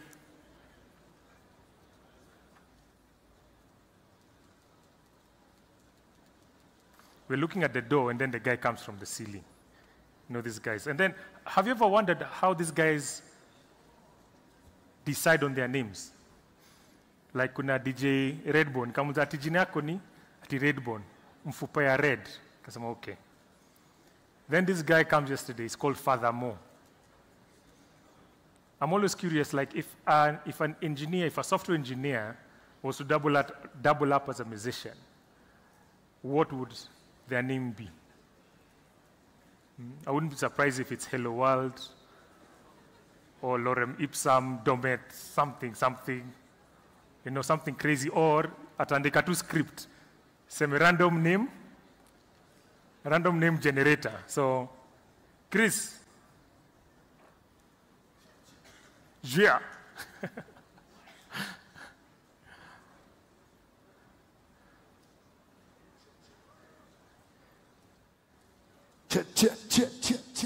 There we go.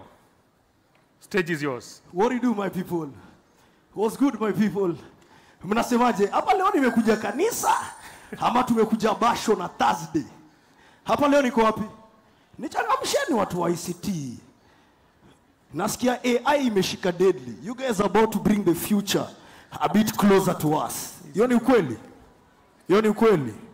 Sasa mimi nataka leo niwapigishe densi mchoke deadly. Si ndio? Silo mmeambiwa story mob sana za technology na advancements, si ndio? Nani hapa ni mali safi? Nani ni mali safi? Ama nani yako na mali safi? Next time we'll get. Ama nani ni kitu safi? Nani ni kitu safi? Bashovans. Nani ni mali safi hapa? Tuiwashe nini? Nimekuja na kitu, tuiwashe nini? So before tuiwashe, my people, nataka tu mnieke mkono moja tu juu hivi, polite tu. Before DJ wangu wako ready, DJ. Selector, uko salama? Safi sana. Wapi kelele ya Selector? One of the baddest DJs we have in the 254. So before we even get going with our performance, I want to say a big shout out to Safaricom Engineering Summit for always plugging young artists like we, giving us a platform to showcase our talent. Ama vipi? Nakaje kutoka hapo?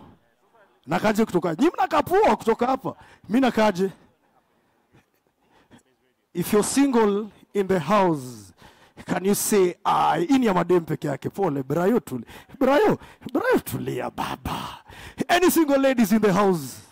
Any single ladies? Niko na airtime hapa ya kupatiana. Na nataka nipatie mtu wako single nikupigie usiku. Na unlimited calls za Safaricom. Who's single in the house? Nani ako single? Hey, na Steph unataka kuplug sister yako na ataki. Who's single? Have some airtime hapa nataka nipatiane. Wacha nikuulize swali. Who's single? Nishapata mtu mmoja hapa. Bro tulirihasi. Nyinyi mko nje. Ako wapi? Sasa baby girl. Hey, unaitwa nani babe? Madara. Atima. Hey Madala, baby girl, are you Kenyan? You are. Me am Ethiopian. Huko Ethiopia wananiita Sultan. Sasa baby boo. How are you feeling? So DJ. So my people, I want you guys to help me introduce one of the baddest African artists we have in the 254. Sawa, halafu nataka tu nipige chorus moja polite, halafu mnimalizie. Sawa? Ati I want. Fire, baby. I want. Sema nini? I want this girl to come and dance with me. Like so. Yo, party people, make some noise one time for the baddest African artist in the 254. Give it up for Mr. Chris Kaigwa.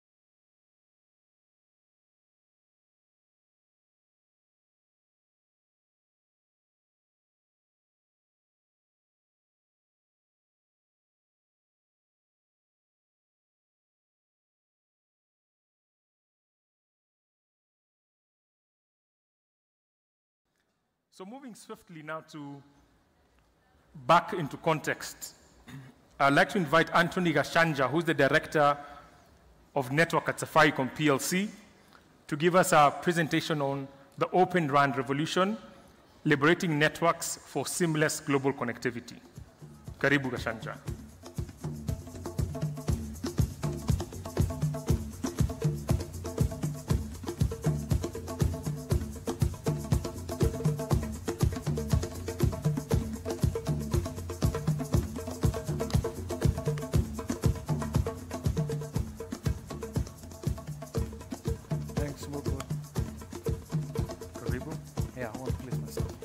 Good afternoon, everyone.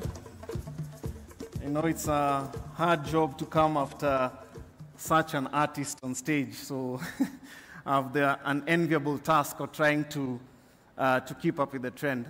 So my name is Anthony Gashanja, Director of Networks at Safaricom, and I hope you've been having a good 2 days so far, engaging content, lots of learnings, leaving us a lot more engaged and motivated to make a difference when we get back to our bases, and hopefully to also be equally excited for the next summit, even as you give us our feedback.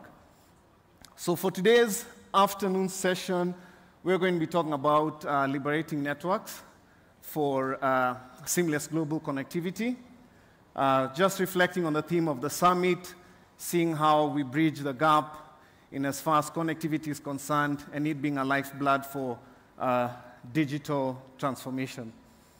And a good place for us to start would be to share a story that I came across on the origins of the game of chess. So just a quick show around the room. How many of you play chess?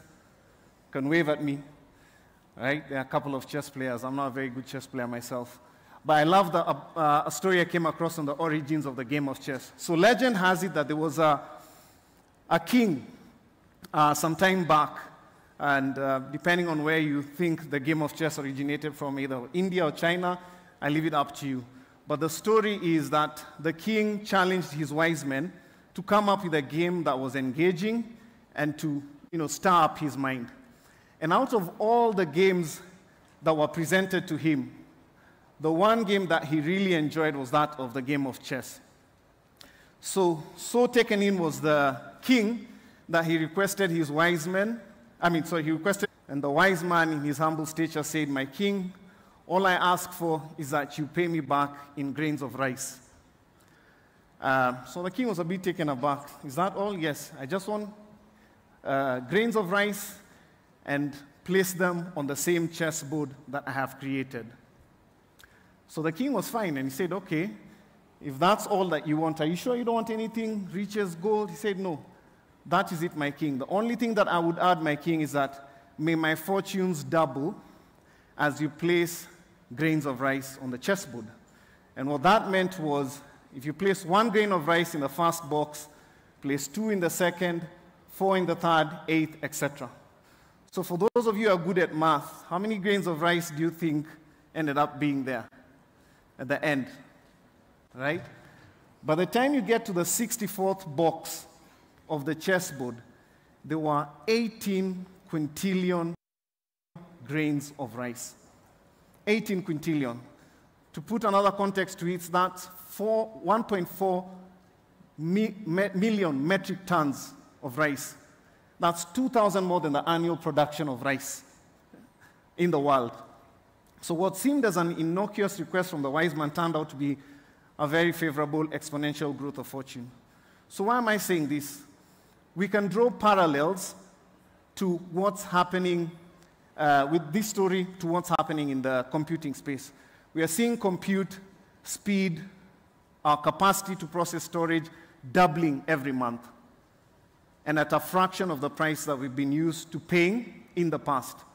So that therefore means that the things that we can do when we leverage these technology capabilities, the things that we can achieve, how we can imagine, is expanded, and a bright future abounds ahead of us. So that's one key trend that we'll continue to witness, that will continue to shape up our industry in terms of easy access to technology, much faster, much more storage at a fraction of the price. When you reflect on a journey for telecommunications as well, you know, a while back we had 2G, then 3G came to the fore, then 4G, then soon after that 5G. And even as we discuss now, we're talking about 6G and beyond. So this will continue to play out and to shape our industry. So the other thing that we'll continue witnessing is that of a changing world before us. As companies or entities continue harnessing these technology capabilities, one of the things that we've continued to witness is disruptions in the way we do business, companies reaching billion-dollar valuations in a much shorter time than it would have taken you in the traditional sense if you set up a company, say, way back in the 80s or 90s, or back then. So in a fraction of the time. And this includes, you know, entities, as we mentioned there, in the fintech space, taxi hailing, apps, social media, etc. How many of us play the game of Candy Crush or have come across Candy Crush? How many of us know about Candy Crush? Maybe I'm revealing my age now, so there's a couple of people. So here's a very interesting fact about Candy Crush. Candy Crush was sold in 2016, 4 years after its inception, for $5.9 billion. A simple game like Candy Crush, $5.9 billion. That's 885 billion Kenya shillings. So that's a very interesting and exciting story to reflect on as we move along, that as we harness what I've just said in terms of capabilities, then we'll continue witnessing a lot of these interesting innovations coming up and disruption in this space. What does that mean for our skill levels? Then our skill levels also need to be commensurate or keep up with the pace of these advancements. So we're going to be challenged to make sure that, you know, we are keeping up with the pace, we are driving innovation and steering things in the right direction. And some studies actually say that 70% of the jobs in the future will require some sort of digital IT skill. And I'm not just talking about a spreadsheet here, doing a spreadsheet. I'm talking about an applied IT skill set. So this is another interesting trend that we'll continue to witness as the world changes before us. So what does that therefore mean? That digital transformation will continue to be envisioned as a key business priority, with certain specific shifts that continue shaping up this industry. So the amount of information that we've processed in the past and that we process today will continue to increase and double. And we'll share a bit of information in the next couple of slides on how that's growing. So witness this shift on the requirement to process vast amounts of information with all these interconnected devices to store it, to process it, and transmit it. That's going to be one key shift. And to move away from either static hierarchies or siloed productivity to much more value co-creation, working closer with our customers to tailor products that meet their demands, not just because we force them down their throats, but because we've worked with them in terms of co-creating this value, personalized packages, personalized offerings, and a lot more coherent and integrated solutions as we seek to do so.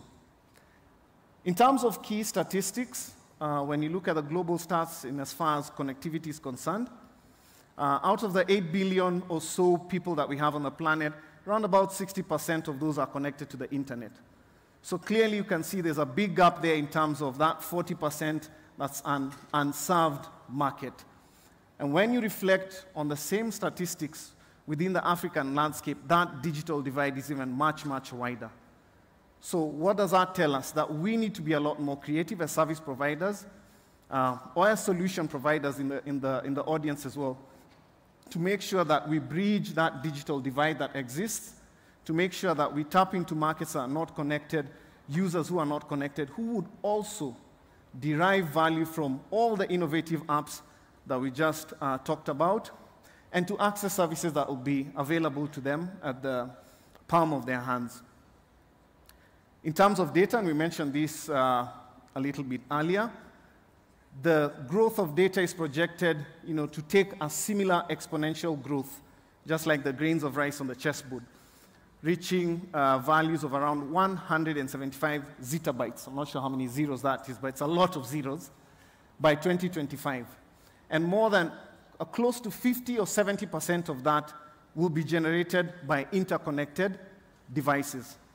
I was reading a study the other day that said that in the future, in the home of the future, more than 50% of the data that we generate will not be generated by the human yourself, but by the devices or the interconnected devices that we have. Nowadays, we have smart TVs, smart fridges, smart watches, all these kind of things. So that's going to be a ton of data that needs to be processed and facilitated in terms of interconnectivity as we enjoy all these services or consume these services. So what does that then mean from a connectivity perspective?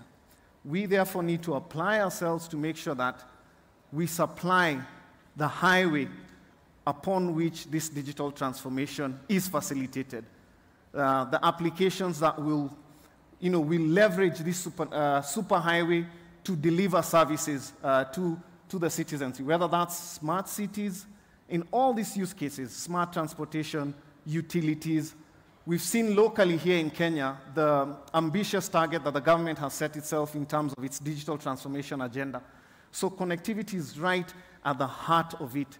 And therefore, then that 40% or 60% that's underserved, that's not met today, needs to be connected. And we need to challenge our thinking in terms of how we bridge that digital divide. And one of the ways that we can do this, there's many ways we can do this, but the one that I wanted to just talk about today is adopting or exploring different ways of bridging that connectivity gap. For example, exploring what's in a developing space right here called the Open Radio Access Network architecture.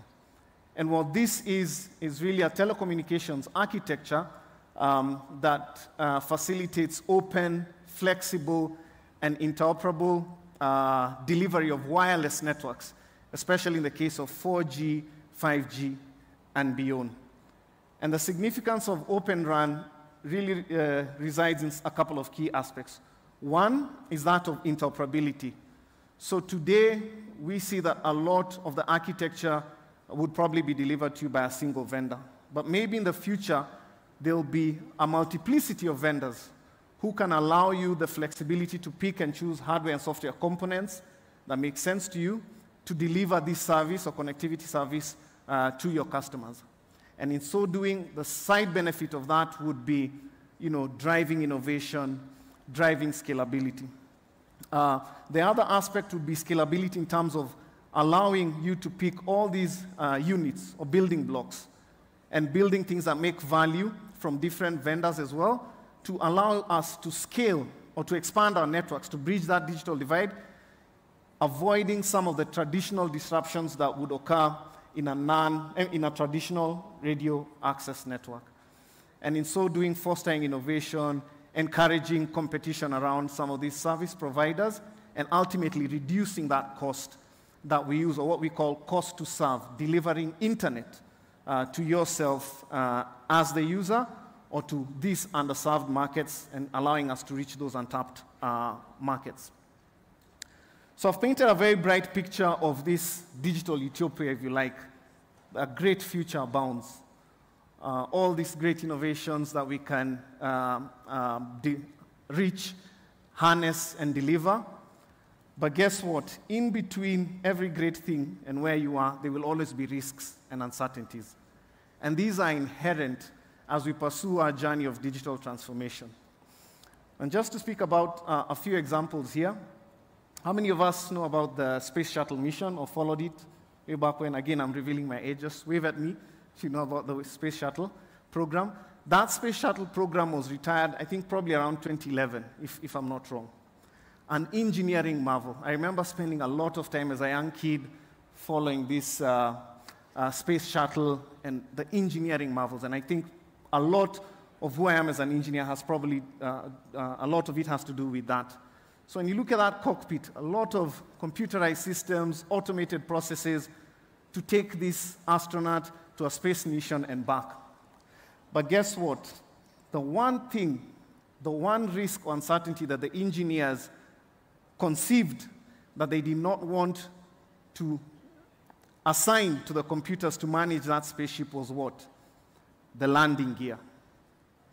And what that meant is that the pilot of the spacecraft, as it hurtled back to Earth, and you can imagine the speed, the one thing that the pilot would have to do is just wait for the right moment not a moment too soon, not a moment too late to lower the landing gear. Because if you got it wrong, it would be catastrophic and would destroy the whole mission or probably cause lives. So a very interesting concept, at least I think, in terms of you have all this ship is gone to the space and back, everything's computerized, but you can't fix the landing gear. It's a bit of an interesting thing. So that's a risk that they foresaw, and they decided, to have this manual override for it. We've seen the same thing as well in driverless cars, right? The risks that were talked about in terms of health and safety if you're in a driverless car and you're moving around to yourself as a passenger in the car, to other people or pedestrians around you and other cars as well.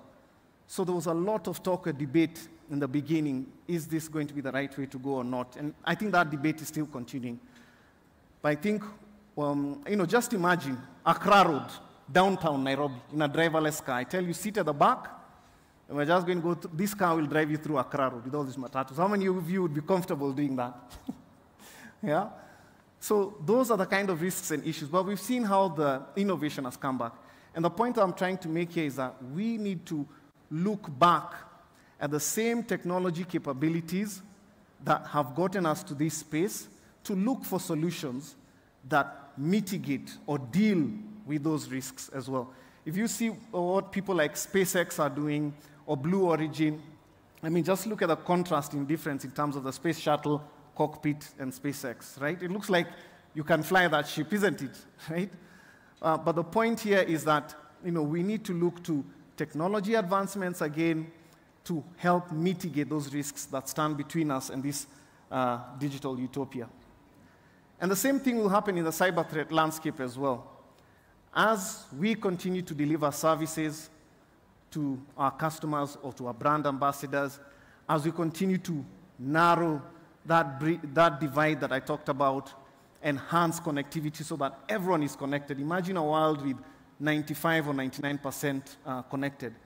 Guess what? The bad guys will also come. And we've seen that play out in this market. So we're going to have to contend with a much more persistent and motivated attacker who also is, guess what, trying to innovate and get value from the same assets that we are using to deliver service. And that's going to be quite challenging in terms of managing our ability to protect our assets. So Segway, machine learning, and artificial intelligence. So these are some of the capabilities that we also need to look into in terms of being a lot more efficient and effective in mitigating some of these risks that play out within this digital landscape. I came across this data from Capgemini that was showing the rate of adoption of AI and ML in not just detecting, because I believe you're doing well in detecting cyber threats, but how many of us are doing well in responding, having automated response procedures, and making sure that we leverage technology again to mitigate those risks that stand in between us and this digital utopia. So as I close, just to summarize, we've seen how the advances are progressing. You can do a lot more with a lot less cost than you could before. We've seen how new business models will continue to thrive in this space as we proceed. And we've seen how connectivity and bridging that gap is going to be super, super critical to bridge that connectivity divide. So we need to challenge ourselves in finding new and innovative, cost-effective ways of bridging that gap. And at the same time, leveraging the same technology capabilities to apply ourselves to mitigate those risks as they foresee. So why I like this quote is that it resonates with me in the sense that digital transformation is less about the technology and probably more about changing the way we think. Thank you so much. That is it, and I wish you a great afternoon. Asante sana.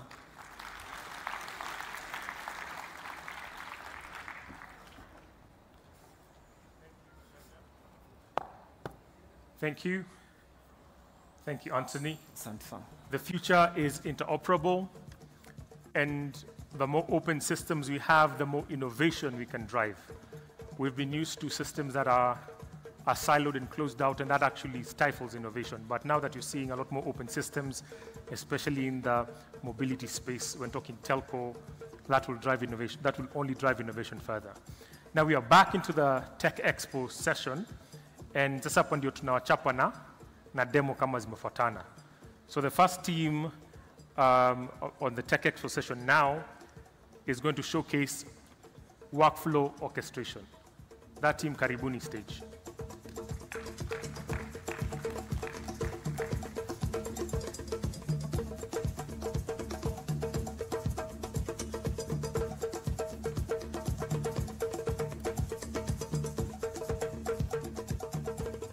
Good afternoon. Good afternoon, engineers. Thank you. It's a great day to be here. I'm happy to see everyone. For those who don't know me, my name is David Kamau. And for those who know me, my name is still David. Okay. I'm passionate about digital transformation as well as process automation to give back to business efficiency and to drive productivity. I'm Emmanuel, software engineer at Safaricom. My passion revolves around automation, and that's me, in a nutshell. Afternoon, everyone. My name is Alex. I'm Alex Kago. I'm also a software engineer. And like my colleagues, my passion is around digitization and automation. And for the demo today, we're going to show you how we are decoding workflows at Safaricom. So for the first part of this demo, I'll let David take charge. Then we'll go to the technical bit of the demo. Welcome. Thank you, Alex. So workflows, what are workflows? So we interact with workflows almost on a daily basis. And even today, I believe as some of us who are coming to this awesome event, we interacted with our workflow. If you requested an online taxi getting here, you probably interacted with our workflow. So as you're requesting for the taxi, there's a number of steps you were able to perform. So you put your destination, and you got a calculation for your fare, right?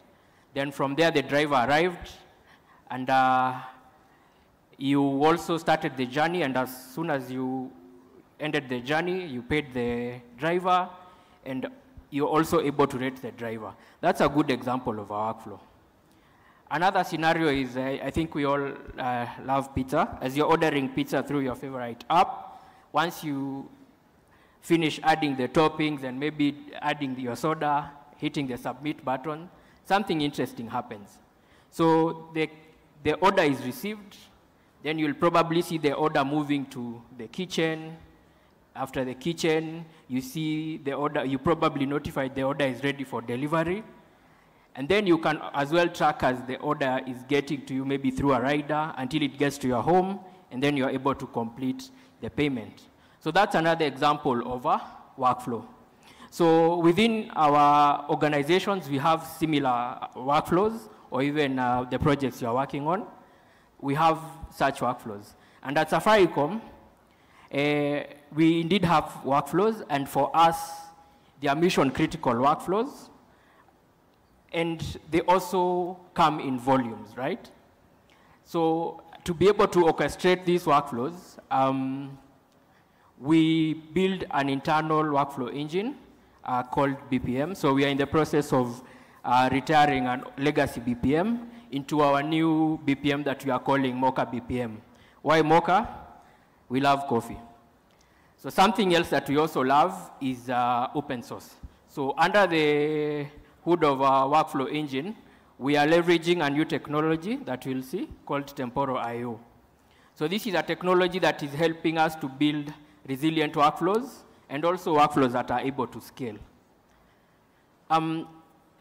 So we are also able to look at workflows right from code. We have traditional BPM solutions that use DSL models to probably do your workflows, but for us, what works best is looking at the workflow right from the code.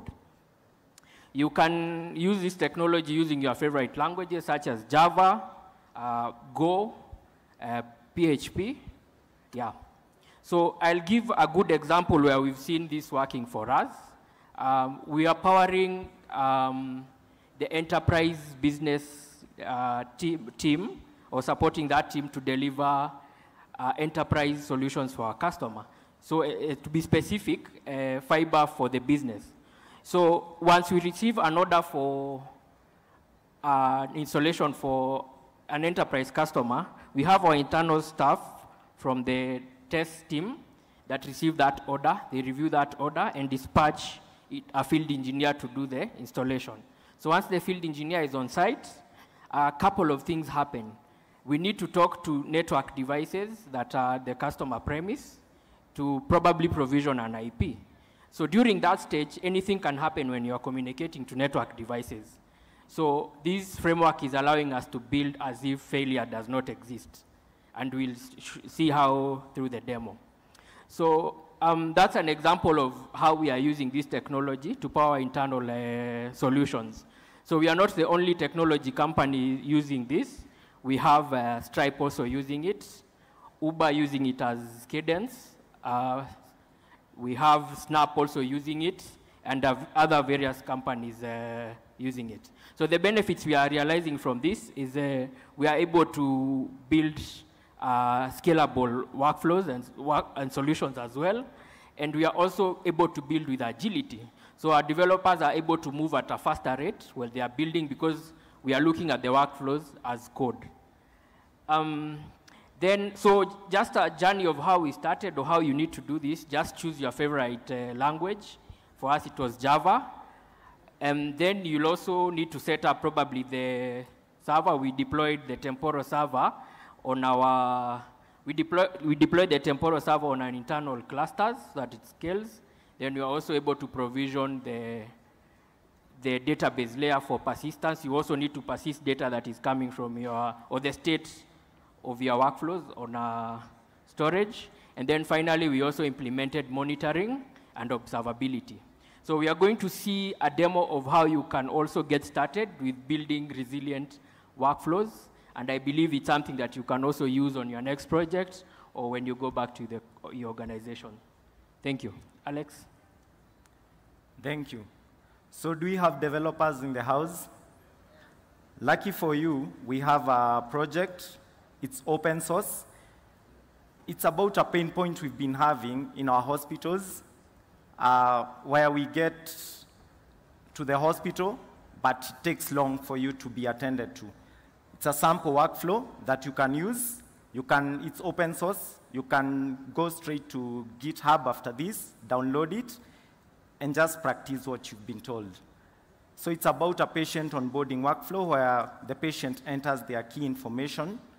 Then based on the location, we assign a hospital to the patient. Then we assign a doctor based on that condition. Then after that, notify the patient. The application comprises of 3 main components. One, we have a UI. It's a simple demo UI. This is where the patient keys in their personal information. Then we have a backend service that does the assignment of hospitals, does the assignment of doctors, and notifies the patient on the appointment and the exact time they should see a doctor. The funny thing about this application is that the front end, it's made of AngularJS. We have a backend service running on Spring Boot, and we also have services that now are doing the assignment. We don't have an application that knows about the existence of the other application. Each application works with trust that once a command is sent, it will be executed. That's why David said, we code as if there are no failures. What orchestrates all that is what we call Temporo. So this is the UI that comes with Temporo. You don't have to create it. Once you install Temporo, out of the box you get a UI. It has different modules. One is the namespace. Like I have default workforce, you can have many namespaces. Basically, you want to split concerns. You want a development environment, a pre-prod, and a production. You don't want all your workflows under one application. We have schedules. You can schedule different workers. By workers, I'll get to that, and have them run at different times during the day. Then we have now what we call workflows. You'll be able to see the workflow.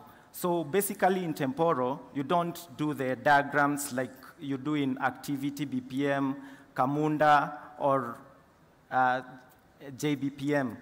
You just do the diagrams in code. So for this particular example, I'll do a happy path of what is expected. My patient here, I'll work with Ogoma, who is in Westlands,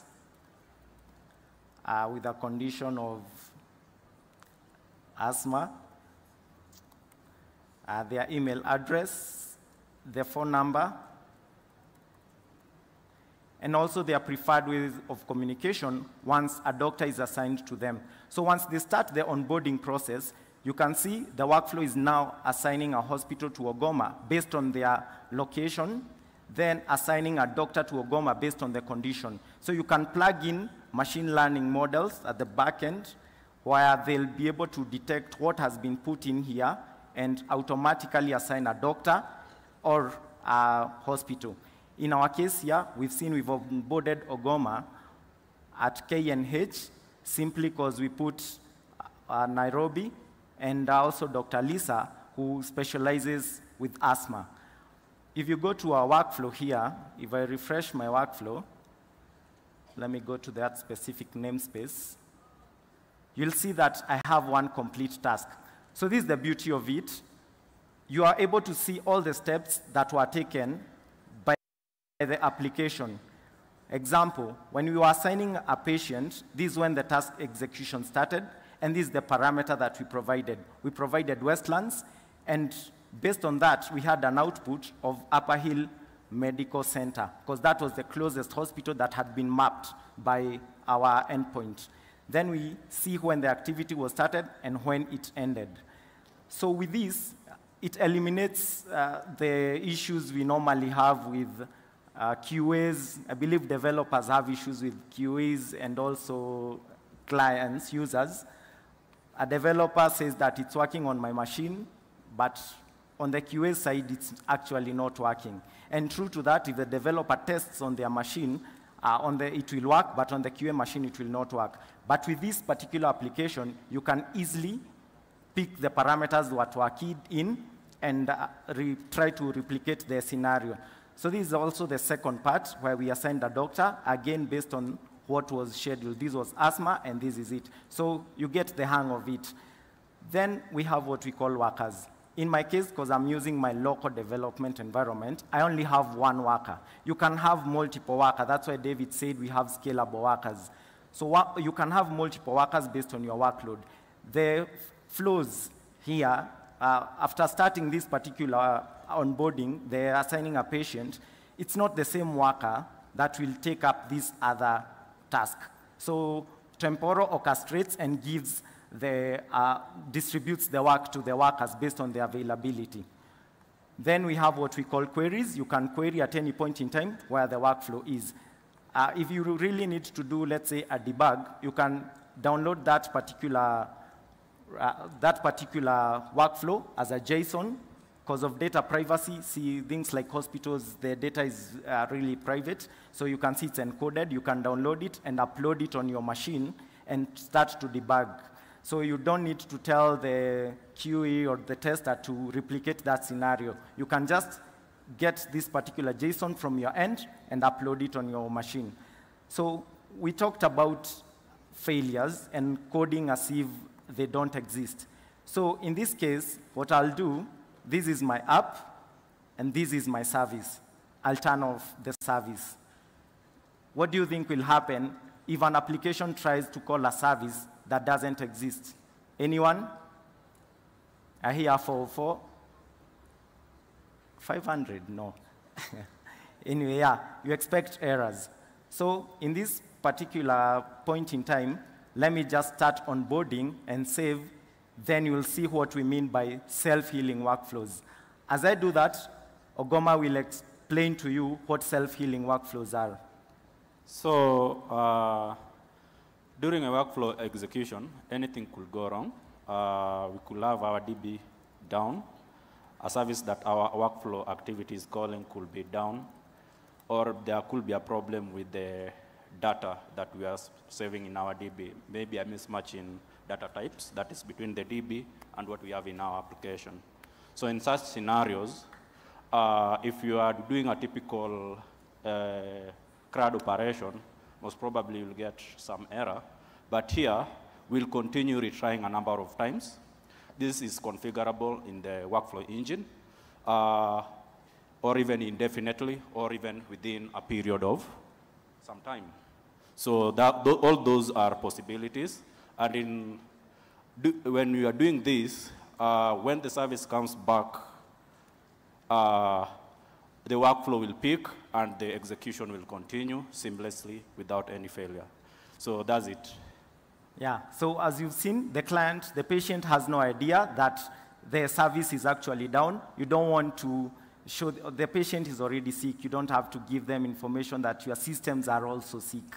So the patient has been told that the onboarding is in progress, but if you look at the back end of the application, you'll see that it keeps on retrying. So this is one of the mechanisms you can use for your self-healing workflows. To prevent that, there'll be an alert, because the support team will see that on this particular workflow, it's still running, but we are not able to assign to a hospital because of this reason. The connection has refused. So they can go back here and start this particular application before compensation kicks in.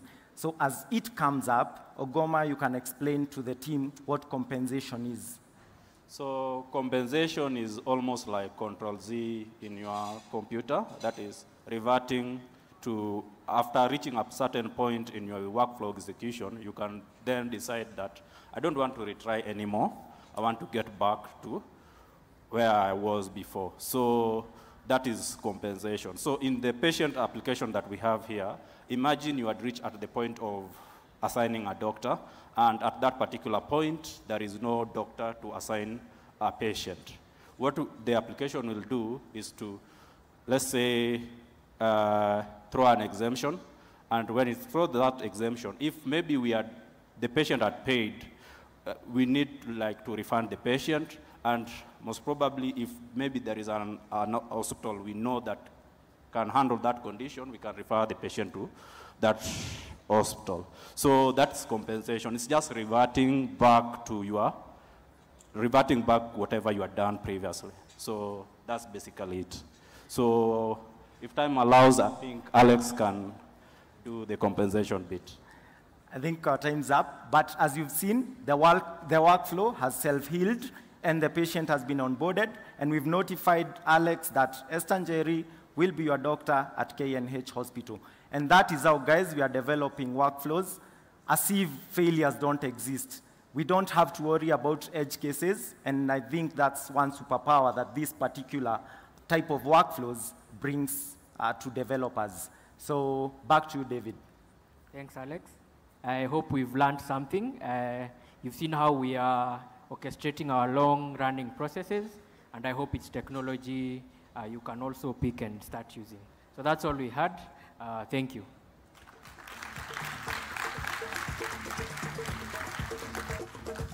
Asanteni Sana Workflows team, build like Fela Izeruma, self-healing workflows. I hope you're picking up those pointers. Moving swiftly on, I'd like to invite the team from Oracle to showcase their demo. Oracle team.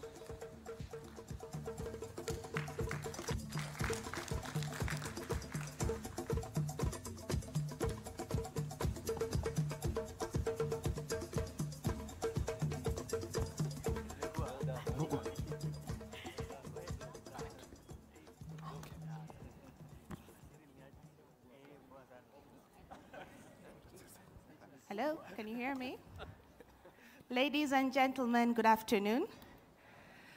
I come with a different tone today, so thank you to the Safaricom team and to my colleagues for having me kind of gate crash this expo. So I'm here to talk about sustainability. Sustainability is the new digital. So my name is Winnie Jumba Makar, and I'm the Global Sustainability Lead for Oracle. And I have my colleague.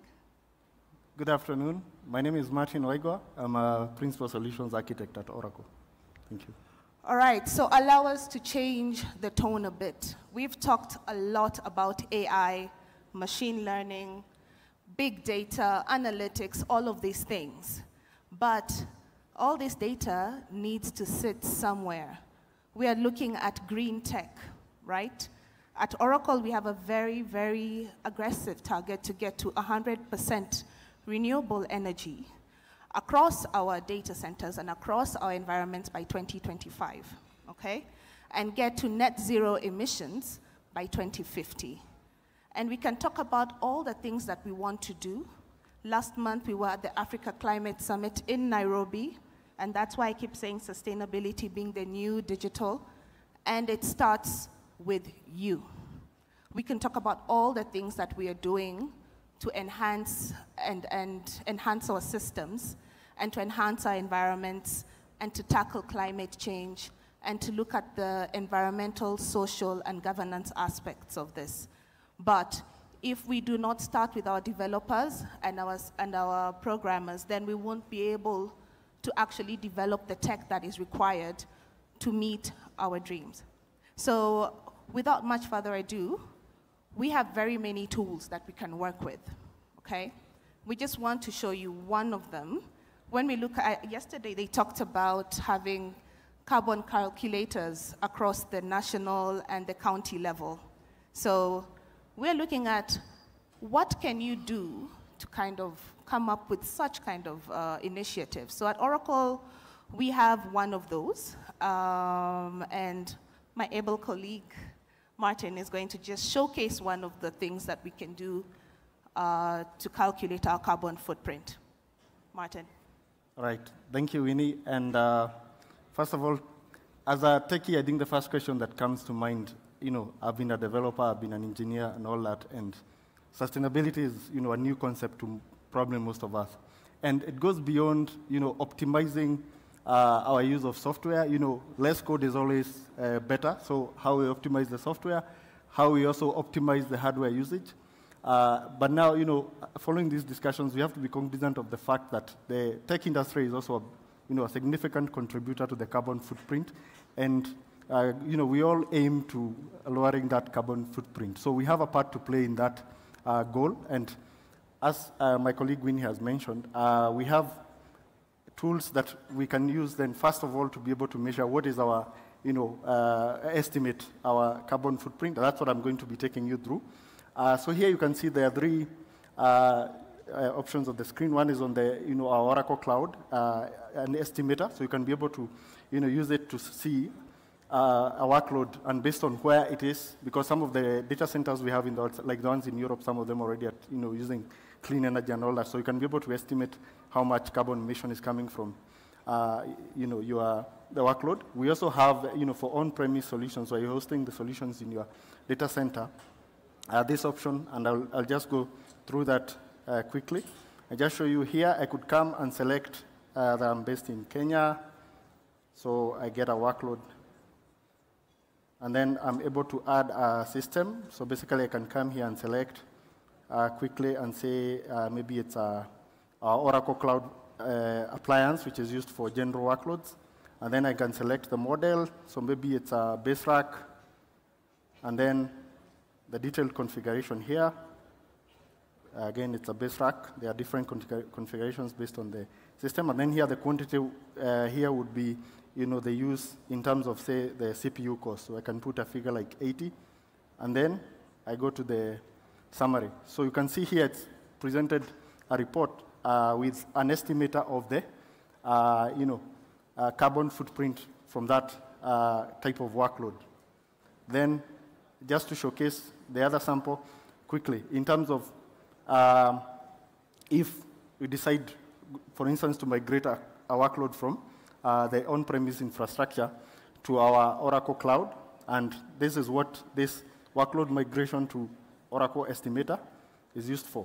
So I'm just going to acknowledge that, and I can come here, and then I have already configured a system, and basically applications tend to go hand in hand with the database. So I've configured a hardware platform that has a 8-core server and for the application and an 8-core for the database. So I'll just I'll leave that as it is, and then I'm going to go next.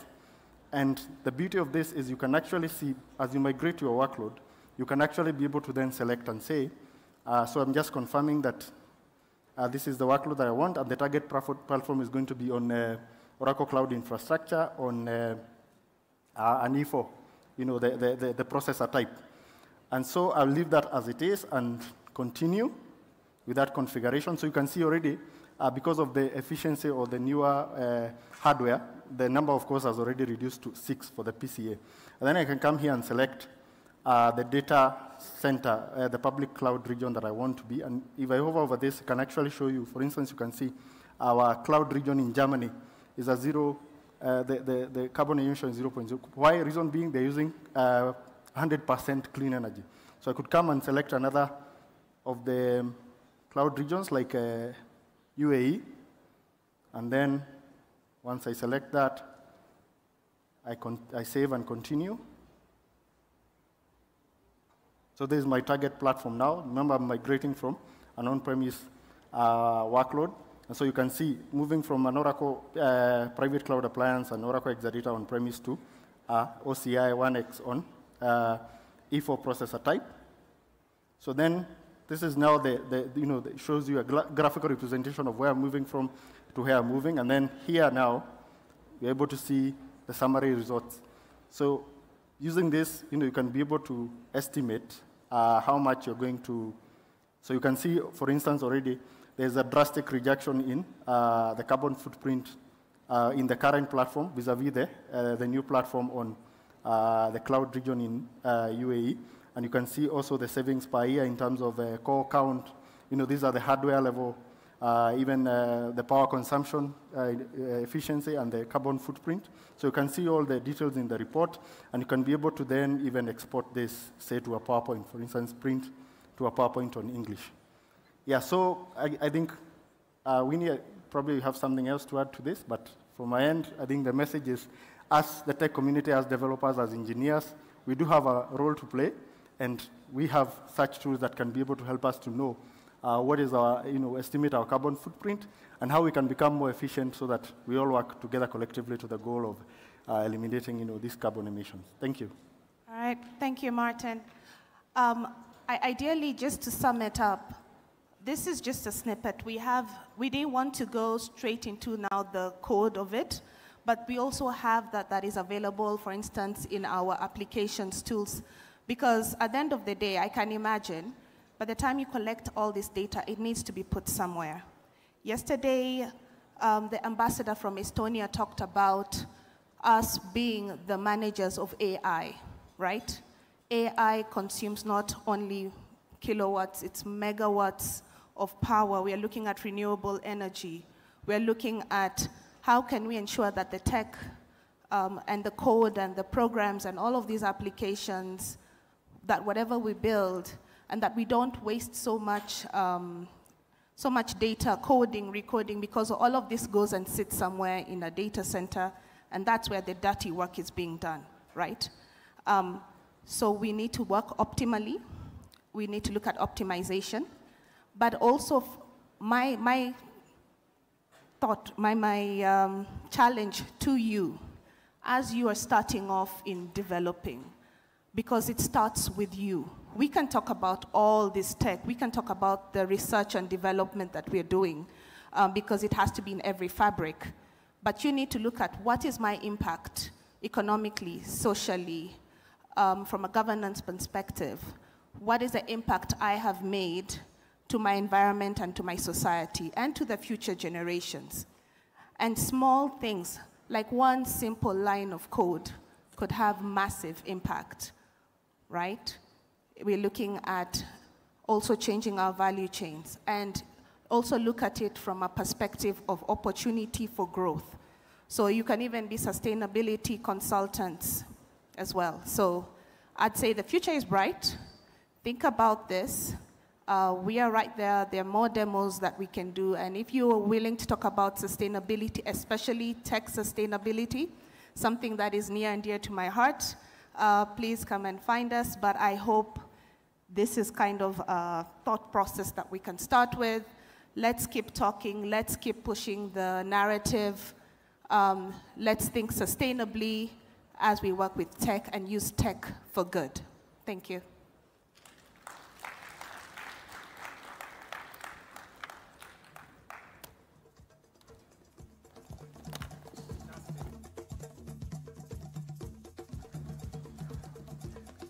You know, they came on stage and said, we're taking a slightly different turn. And true to it, not many of us consider that element, that side of things. When you're talking about your infrastructure, you're running green. The only thing, or the only challenge to the Oracle team is that we've got lots of MNCs now setting up points of presence within the country. Remember, Kenya runs, I think it's at 95% on green energy, with all our wind farms and all our geothermals and hydro generated green energy, with all our wind farms and all our geothermals and hydro generated electricity. It would be fantastic to see that map pop, and alluding to something a good friend of mine shared online. When you talk about the region and you say about EMEA, for example, the A is always silent, right? You have this global map of the world, and then boom. Africa is still pretty dark in terms of the presence of this infrastructure. So maybe a challenge pushed back to the Oracle team. Up next, we have the OneConnect platform with the live demo. Karibuni.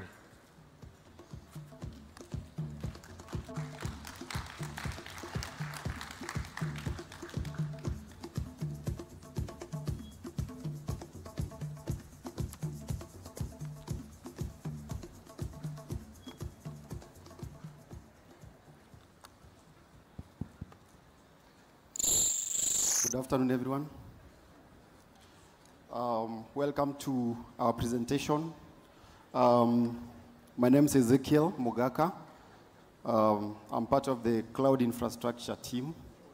I'll let my colleagues to introduce themselves. Hi, everyone. My name is Victor Shamala. I'm a cloud platform engineer at Safaricom. Hello. My name is Eric. I'm an infrastructure platform engineer at Safaricom. Yeah, so welcome. Today we're going to talk about Molt Cloud management platform. So let's begin.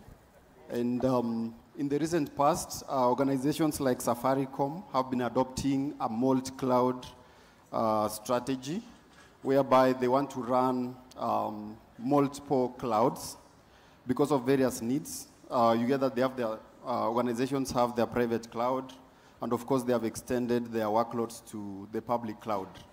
So what's Molt Cloud? Molt Cloud is where you are running more than one cloud provider.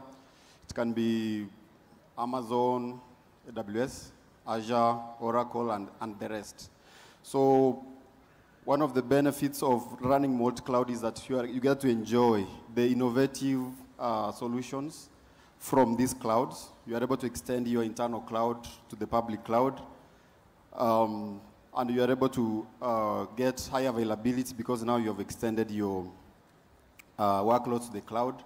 And of course, you have specific application needs that needs to run on the cloud. So with all these benefits, I'm sure there are more. They come with different challenges now to the organization, because since you are running from multiple platforms, you get that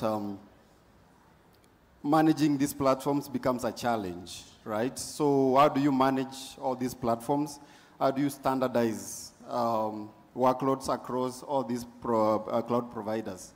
So we've been lacking as an organization one of those problems of having that single plane to manage all these platforms.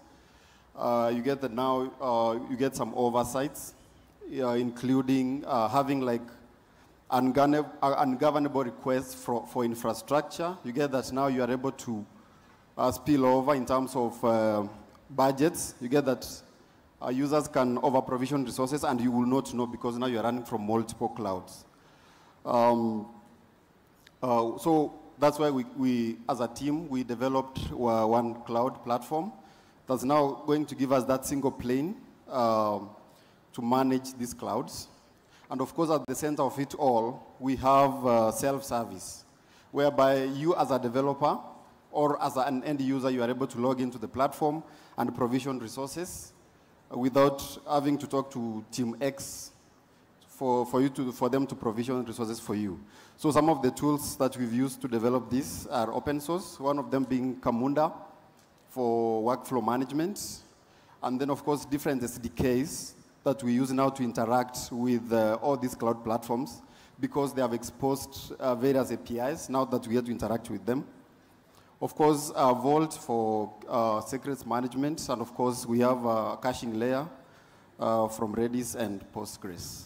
So I'll hand over to my colleague Victor to take through some of those features that the platform has. Thank you very much, Ezekiel, for the quick overview. So I'll quickly jump into demonstrating how the platform looks like, showcasing some of the features available on the platform, and then letting Eric to take it over from there. So you can look at the platform at this point displayed on the screen. We have a landing page which has some more information that you can use on the platform.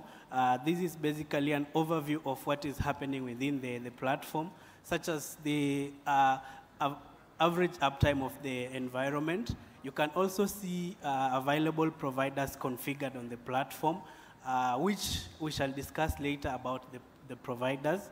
For different companies which have workflows such as approvals and ticket management systems, you can also have a dashboard whereby you can be able to see the available tickets available, or maybe if there are any approvals that you need from your team to be done. So it's basically a dashboard that will give you that.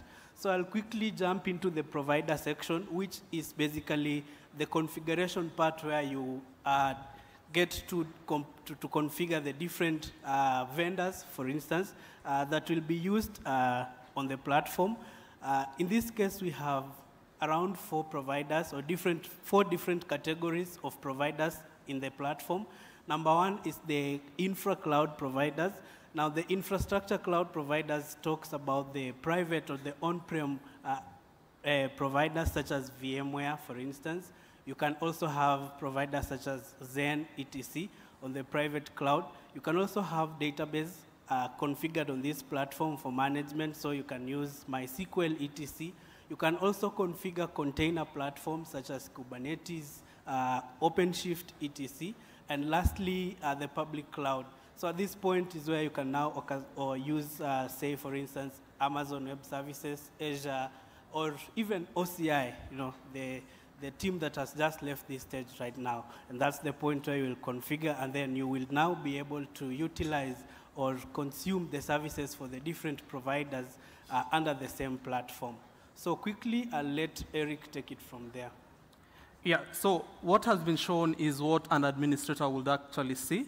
So as a user, you as a developer, where are these resources? How can you actually provision these resources across these different cloud providers?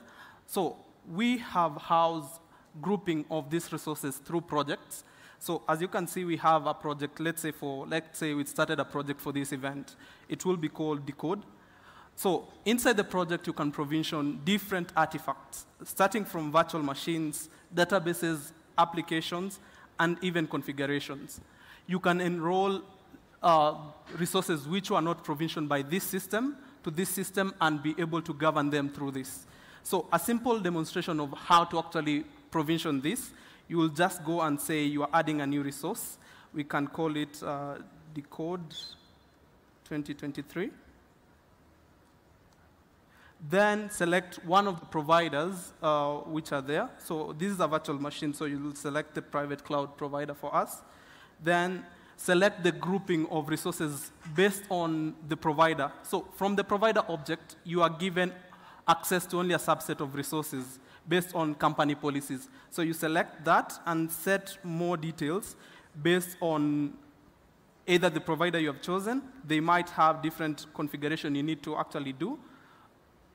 And after that, you can now go and set up the operating system. So for the operating system, we have baked or pre-baked golden templates.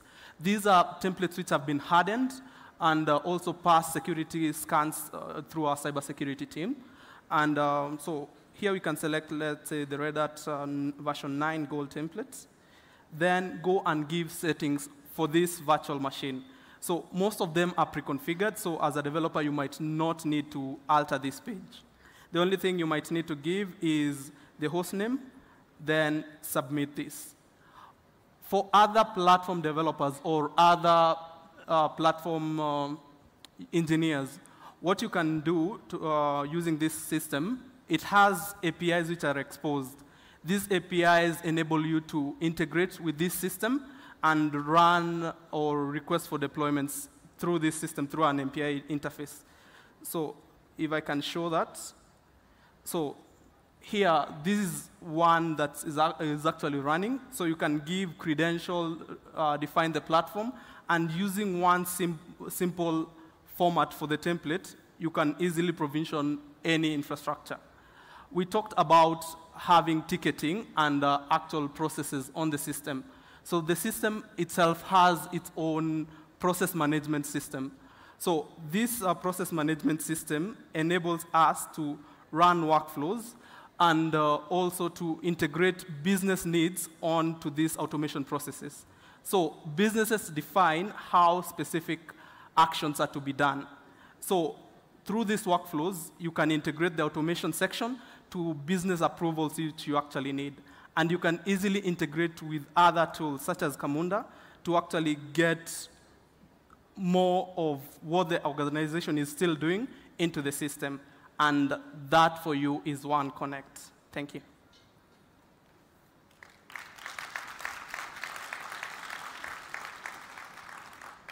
Yeah, thank you, Eric. Yeah, so that's what we've been working on. And of course, we'll integrate more providers as we move forward. Thank you.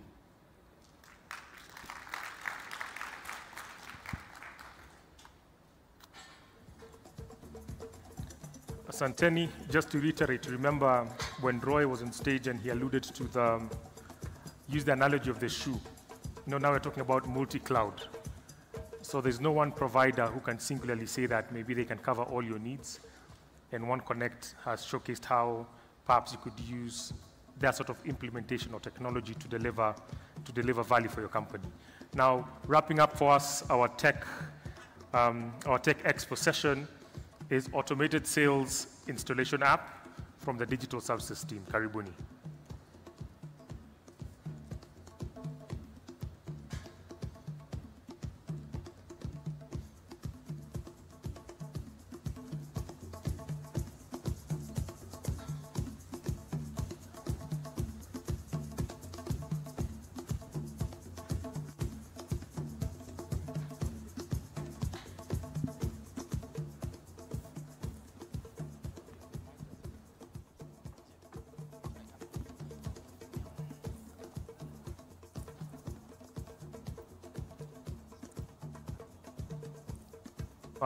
The team laptop, whoever has it, to make their way to the stage, please.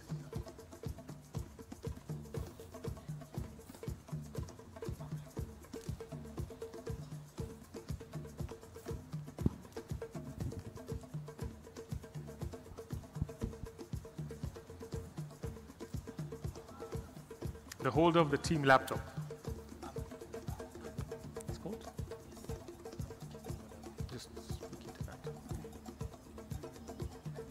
Oh, he's coming.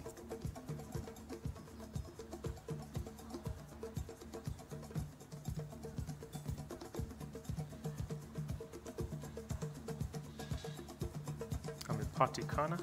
Karibu.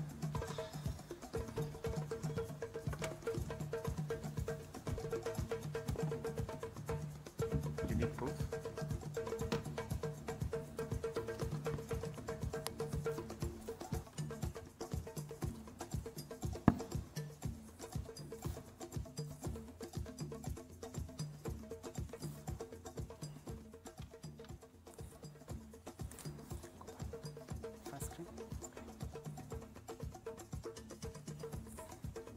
Good afternoon. Good afternoon.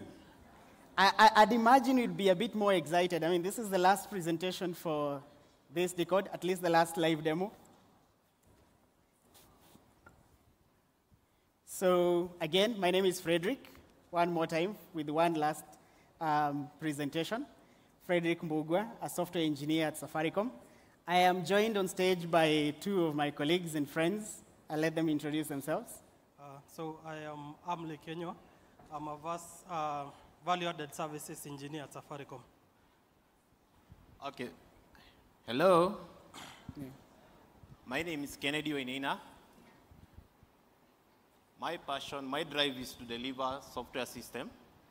Not only deliver, but deliver quality services.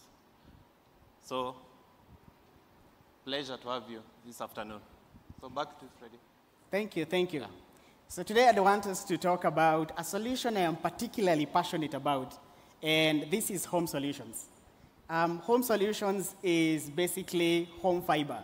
Now I know a couple of us either already use home fiber, or if we don't, we will be using home fiber soon, especially after you see how it works and how the process works behind the scenes. So why we are presenting this, what we hope to achieve, is let you in on the inner workings of home fiber. From the moment you ask for home fiber connectivity to your house, or maybe business fiber connectivity to your business, or maybe any of our wireless solutions, 4G for home, or 4G for business, or even 5G, which is the newest guy in the market right now, right? So we let you know how it works as a complete solution, since it is one robust system, which we will take you through very quickly. I know we all remember a time when we used to go to a cyber cafe, to browse. Remember the days? The days you'd go to a cyber cafe. I'm not talking about recent cyber cafes. Nowadays, they're a bit modern. I'm talking about back in the days. When you go to a cyber cafe and you are trying to load Facebook, back then Facebook was a PHP page, so it loads HTML first, and then you have to wait for the JavaScript to come, and then the styling to come. Remember those days? That back then, when you would need to go to a cyber cafe for you to get connected. But times have evolved. Times have changed. We are now in a different time where if you want to get connected to internet, or you want to have internet at the comfort of your house, what would you do? Typically, for me, and I know for most users, you would go to Google and type in a Google search, Safaricom Home Fiber, or Home Fiber, or Internet for my business. Or maybe you have a cyber cafe today and you want it to get connected, you would probably type in something like, how can I get my cyber cafe connected? And what happens when you type that? Most likely you're going to get Safaricom at the top there as one of the resorts, maybe it is not the top resort. And when you click on that, the first thing that comes to your screen is, of course, the Google results. When you click, it brings you to our website, and that leads to the system that you're seeing right now on the screen. So how do we make this request get fulfilled? How do we deliver it to your house? First thing, we'll ask for your information, location information. Tell us a bit about where you live. So of course, start with where is your area, where is your town? Is it Nairobi? Is it somewhere specific in Nairobi? So for now, we are going to do a demo with a sample customer, and a customer that we're going to use Kennedy and Kennedy's details. Say we want to get him connected. So the first thing is, tell us where you live. Second thing, give us a bit more information about yourself, starting with what is your name, how can we contact you, and when would you prefer for us to get to contact you. So that's how it starts. And then these requests usually go back to a team that sits and is always active, waiting for requests like this, and calls you at the time that you prefer to get called. So this is the application. It's public. It's what you will get right now if you go to the Safaricom website and go to it. So what really happens behind the scenes? What happens after that? So as a team, as Safaricom home team, internally, we have developed a solution that we call the Converged Sales Portal. That's why, no wonder the title for this presentation. The platform takes away all the abstraction behind the very complex technologies that lie behind getting connected to internet, that the person that is calling you on that phone is able to fulfill that request within the shortest time possible and in the simplest process possible. And that is the process that we have here. So of course, we get your location information, we get your KYC information, and we get your, KYC is know your customer, and we get your product information. Now, talking technology, this is sensitive information. I know we all agree. It means we know where you live, we know your information, we know everything about you, basically. So, of course, as a technology solution, it's also a solution that is meant to encrypt this information, both on transit and at rest. Then we collect that, and we go on to the next platform. Now, of course, we use partners, and some of them are represented here. I mean, I've interacted with a couple today. I'm looking at Huawei, Com21, and the likes. So we use our partners.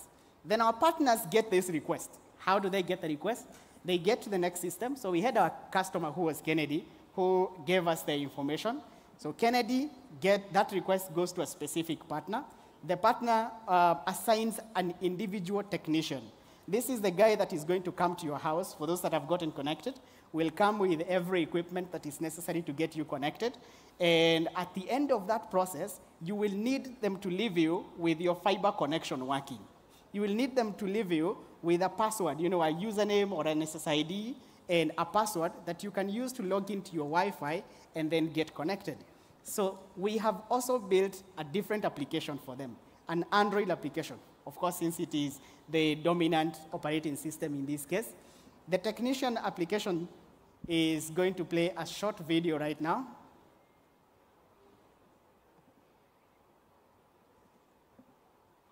And this is the app that the technician will be using on their device. Of course, they get their request. Just like you would have any other experience, say Uber experience or Uber. The driver gets the request on their device, and then they come to you to your location. We have a similar implementation where they get your information, your location, they come to you and get you connected. Of course, we have to leave you on, so it means we have to do the activation. The activation happens by scanning. I'm sure for those that know and have the router, you've seen a barcode at the end. So you scan that, and you submit that request, and that goes, and it is successful. How do we make this achieve? How have we achieved this? How does this work? So obviously, it is a robust system, and this is how it works up to the point where you get connected, and the technician leaves you. So one thing that we've implemented for this, and for the people especially interested in web technologies, is a federated GraphQL implementation, or GraphQL federation, where we have all these systems that we've shown right now connected to one database, and they all consume this through GraphQL. So we have a federated GraphQL implementation that can serve all of them. Why that? Because then we can ensure that the data passing across the systems is passed in real time. Again, you might think, of course, when you get connected, in the future, you might run into issues, maybe a fiber cut, an incident of any kind. So we are also able to predict. I'm sure some of us may have received an SMS at some point telling you, we noticed your home fiber is down, we will send someone to come get you fixed. Or sometimes you've received an SMS that is giving you an offer. Then behind the scenes, for all this data, of course, we process it, and we even have a couple AI models that we have running on this. For anyone that is interested in AIs, things like XGBoost, things like CatBoost, which are basically regression and analysis algorithms that will be looking at this data and trying to think, what might happen next? Might we want to send you that offer, for example? Or again, looking at systems and alarms, do you have an issue? Might we want to send someone to come and get you sorted? But this is just how we get you onboarded. It goes on. And let's invite my friend Kennedy here, an expert at how does it continue working for when it is in life, for the rest of the time that you'll be using our fiber. Hello. How many of you have home fiber? Safaricom home fiber? Back at home? How many of you have tried to reset password or change Wi-Fi name? How many of you? How was the experience? I know it's not a good experience, especially for us short people. As if the technician came to your house and mounted the router high up the wall, it's not something that, I don't know how to put it. So anyway, so the team decided, I'll shorten my presentation because of time. So, yeah, it's okay. As you can see from my screen, yeah, so maybe you can pause a moment. So you can see as a team, we sat down and came up with an automated way of managing your router connection. So what happened is we created a device management tool. It's an internal tool. This tool interacts with the firmware and the low-level programming languages of our router hardware. So from this, we are able to abstract all those activities from our customers and expose APIs that are able to be consumed by our digital channel. One of the digital channel we are showing here is the mobile app, My Safaricom app. I know most of you are familiar with the app. So from here, you can be able to manage your change password, you can be able to change your Wi-Fi name. For slow speeds, you can be able to refresh your link now and from the comfort of your seat. You don't have to go the hectic way of doing it. Yeah, so that's one of the automations that we did. So we're going to move on to the other interesting feature. So some time back, our country faced some cybersecurity threats. I know most of you are familiar with this. I know most of you are techies. So, and how can we protect our customers from this?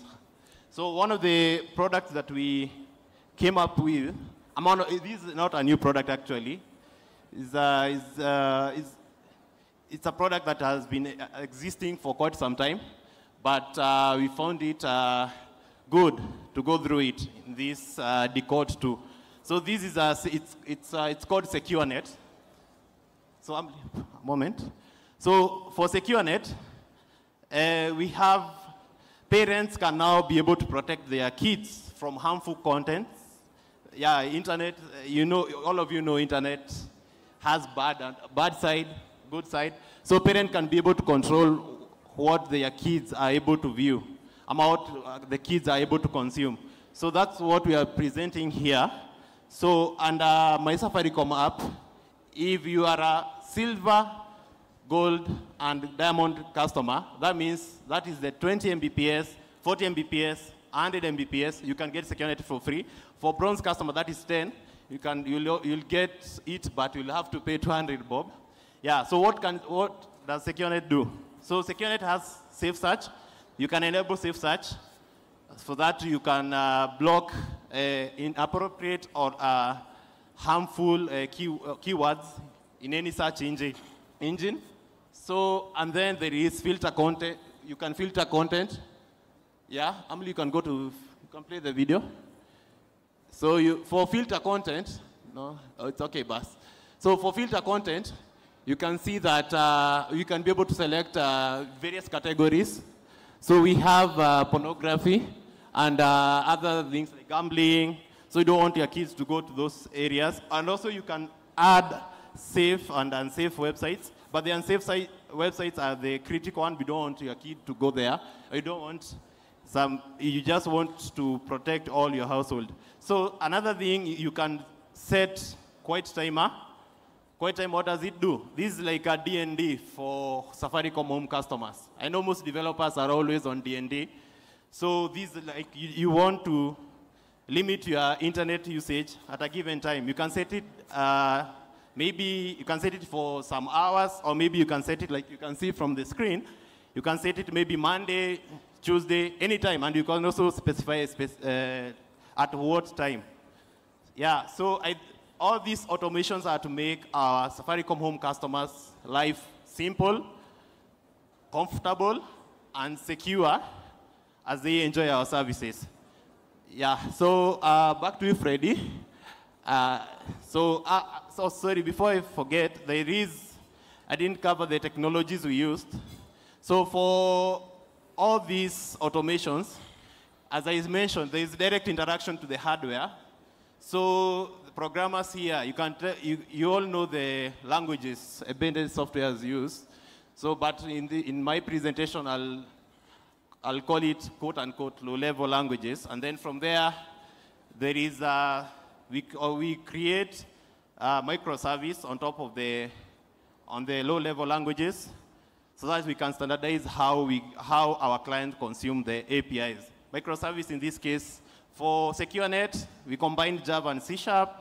For DIY is that self-service for password, change Wi-Fi name, reset link, still use Java. So, and for app, it's a native, that is Java / Kotlin, that is for Android, and Swift for iOS.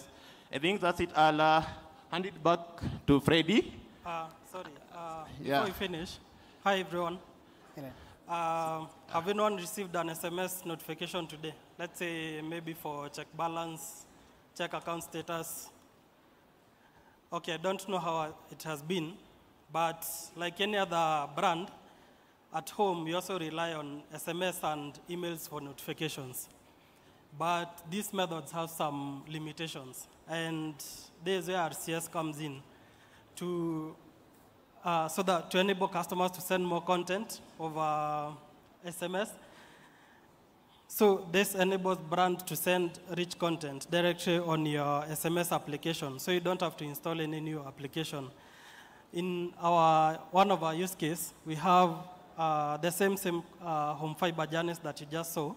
So let's go through the Get Internet journey, and you can see we are able to present a lot more information in form of cards, and this directly on the SMS application.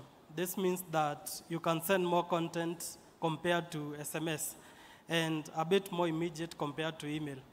So in this case, we're able to present our products. You can see 4G, home fiber, and 5G wireless there. And since these cards have some interactivity to them, you can just select on the buttons and then continue with the journey. In this case, you can see you can also share your location. It will open the map and then select your current location instead of going through the, let's say, a web form where you have to fill all this information. Apologies about that. So one more feature for RCS is a card. You can see you're able to represent the information a bit more compared to if you are just to send an SMS text message. And also the same journeys that we just demoed for SecureNet, you're able to go through these journeys over RCS. And the best thing is, any brand is able to take advantage of RCS. So you can see on my messaging app, I have several more brands that I can chat with. And since we have taken a lot of time, please come to our booth here at the front so that you can ask more about RCS and about any home fiber products. Thank you.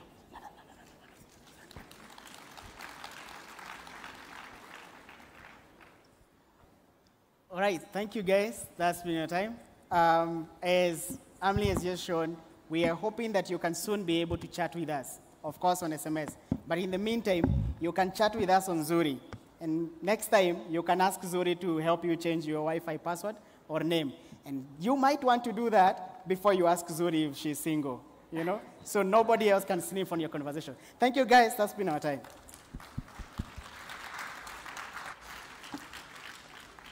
Asanteni sana, that's a digital services team with a very strong use case on automation. You can see real practicability.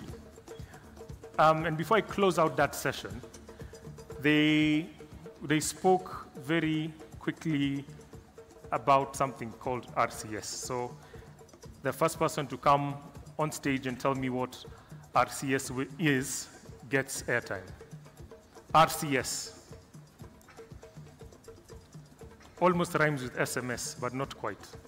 RCS. I'm not coming to you, you have to come to me. Tell us your name. Are you a student? Are you an independent hacker doing your own thing? Are you employed? Hello, I'm Daniel Lobare. I'm a bit of everything. So RCS is like the iMessage of Android.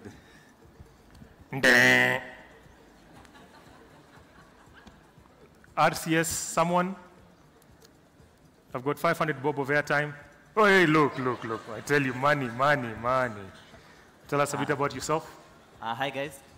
I am Egesa, a student from Daystar University, passionate about machine learning, building machine learning applications. Well, they haven't explicitly said what RCS is, so I'm going off instinct. RCS is a messaging tool that helps other brands to deliver.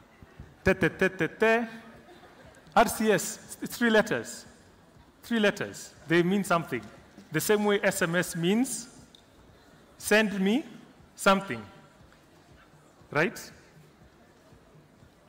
RCS, my name is John Dindo. I'm a VAS engineer. So VAS engineer. RCS is Rich Communication Service. Here you go.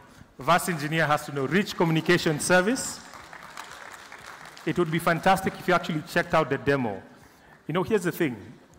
If you're into building any sort of custom experience, you probably want to build on bots. So you're either doing Telegram. In a market like Kenya, you'll say, oh, Telegram doesn't have critical mass. Our good friends at Meta decided to change the pricing for WhatsApp, breaking very many business models. But with Rich Communication Services, then you're able to build similar user experiences. Like you've seen that user experience for cards. You could almost think you're either in Facebook Messenger, WhatsApp, or Telegram to create really, really excellent experiences, all still operating off your regular text messaging app. You don't have to install anything new. It just comes like that out of the box. So help me appreciate all the teams that have demoed today. And that closes off that session. And now we'll go to our last panel before we get into an award ceremony. And for this one, I'd like to invite on stage Ezra Chibole, who's going to invite his panel, and we're going to explore democratizing the cloud, enabling accessibility and flexibility for all business skills. Ezra, stage is yours.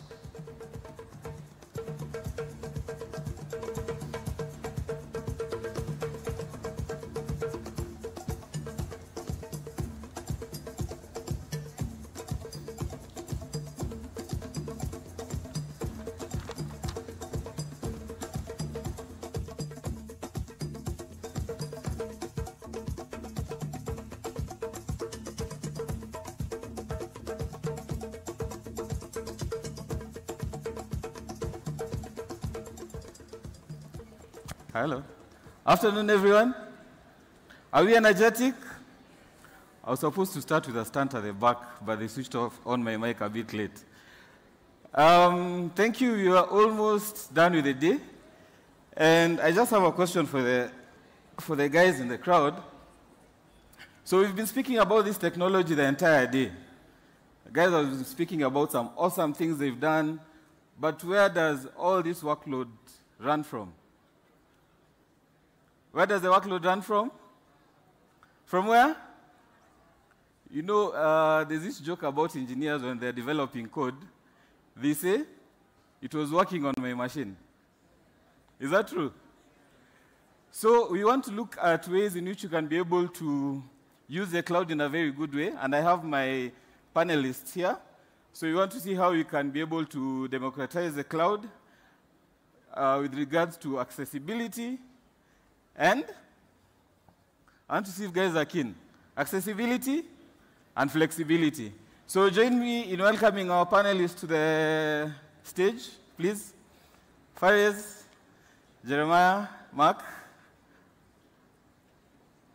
A round of applause as they come to the stage.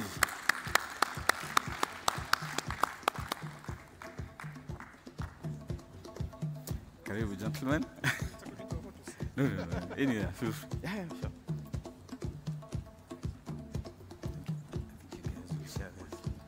You'll share this one.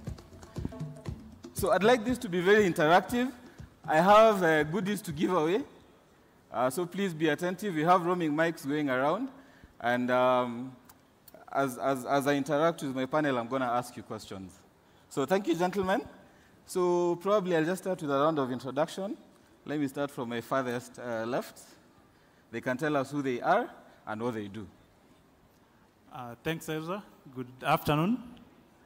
My name is Jeremiah Chunge. I work at Etika Capital Limited, which is a fund manager licensed by the Capital Markets Authority. I'm in the technology, leading the technology team there. Yeah, good afternoon, everyone. My name is Bamidele Daniel. I'm a senior manager with Dell Technologies, and I look after a small team of consultants who work across the region. Thank you. Hi, I'm Fares Karuki. I run Pure Infrastructure, which is a managed services provider. Good afternoon. My name is Mark Oyer. I head the IT infrastructure team at Safaricom.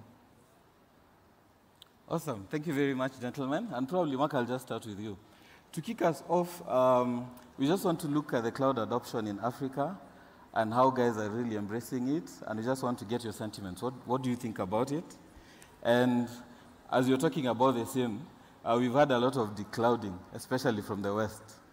So now you're talking about embracing the cloud, we democratize it, but on the other side, there's the aspect of declouding. So compare the trends and what declouding is all about and what it means to you. Thanks, Exo. So probably not a very good question for me, because Safaricom runs a very large footprint of our own cloud services across 7 data centers. And so we run a bulk of our solutions on premise. But when you talk about the industry, there are a lot of businesses that are running on cloud, and most customers, we have seen them moving back from what we call originally public cloud to local cloud, which is in-country. And a bulk of these have mainly been because of poor architectural decisions, because going into cloud is actually a significant process that requires proper architecture that also allows you to do cost evaluation.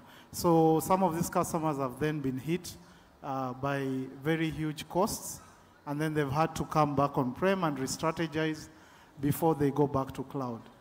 Now, I don't know about the rest of Africa, but in Kenya specifically, there's a very vibrant cloud capability. I think there are almost slightly more than 10, maybe Fares will know, but there are probably slightly more than 10 cloud providers locally. And we've also seen a number of the hyperscalers coming on board. And so when you talk about declouding, in my view, it's not declouding back to on-premise. It's maybe moving back from cloud services outside the country into cloud capabilities that are closer home. Thank you, Mark. Faris, what did you have to say about that? Yeah, well, the uptake in Africa has been quite good. I'd say that Kenya, like you pointed out, has been punching above its weight. We've got more advanced data center infrastructure, more advanced connectivity infrastructure, which are sort of like the baseline requirements you need to have reliable cloud services. When it comes to declouding, I think the core issue, and he was spot on an issue. It's not so much that people are going from Amazon back to private clouds. Most of the time what they're doing is moving from one of the hyperscalers to either colo or traditional, one of the local cloud providers. And the main reason for that is the difference in consumption model. And what I found is, currency is one. The dollar was 120 at the beginning of the year. It's 160, hovering around 160 today. So if you're paying $10,000 to one of your hyperscale providers in January, you were paying 1.2 million then, now you're paying 1.6 million. You collect your revenue in shillings, so that's one factor. And another huge factor is reliability, which is predictability rather. There's a lot of bill shock with hyperscale providers because every single thing is metered. CPU cycles, disk writes, everything is metered in one form or another. But with like a local provider, many times you get like a fixed price per month and a fixed amount of bandwidth. So you'll sort of be given your workloads and you can use them for a month, and you've got very predictable bills at the end of the month. And so that's sort of like the other factor that is leading people to move off the hyperscale providers. Awesome. Thank you, Faris. Bami, your sentiments? Yeah, interesting. So if I look at it across Africa, because I have the opportunity to walk across the region as a whole, I think it's been sporadic. So if you take a view that customers really didn't understand what cloud was, and the motivation for going to cloud was to save money. That's what they thought. So they had this idea that when they moved to the public cloud, they would save money. The reality for most of the customers that I have worked with is not been exactly true, mainly because, I think Faraz mentioned it already, and so did Mark. the fact that we're working with a foreign entity who transacts in a currency that is constantly advancing against the local currencies in the countries has made it a bit prohibitive. The other thing is customers tend not to understand the architecture of the applications before they actually jump onto the bandwagon of cloud. So I think what Mark said earlier about re-architecting my application so it is more cloud ready, that is another thing that our customers tend not to do.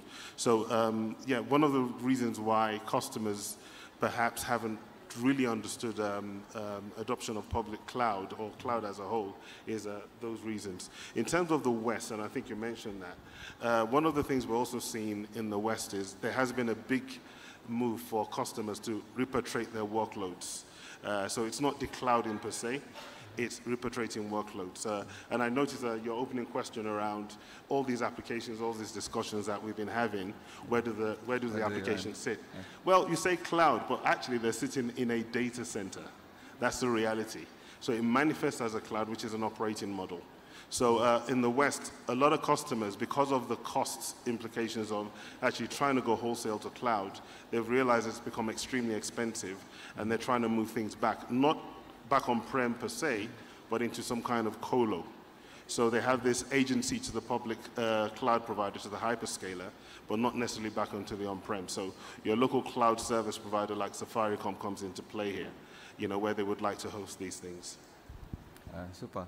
And Jeremiah, just as you're responding to that question, I know you've done quite you've run quite a lot of workloads on cloud. So even as you're answering that, you can give us your experience over through the years, you know, being at Genghis Capital, now it's Etika. Tell us how the journey has been, and also just comparing hybrid cloud, whether you're talking about public cloud or on-prem cloud, and how has that worked for you as Etika? Yeah. So if you look at, in terms of use case, for you to be able to build your applications, to be able to be sustainable, easy to change, easy to move between platforms, access the benefits of different providers, you have to build in a cloud-native environment. Most of the time, we find that legacy applications, and that's one of the reasons for a lot of declouding. It's very hard to sustain them in a cloud environment, make changes, make improvements, scale them, put them on edge computing because of the way they've been built. Okay. So over the maybe 4 or 5 years, in our cloud experience, both at my former employer and current, we saw the opportunity in how we can align the IT strategy from looking at the business needs, because most of the time there's all of these buzzwords going on. You can't do everything. You can't bring machine learning just because there's machine learning, AI because there's AI. What, as a business, are you trying to do? Then what technology is there to be able to marry the two so that your business model is supported by your technology and your technology drives the business model? So through that, now you sit down and analyze what do you need to deploy to cloud, what do you want to achieve? Of course, that's the customer in mind. Yes. How dynamic is that customer today? Are they, customers nowadays are not very patient. They won't entertain slow access. They won't entertain funny-looking user interface or experience. So how easily do you deploy such? A legacy system is very hard to do fancy UI deployments. Front-end engineers here will agree. But if you have a cloud-native application that's built off the cloud, it's very easy to customize such things. So you end up developing with the customer in mind, with the business objectives in mind, and maximizing the capabilities of the cloud. Awesome. And Jeremiah has a very awesome story around cloud. Back in the day, he used to be in a company where they were running financial services. And they actually migrated all their workloads in one weekend. On Friday, guys were working on-prem. Monday, they're working from the cloud. Absolutely. But we'll come to that as you're closing. Mark, on the same, so someone has decided they've planned their cloud strategy. Everything is okay. But now we are looking at security and compliance. What do you think? What should someone really look into as they address those two issues? Yeah, the truth is that there's no assurance of security because you're on cloud. The customer is still always responsible for security of their solutions and for security of their data. Of course, the cloud providers have, provision for a lot of capability around security that allows you to easily configure secure platforms, but that only works if you actually do. I know a lot of customers have always assumed that once you're on cloud, your data is secure or whatever. But moving your data to cloud does not take away the fact that you need to secure it. And then there's also a lot of compliance that has come with cloud. Locally here, we have the Data Privacy Act, that created a lot of interference with customers who are trying to migrate some workloads into cloud, and they had to do a pause, and kind of reconsider what type of data you can move into cloud. And so it doesn't cut across all industries. There are some industries that are more highly regulated than others, like banking or insurance or even telcos. And so you'll find that the DPO office is a lot more concerned with those areas. But there are a lot of startups or fintechs that are actually running fully on cloud. Short of me saying in breach of that act, but it's because they have the leeway of doing that without a lot of scrutiny that most customers do have. Thank you, Mark. So security compliance, very key as you're doing your cloud strategy.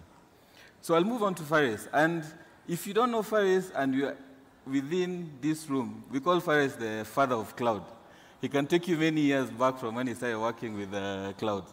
So Faris, this question would be around, so many people have migrated their workloads to the hyperscalers, but there are still so many data centers being built in country. So why have workloads on the hyperscalers and also have data centers? Well, the thing is, in general, there's sort of like a repeated aphorism. There's sort of like three principles on where your data is located. Three principles that guide where your data is located. Laws of physics, laws of economics, laws of the land. So laws of physics, light moves through a cable, latency matters. So if you're doing something like M-Pesa, as an example, was moved back to Kenya, because for those of us who used M-Pesa till numbers way back, there was a moment of horror when you were not sure if the transaction had gone through because of the increased latency. So at some point, that transaction had to come back, because you'd always have this moment when you're paying at a till in a supermarket where you've paid, and then you just have to wait for the transaction to show up on your phone. So that's one of the things.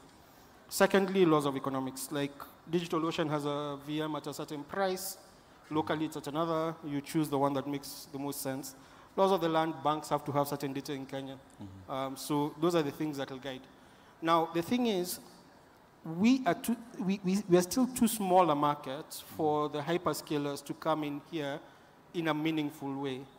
So even the projects that have been announced, like the local zone, is not a fully fledged zone. And so initially, you sort of need to have the data center infrastructure as a catalyst.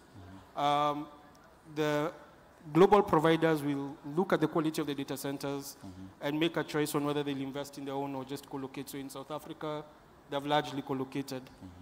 In Kenya, they'll co-locate because the demand is not there for them to build them out. But once the data centers are there, now other people can come in and say, hey, I want to roll out my own cloud platform. So it's sort of like an ecosystem that allows for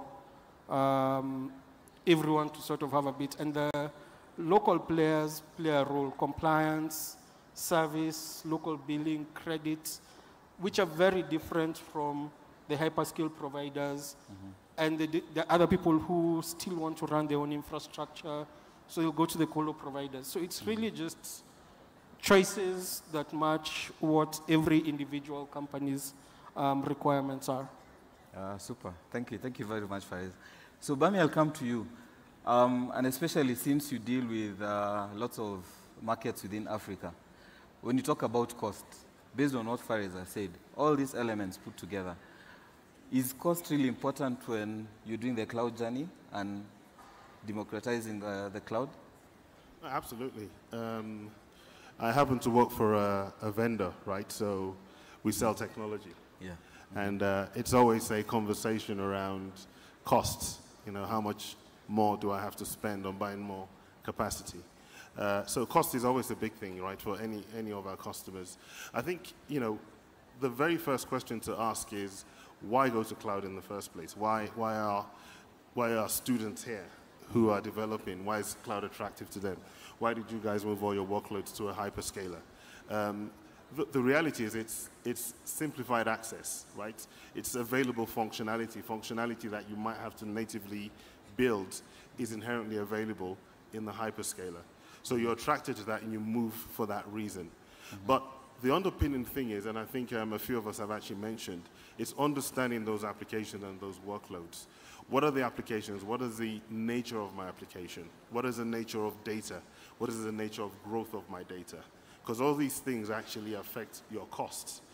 If you have an application that is going to grow significantly over a period of time, or at a short space of time, i.e. the velocity of growth, then it's going to cost you more over a shorter period of time. So you need to weigh that into your understanding of, hey, I'm going to move this to a public cloud provider. So that goes in also my cost analysis that needs to take place. We talk about operations in terms of DevOps. We talk about operations, and I think the guys, the One Connect with the multi-cloud management is interesting. The one thing that a lot of customers miss out on is actually the financial operations, which is the FinOps element of it is something that, you know, most people don't consider. Now, as a student, it's easy when you have a student account with Azure or with AWS and you go and they give you $100 a month. I think that's what they give you.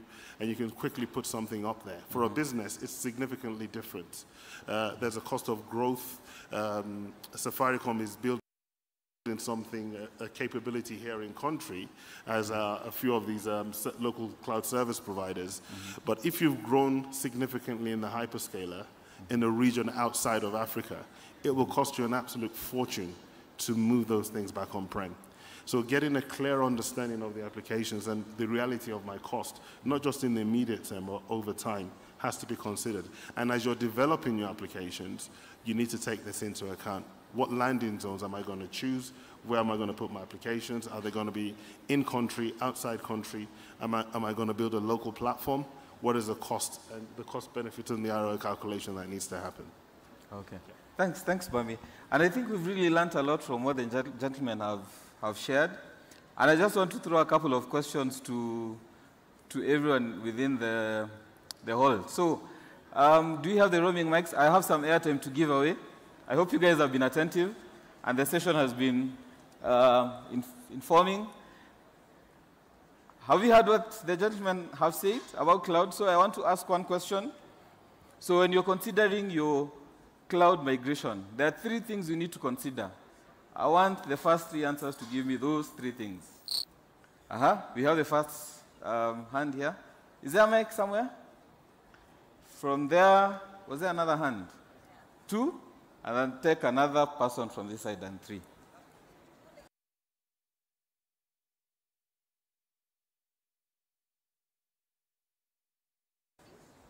Sorry?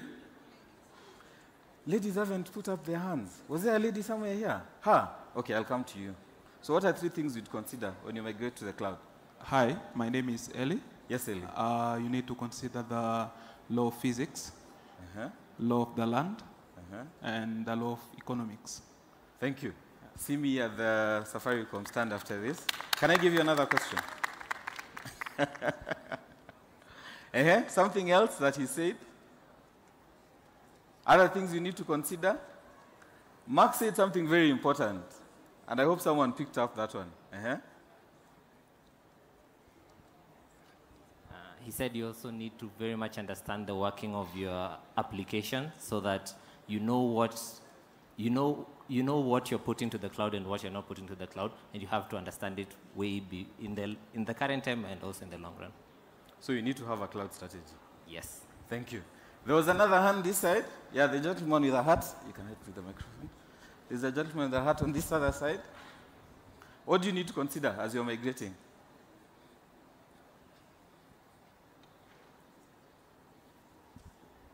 For cloud, you have to consider cost.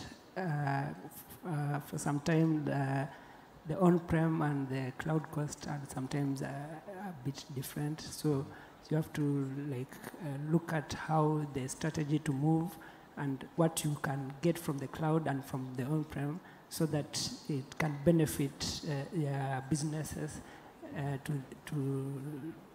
so that it can be the best idea to maybe you can consider like the cloud migration to be good. Ah, super. Thank you very much. So please see me at the Safaricom booth. After our presentation, I have some goodies to give to you. So as your closing, gentlemen, probably just your closing remarks around the same. And I'll start with Mark. So should we move to the cloud? Should we not? Do you choose on-prem? Do you choose hybrid? Do you choose hyperscalers? Okay, so I think I'll be cheeky about the answer that there's no one solution. Okay. There's a lot of dependency on the organization, on the type of data, and the circumstances under which there are certain workloads that are, from the word go, should be built for cloud and should go straight into the cloud.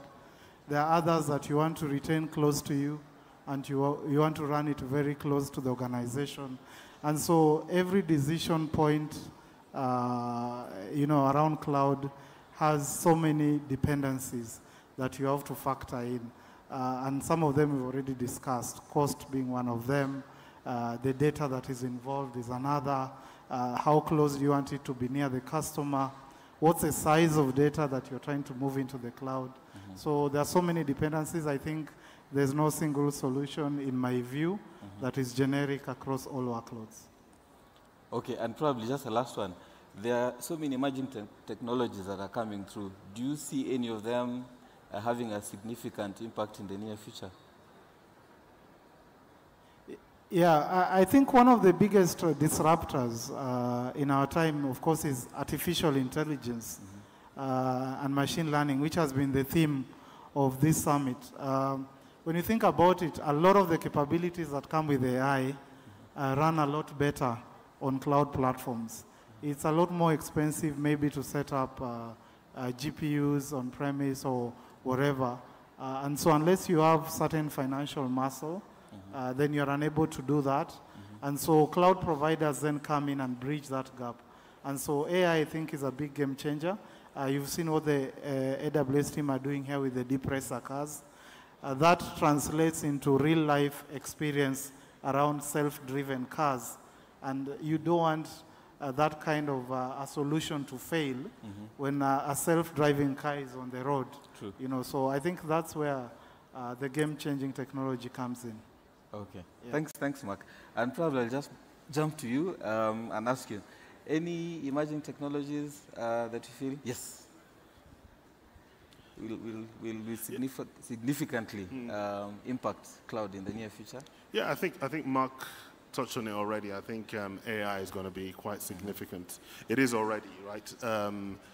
Most organizations will not be able to afford or justify the spend, but they also can't justify ignoring the need to be jump on the bandwagon. It's more about the outcomes and use cases.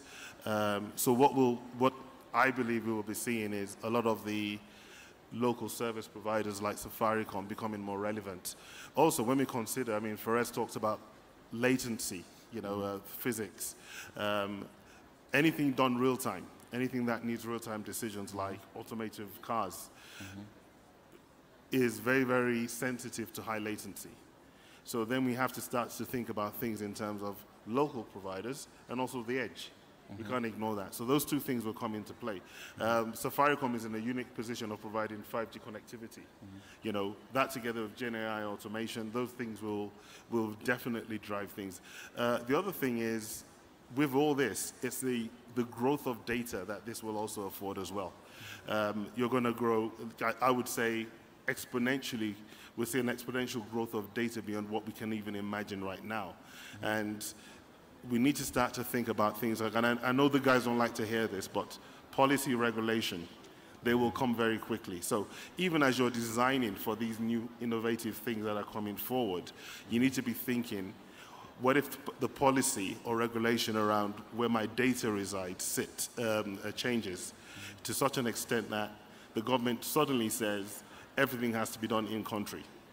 So you need to always think about that in mind when you're actually designing your applications to consider where are my landing zones. So I think on that point, I would say being cloud smart, multi-cloud by design, those are the kind of things that, as you start to think about those in terms of your design principles as well. Okay, thanks very much, Bobby. Jerry, you'd want to add? Yeah, I think we'll see a lot of edge computing. There'll be a rise in that. We'll see a lot of services brought closer to your consumers. If you're offering a product or a service and your clients are primarily in South Africa and you're a Kenyan company, you'll need to have that provisioned to a data center or an edge center which is closer to them, rather than having the latency issue which Bam was talking about. We'll also see a lot of data analysis. There's huge data building up with all this automation, cloud provision, and the likes. A lot of rise in governance, especially around data protection, data residency will arise with the sensitivity that we are seeing coming up with data protection across the continent.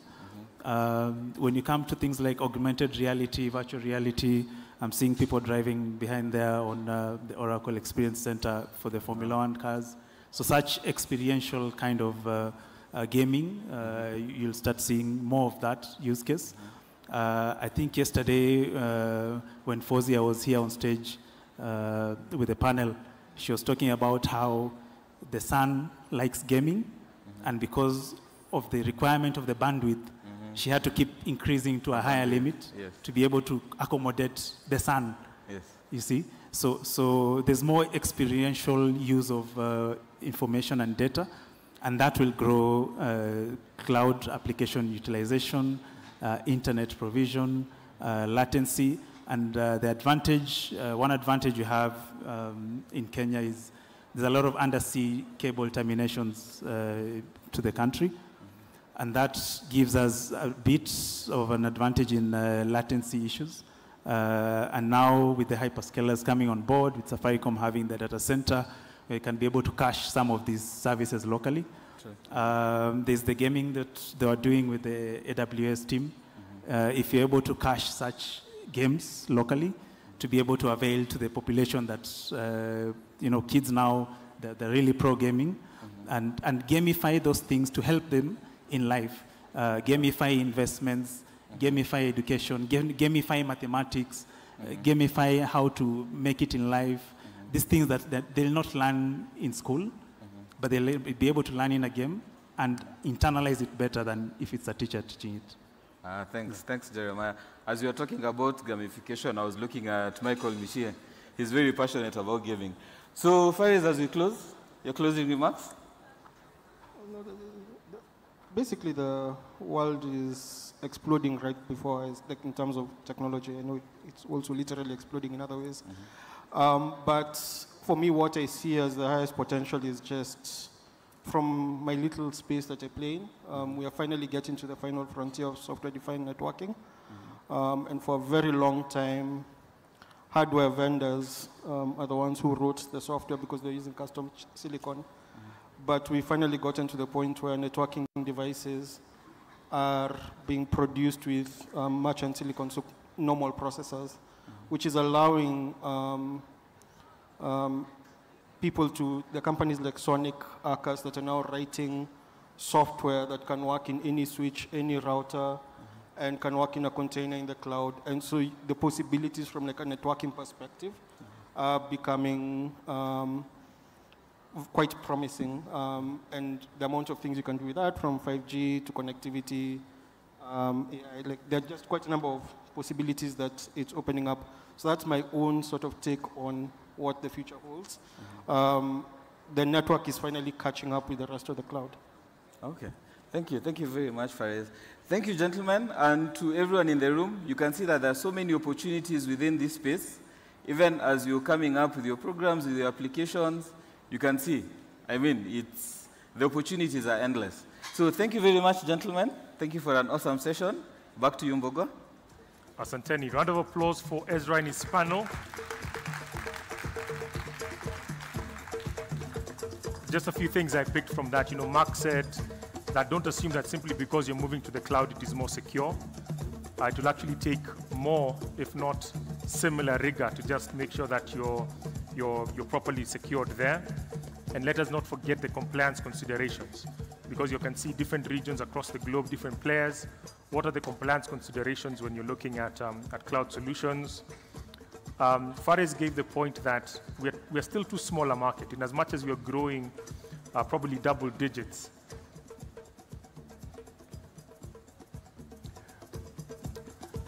We actually we do not need to, in as much as we are growing by double digits, we actually still are pretty small in the larger context of things. And the last tidbit there was the laws that govern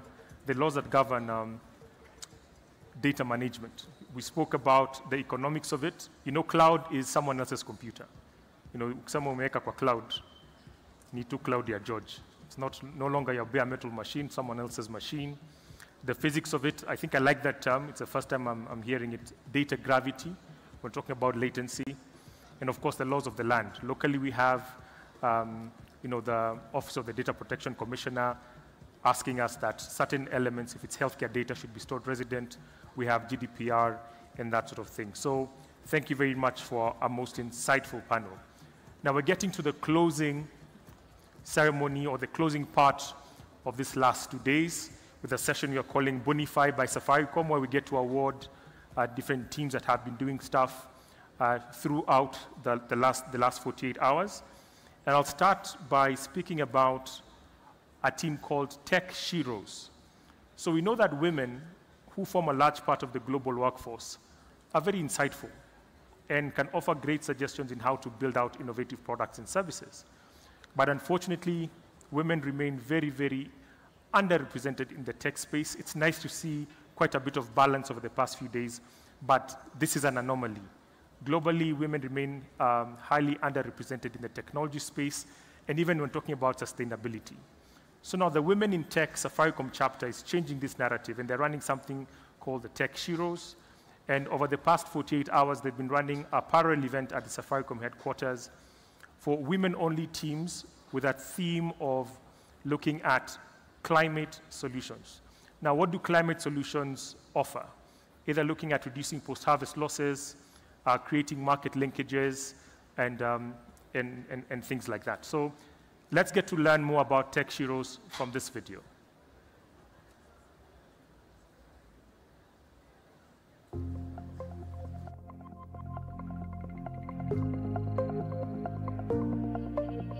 The whole idea of us having the hackathon only focusing on women is to encourage the women within technology to collaborate and share their innovative idea. Currently worldwide, we are about 27% of women are only in technology, but we want to bring that number up to 50%.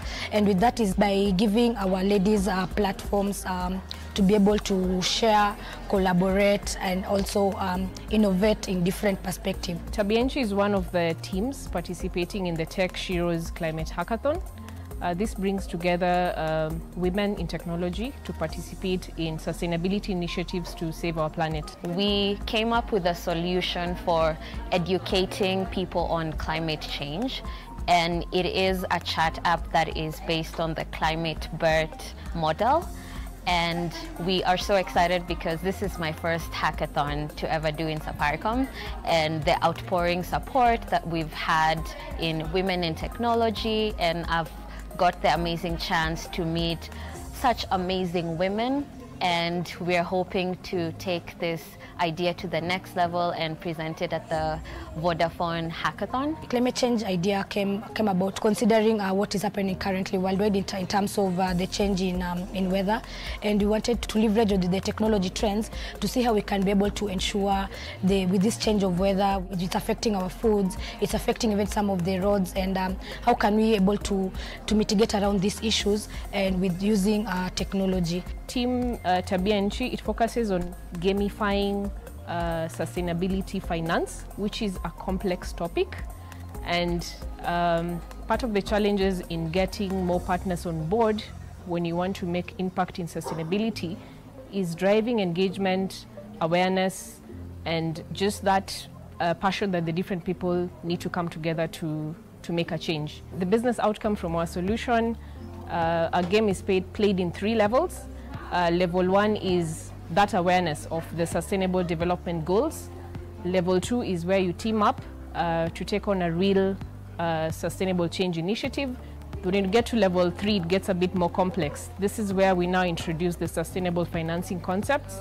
The Women in Technology organization in Safaricom is spearheading the involvement of women in hackathons, in campus outreach, and it's a very great way to involve more women in STEM because we have a very strong network of women who have a lot of experience, and it's a great way to network and grow your skills, learn more, and become an overall women in technology. The benefit of this hackathon, one, is innovation. So we are giving a platform for the women within technology in Safaricom, and also women enthusiasts, because we also had other teams from call center joining us. We're giving them a platform to innovate, and their ideas, if they're well articulated, the top will be able to work with our innovation team within DIT to be able to implement the ideas to actual the products.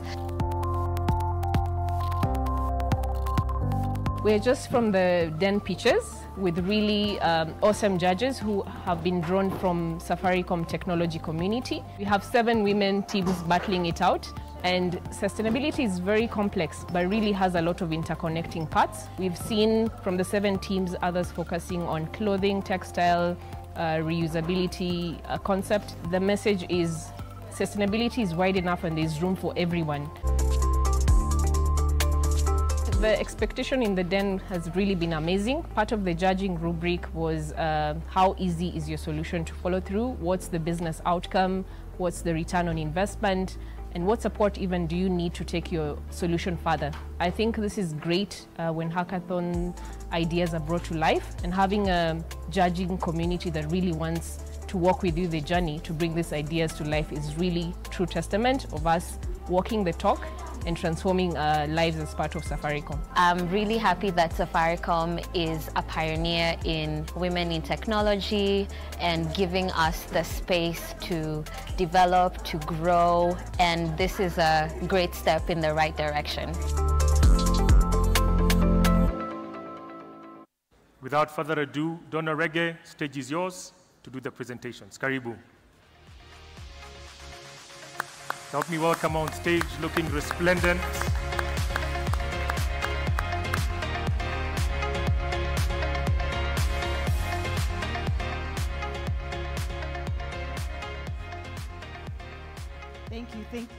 Thank you, Mbugua. Karibu. So as I'm on stage, my team that helped me undertake this, please join me on stage, even as the judges settle in. Beryl, Sabrina, please come on stage. So for the Tech Sheroes Hackathon, this was a hackathon that was run by Women in Tech, and particularly the Campus Outreach Pillar. And the Campus Outreach Pillar is run by Sabrina, Beryl, and Charity, who are just getting on stage. And for this particular one, Women in Tech is actually grounded on some of our SDG goals. And for this specific hackathon, during this season of the code, we particularly chose to focus on sustainability, and we chose climate change as the theme for the hackathon. And as we all know, climate change is one of the most pressing issues of our time currently, and women possess unique ability, and they form a major part of our global workforce, and with their unique insights, we know that they are able to then present opportunities that can help us create solutions that can help us combat and mitigate climate change. So when we came up with Tech Sheroes, we decided that what better way to give back by asking ladies across the business, and the business means the entire Safaricom, being a tech company in waiting, to be able to submit ideas that they then could share on how they can basically mitigate or combat climate change. And these solutions were basically to address a myriad of issues, for example, agricultural productivity, post-harvest loss, strengthen market linkages, and even utilize technology for food security. As women in tech, we believe that by fostering collaboration, creativity, and innovation among women, we are then being able to unlock the potential that helps them as leaders to fight or help in the fight against climate change and contribute to a more sustainable future. Kindly allow me to indulge the ladies who are behind all the awesome work to share a few snippets. Hi, everyone. My name is Sabrina. I'm a Principal Security Officer at Safaricom. But aside from that, I work with Beryl and Charity and Adona in the Women in Technology team. So Beryl, Charity, and I lead the campus team. And as Donna has said, in the run-up to the Days to Decode, we decided we wanted to organize a hackathon specifically for women, and we wanted women in Safaricom to be able to collaborate, to innovate, have fun while at it, and build awesome solutions. We basically had 2 weeks to come up with the whole plan, make sure that the ladies have submitted their ideas, shortlist, align with the judges. It was a lot of work, but we were able to do it, and we were able to make sure that the ladies submitted their ideas and they presented them, and we're going to see some of those awesome ideas that were presented by the ladies. Thank you. Hi. Good afternoon. Good evening. I hope you're all doing fine. My name is Charity Nyanchera. I'm a full-stack developer at Safaricom. And apart from that, I'm also a campus outreach lead and a donor here. So I think Sabrina has already summarized what. It was an amazing 2 weeks. Apart from that, I also served as a coach for one of our great teams. I'm hoping that you'll get to see them. So seeing this team, how they come from an idea to actually building this thing was an interesting thing. So we got to cover topics such as sustainable fashion, waste minimization, and yeah, all prototypes are available for you to see. You just have to request them. Thank you. Good evening. My name is Berilanch Kemoy. I am a software developer in test in Safaricom, and aside for that, I co-lead the campus outreach team with Sabrina and Charity, as they have mentioned. I won't add a lot, but our main goal is to ensure that we are able to promote the girl child from the classroom to the boardroom. Thank you. Thank you, ladies. So as the teams hacked over the last 48 hours, for them to be able to know were they progressing and doing a good job, we had a very able team of judges. As you can see, please come to the front. You're standing so far away. And our able team of judges, as you can see, has he for she. So we are embracing equity and diversity greatly. And just to represent the team of judges, I'll ask Ken Owino to give us a brief snippet of what that looked like. Thank you, Donna. So just to say, it was a close contest. All the teams are winners. They put in good work in a very short time. And what we looked at as judges was 7 areas. We looked at, did the teams adhere to the theme? The theme was about climate change. So how well does the solution address climate change? Number 2, we looked at the impact. How measurable is the impact of the climate change activity that the team put in? Then we look at the feasibility. How easy would it be to implement that solution? We then looked at sustainability. Once you implement the solution, can it be used into the future? Can it be turned into a business model? We look at the technology and the design that would be used to achieve the solution. And finally, we look at the presentation, all the way from the PowerPoint presentations that were done, the Figma that was put in, and even the way the teams coordinated in the presentations. So based on that, then I think the teams were ranked, and there will be 3 winners that will be announced. Thank you. Thank you very much, Ken. So please don't leave the stage. So with that, I think I would go and straight to announce our winners of the day. But before that, I guess we'll start with the second runners-up.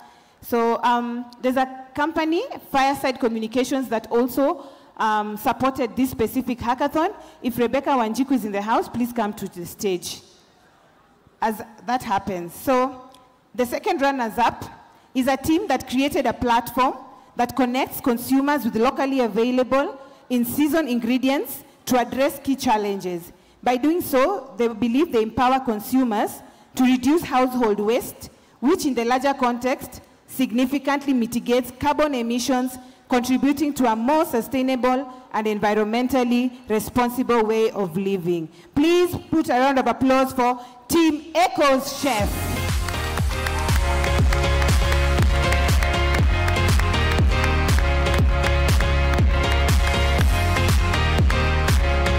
Team Echo's chef, Team Echo's chef.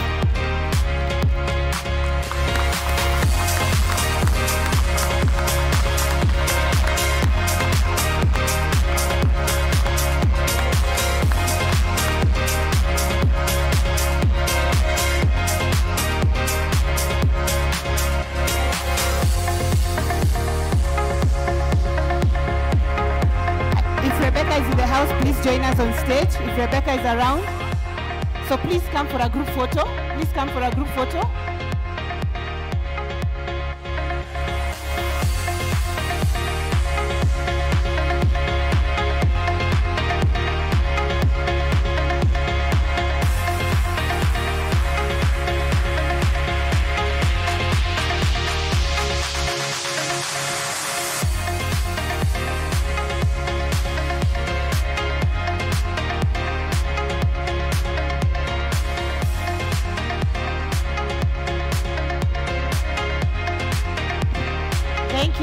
Thank you, ladies. Congratulations once again.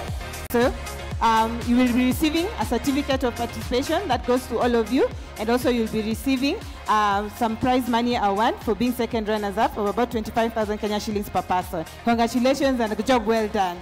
Thank you. Second call out, if Rebecca, you're in the house, please join us on stage. So the first runners-up is a team that believe that their project is supposed to sensitize the community on proper waste disposal while providing a functional channel for them to safely dispose their waste through waste segregation.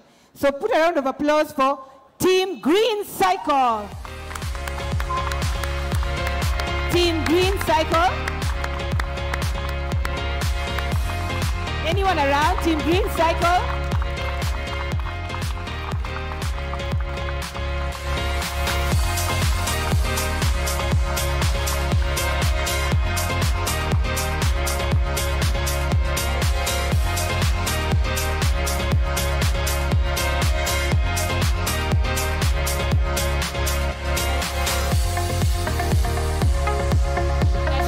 Please let's come for the group photo.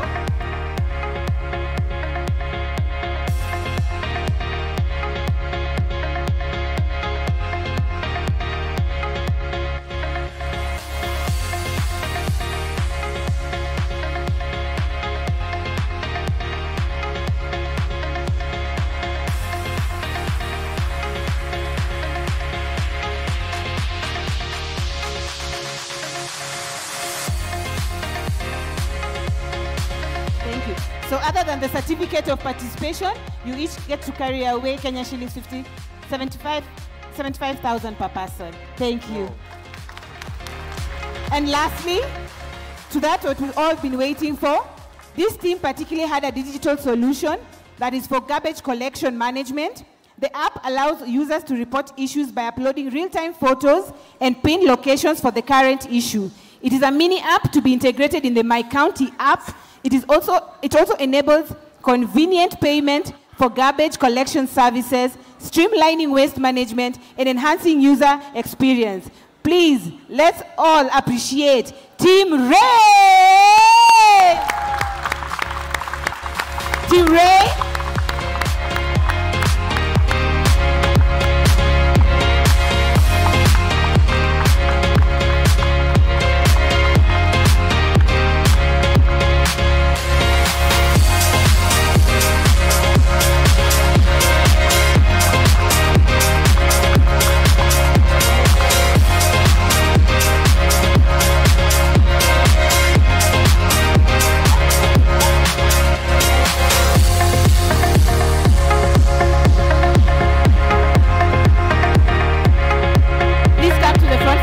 photo.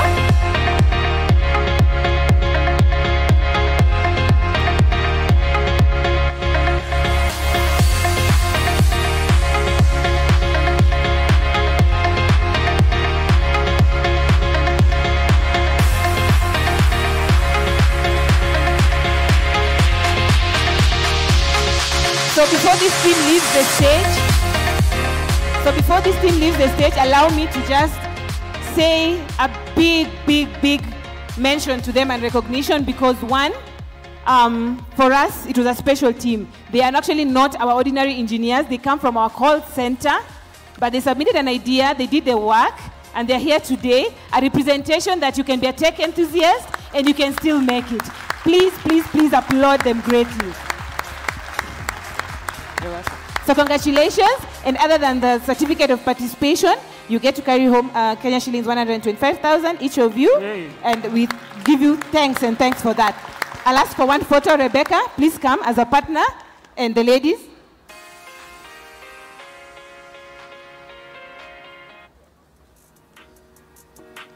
A big thank you to the judges as well. It takes a whole village to actually nurture and raise his talents. Thank you, Mbugu, and thank you to the team. Asanteni, I was there just trying to think, is it per person? And then you kept confirming it's per person. Like, that must be nice, right? You know, 125 good ones. So starting off on a high note, we now go to the second categories of awards. And I'll call Morton Banksgaard, the CTIO at Safaricom PLC, to give the Deep Racer Awards. Karibu.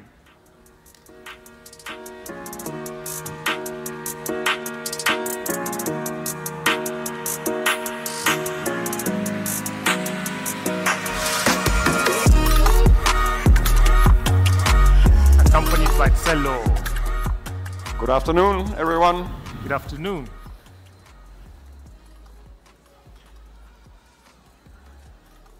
Did yours continue? Yes, please okay. Proceed. So, good afternoon again. My name is Morten. I'm head of technology in Safaricom, and with me we have one person who had one of the toughest jobs over the last 24 hours, and that's Cello. He's been the judge of the Deep Racer here.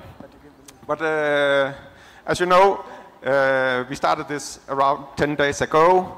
We had 6 teams that then had a bit more than a week trying to use machine learning to get the fastest time on the track outside. It was done in a virtual world, and over the last roughly 48 hours, that virtual world was then transferred to the physical world out there. And the teams raced yesterday to find out who was going to go into the final today as the number 1 and 2 to go to the final. But I would like to invite the top 3 teams on the stage before we announce the winner. So if Team White, Team Green, and Team Black could please join us on stage. And give them a big round of applause as they come up.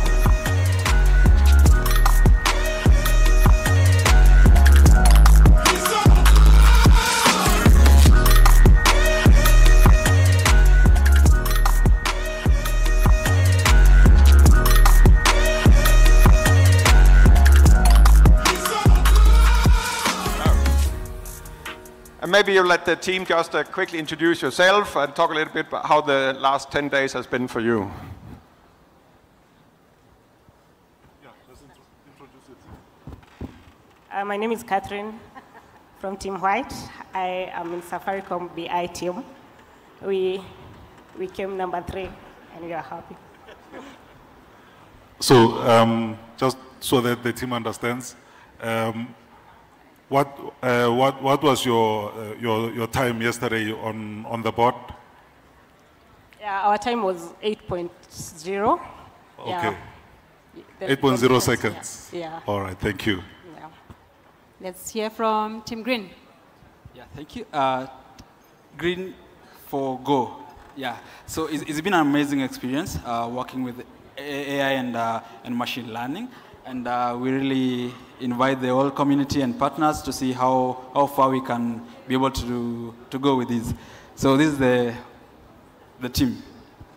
And Kevin, or let me ask you, what was your biggest learning moment in this whole, your biggest learning moment or nugget in this whole experience?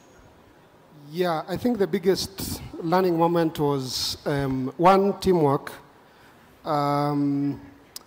There's the machine learning bit that we had Kevin as our leader. We have the mechanics of the car with Titus and the whole team. So key in learning and retraining of the model. I think we did several runs and retrainings that probably gave us the win. Yes. Amazing. The incredible, the amazing Team Black. Hey. Yeah, introduce yourselves. My name is Hilary. I'm part of Team Black. Between fuel prices for us and the competition, I think we did our best. What we've learned so far, it's not just about building models and building perfect models. There are also other aspects that you have to work collaboratively to fix and get insight about from each and every individual in the team. Yeah. So let's give a round of applause to all three teams.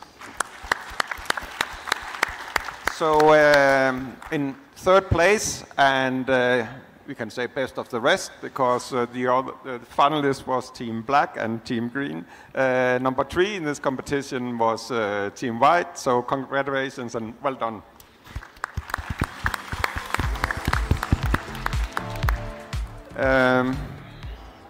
Are we giving the prizes now? Certificates are coming, and the medals. They do get certificates, trophies, and medals.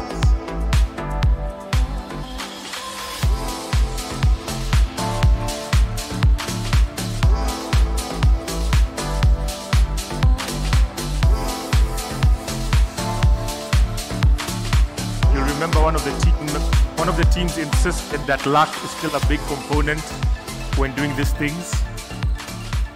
Maybe for Cello is to ask, Cello, is the structure of the vehicle consistent across the global competition? Is it the same vehicle type that you're training and putting on the track, or are those different components? No, the vehicle is the same. You basically buy it on Amazon.com. You just search for Deep Racer, and then it's delivered to you, and it is a standard across the world. Also on the simulator, when you select the standard vehicle, so that it performs the same way as it does in simulation as in real life. Fantastic. So it just confirms that you could be competing with thousands of teams across the globe. You've got a standardized vehicle. It's then your model and luck that may decide what your time is. Morten, back to you. Thank you. So these are the two finalists that have been competing all day. 10 minutes ago, there was still optimization and very, very heated arguments going on outside. The winning team, after now spending roughly 10 days on this, the margin was 21 milliseconds between the two teams. Wow. But sometimes life is unfair, and this is one of these moments we all have to live with.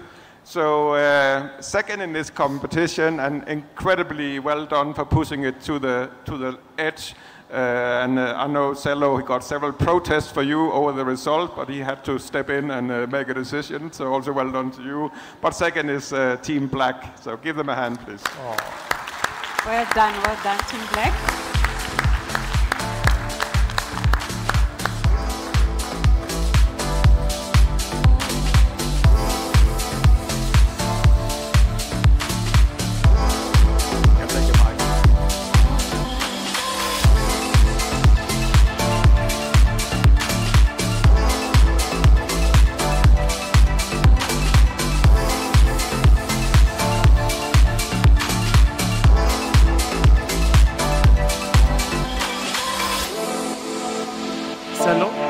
Another one for you. What is the global average in terms of this times? The place team did 8 seconds. What's the global high score? Selo. You missed that. I was asking, what's the global upline? Like team number 3 did 8 seconds. Who's the leaders across the world? What time are we looking at? So the track we are using is called the A to Z. It's a starter track, all right? So it's not used in international competition. Okay. So we think we could push this track to like 5 seconds with an over-optimized model. But internationally, on the more complex track, you're looking at 13 seconds. But it's all under 20 seconds. Fantastic. Thank you for that info. Yeah, so just one thing to do now is to invite the winners on the stage. So please come in. Give it up for the winners, Team Green. Well done, Team Green.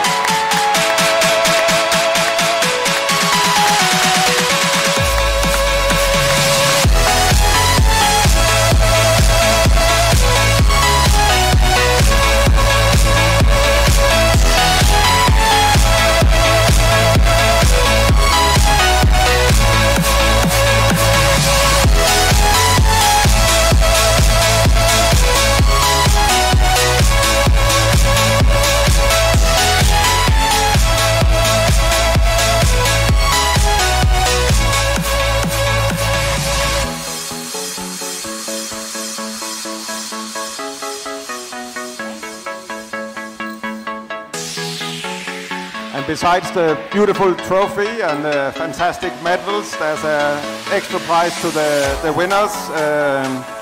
So if you want to see this young man bare-chested in a few months, you can join them with a trip to Watamu. Well done, everyone. Move a bit closer to the front for the photo op, please.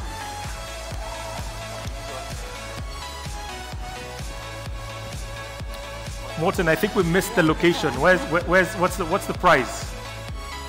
We missed the prize. We didn't quite hear it. Yes. So the prize for the team here is a trip to Watamu. Trip to Watamu. Trip to Watamu for the entire team.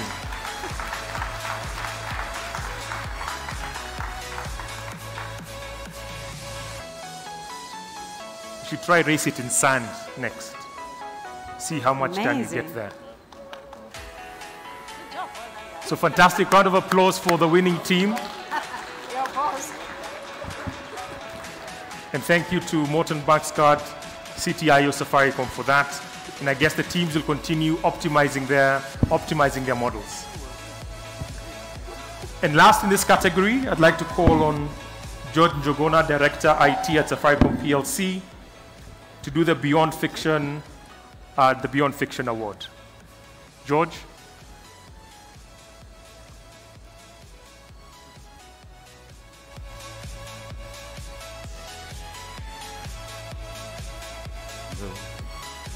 Mbogwa, are we done? Almost there. Almost there. Oh my. Almost there. So before we kick off, just like Yvonne has been working with teams on the competition. Are you mic'd? You're getting a mic to Yvonne. We've got one here.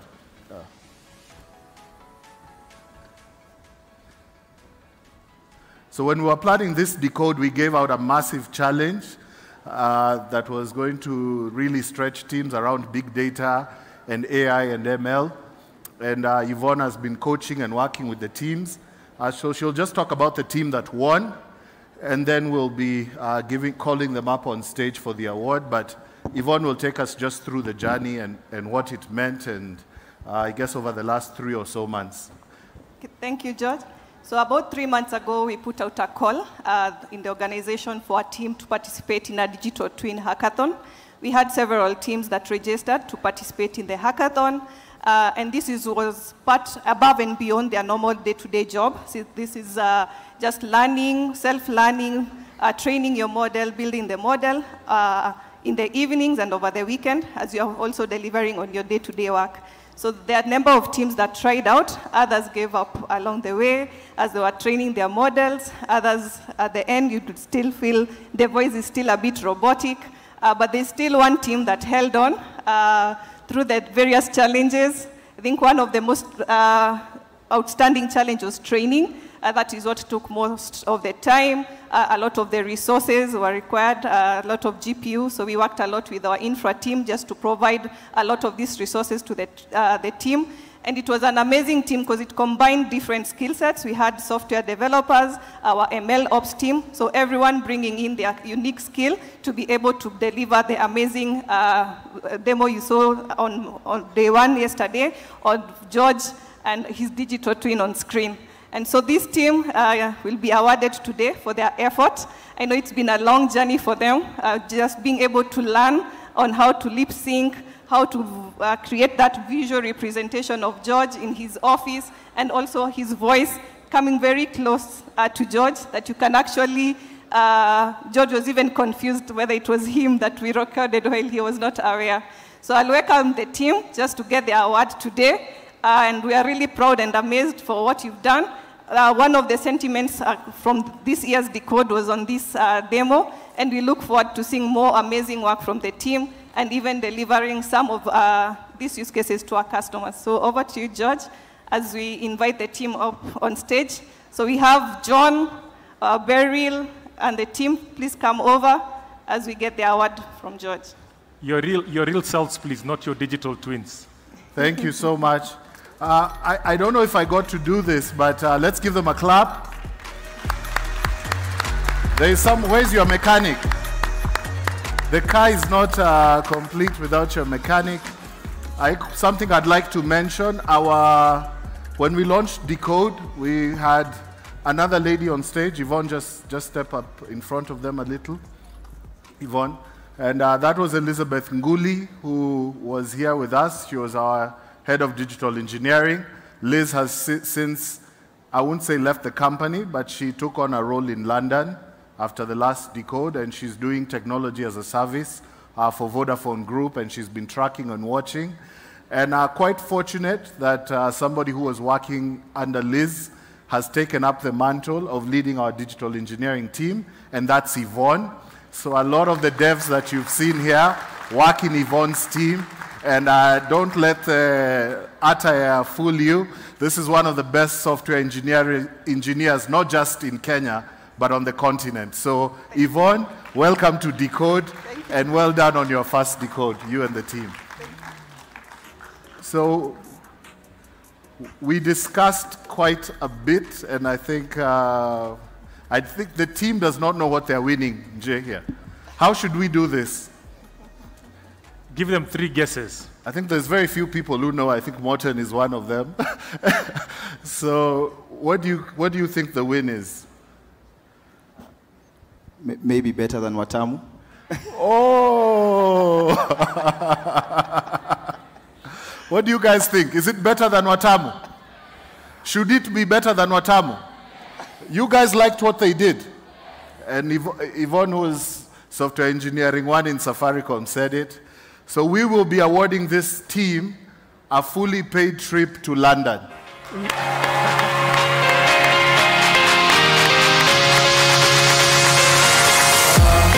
I'd like to request Morten back on stage for this award. Morten.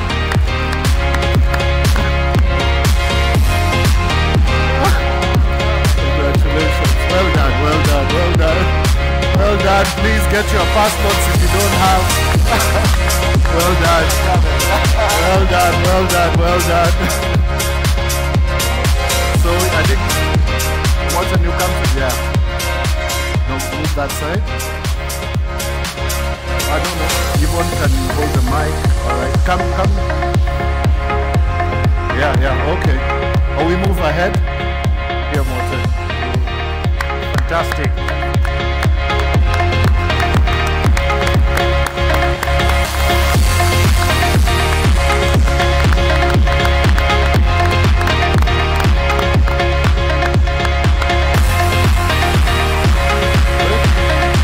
Congratulations. Maybe you guys want to say something? I think I'll just quote Richard Branson, and he says that if someone gives you an opportunity and you don't know how to do it, just take it and learn on the job. I think Yvonne gave us that opportunity through Jude Juma, and I'll be honest, I was giving the team in small bits. I'm like, okay, let's first train our voice, let's now lip sync, let's now integrate it all. And yeah, we delivered it. But I think my team all has something to say, so I'll just give everyone something. Could you tell us when you joined Safaricom and what you do, and just each of you tell us a bit about yourself? Yeah, I joined Safaricom 2 years ago as a software developer, engineer in testing. Currently now I'm a technical product owner, and I'm loving the journey. It's really shaping my life, clearly, evidently. Hello. Nikamagera hapa. I'm Nguru Breton. I'm an automation engineer. And for me, I joined Safaricom 5 months ago. I'm actually still under contract. I'm not a permanent employee. but for me, what I would say to anyone, if you look at me, you look at my hair, I'm still a young dude. And I would just tell you guys, anyone who is below me, about my age or something, just keep working. When the compounding effect finally hits you, you'll not believe where you are. 5 months ago, I would not have thought I would be here, but now I'm here. So guys, anyone who needs an encouraging word, look at me and you will win.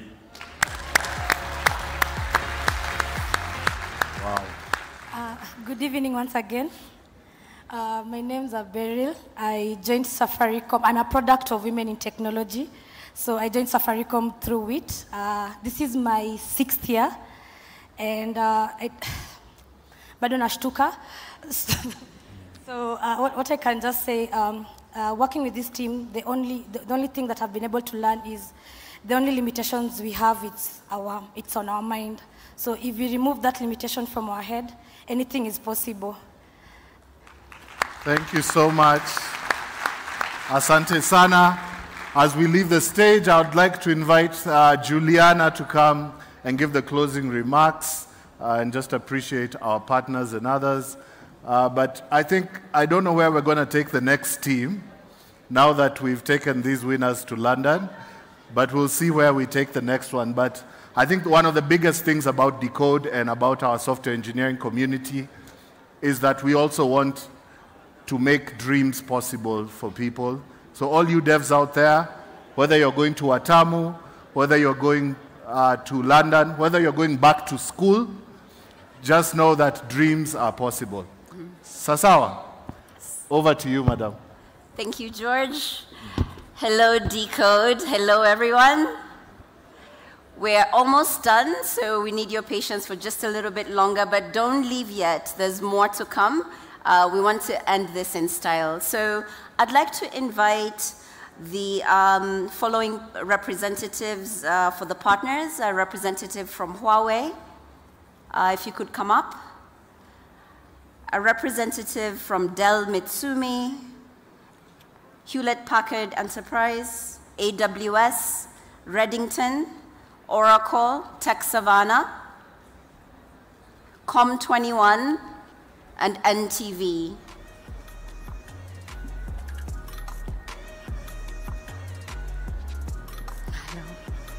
Yes, here is fine. Thank you. Oh, do you want to dance? That would be really fantastic. Welcome, welcome, welcome, welcome. Yeah, so as they're coming up, I'd like for you to give them a big round of applause. It takes a lot.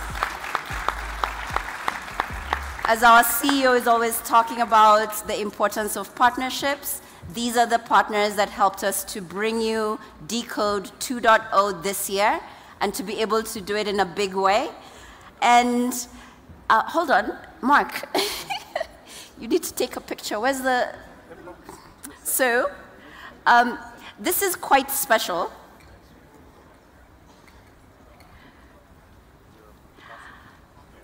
We will start with, we're going to do it a little bit differently. We're going to appreciate the partners with each of George's team members giving them a gift on behalf of Safaricom. So, Mark, do we have a mic? Really quickly? Great. Fantastic, just a few minutes. Huh? Yeah. So Mark is part of the digital engineering senior leadership team, and you'll be giving a gift too. Go ahead. Dell Technologies are one of our greatest partners when it comes to data center technology. Great. And take a picture. You move forward. You Dell? Okay. Yes. Yes, please. The Dell team. Great. Give them a big round of applause. Thank you very much, Dell. You may see. Yeah, you can see. And the next person to give the next gift, please let us know who you are and who you're giving the gift to. Thank you. I'm Felix Ropp, giving the gift to COM21, a great infrastructure partner. Thank you.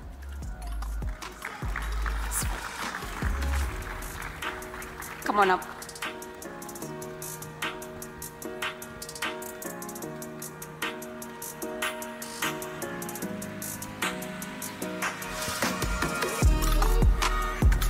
And Alan, you introduce yourself and let us know who you're giving the gifts to.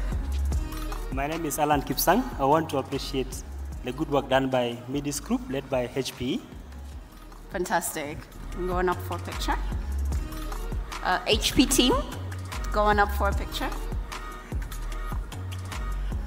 Just go that way.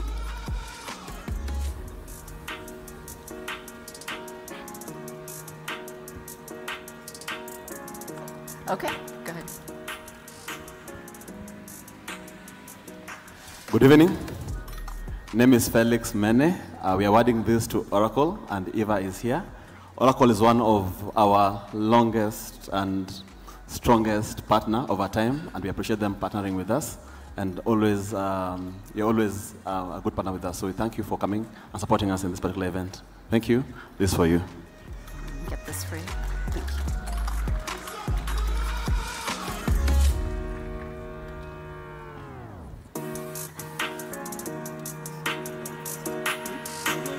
Yes, you do, and the partner.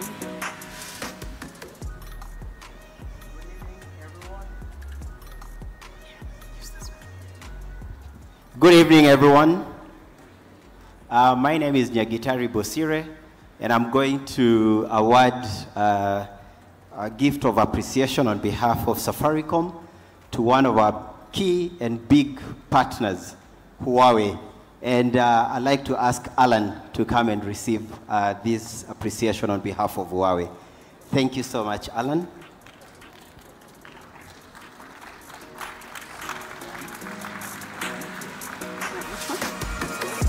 Tech Savannah. Is there a representative from Tech Savannah? That's okay. We'll get the gift to them. And a representative from AWS, please. I think we saw someone from AWS. Anyone, a partner from AWS? There we go. Good evening. Good evening, all. My name is Kenneth Owino, and I'll give this gift to AWS. AWS has been our partner who have taken us to the cloud, literally, and we want to thank them for that.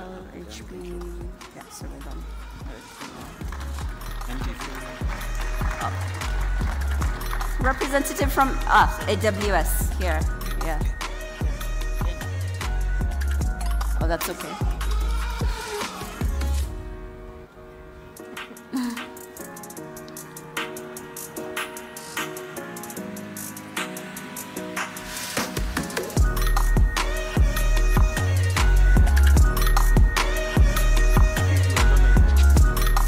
And do we have a representative from NTV, please? Anyone from NTV? We'll get the gift to them. Thank you very much. With the rest of the team here, we will appreciate the suppliers, StagePass. Someone from StagePass, they're probably at work right now. But if you can spare one representative from StagePass.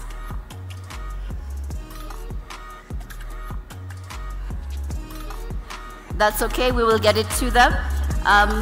Or someone's coming? Please give them a big round of applause. It's an amazing stage.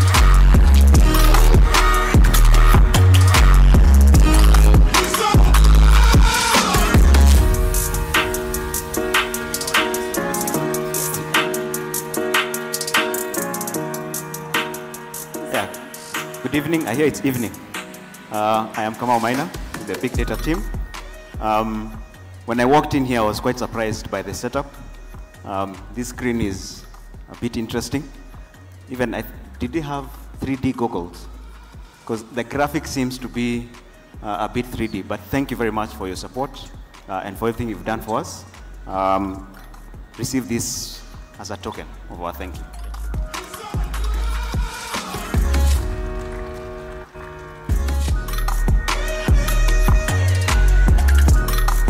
And the next company we'd like to appreciate is Igabantu. If we could have a representative from Igabantu.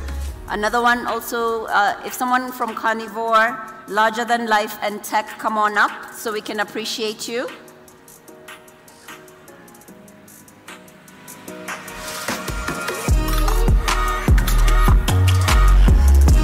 They're probably working. So what we'll do is we will give them the gifts. Oh, someone is coming. Please come on up.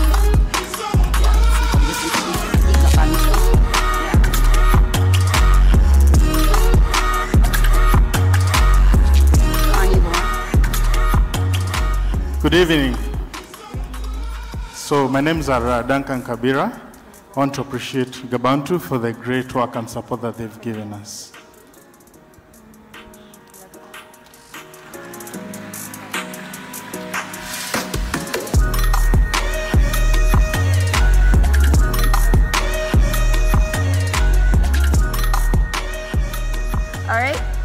Would like to ask a representative from Carnivore for those who are able to get some food and catering.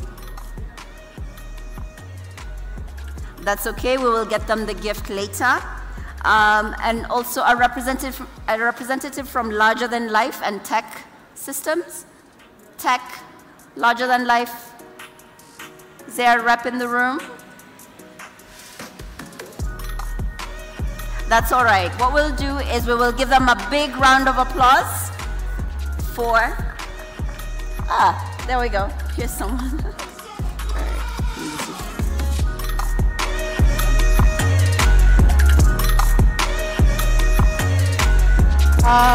Good evening, everyone. My name is Eneth Kubai, heading Enterprise Architecture. I'd like to thank Larger Than Life on behalf of Safaricom. Thank you so much.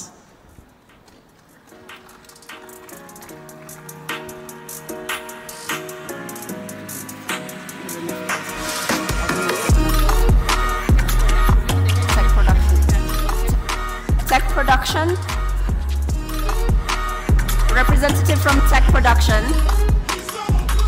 There we go.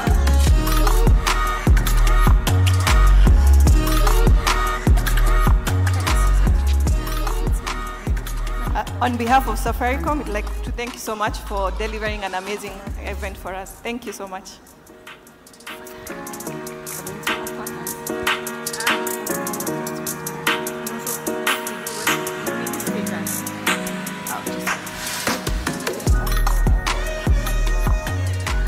So just one more time, if there's a representative from Carnivore.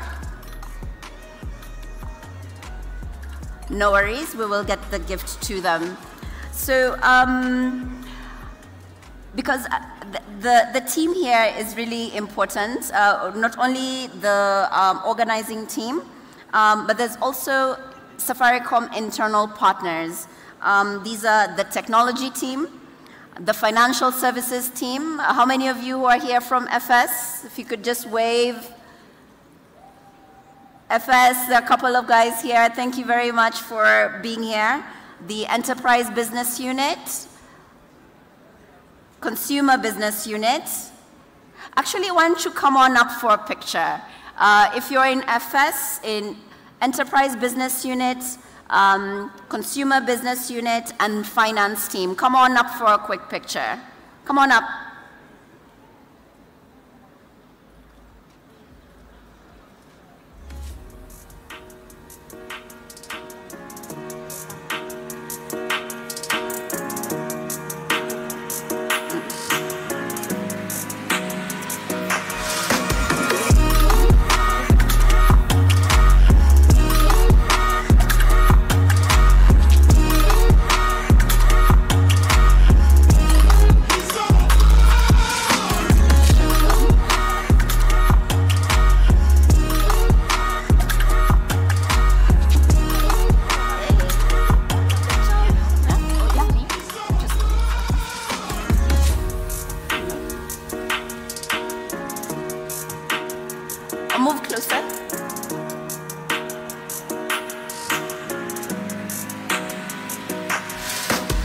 So what I'd like to say is thank you very much for all the teams that have showed up, all the teams that have done demos from the different business units. Asanteni sana. Let's continue doing this together. Let's continue propagating our digital talent to all the others that we meet. So thank you so much for coming. Big hands.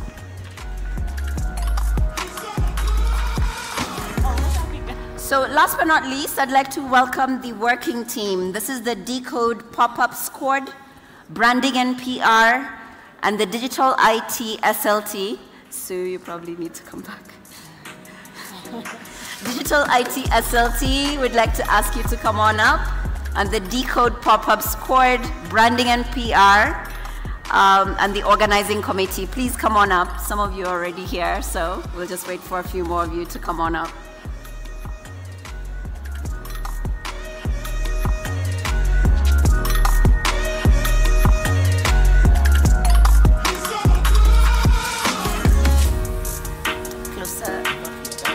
No, not done yet.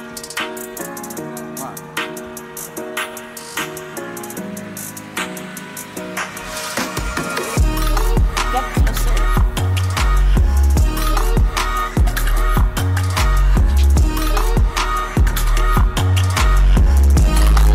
So guys, please join me in appreciating this big team.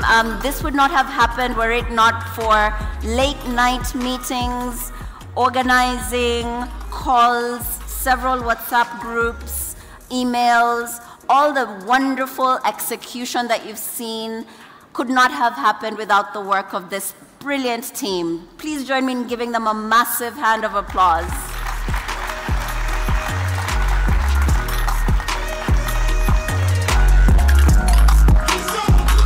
Thank you so much. Really fantastically done. Thank you.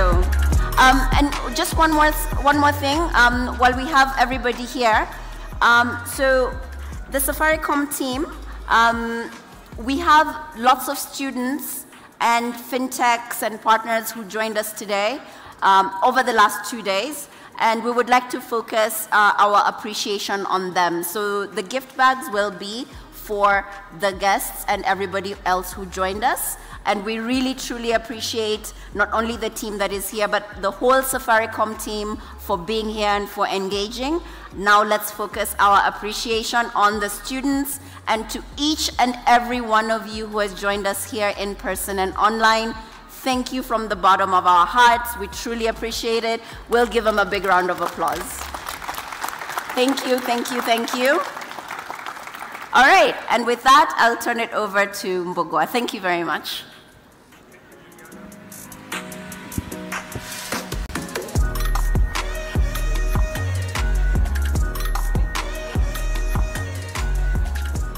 Thank you, Juliana. As the team, Safaricom, ladies and gentlemen, will agree that it's been an amazing 2 days, right? A fantastic 2 days of learning, a fantastic 2 days of networking. And on behalf of myself, my co-host, Mariam Bishar, Zuri, who couldn't be with us today, and the amazing technical team that sometimes runs like headless chicken, you know, right at the back. They're dressed in black, so you can't see them. They're like moving in the shadows. Would like to say it's been a great honor to serve you over the past 2 days for what has been the second edition of the Safaricom Engineering Summit Decode 2.0. Closing out this amazing event for us, help me welcome on stage Dance Afrique from MDA, Asanteni.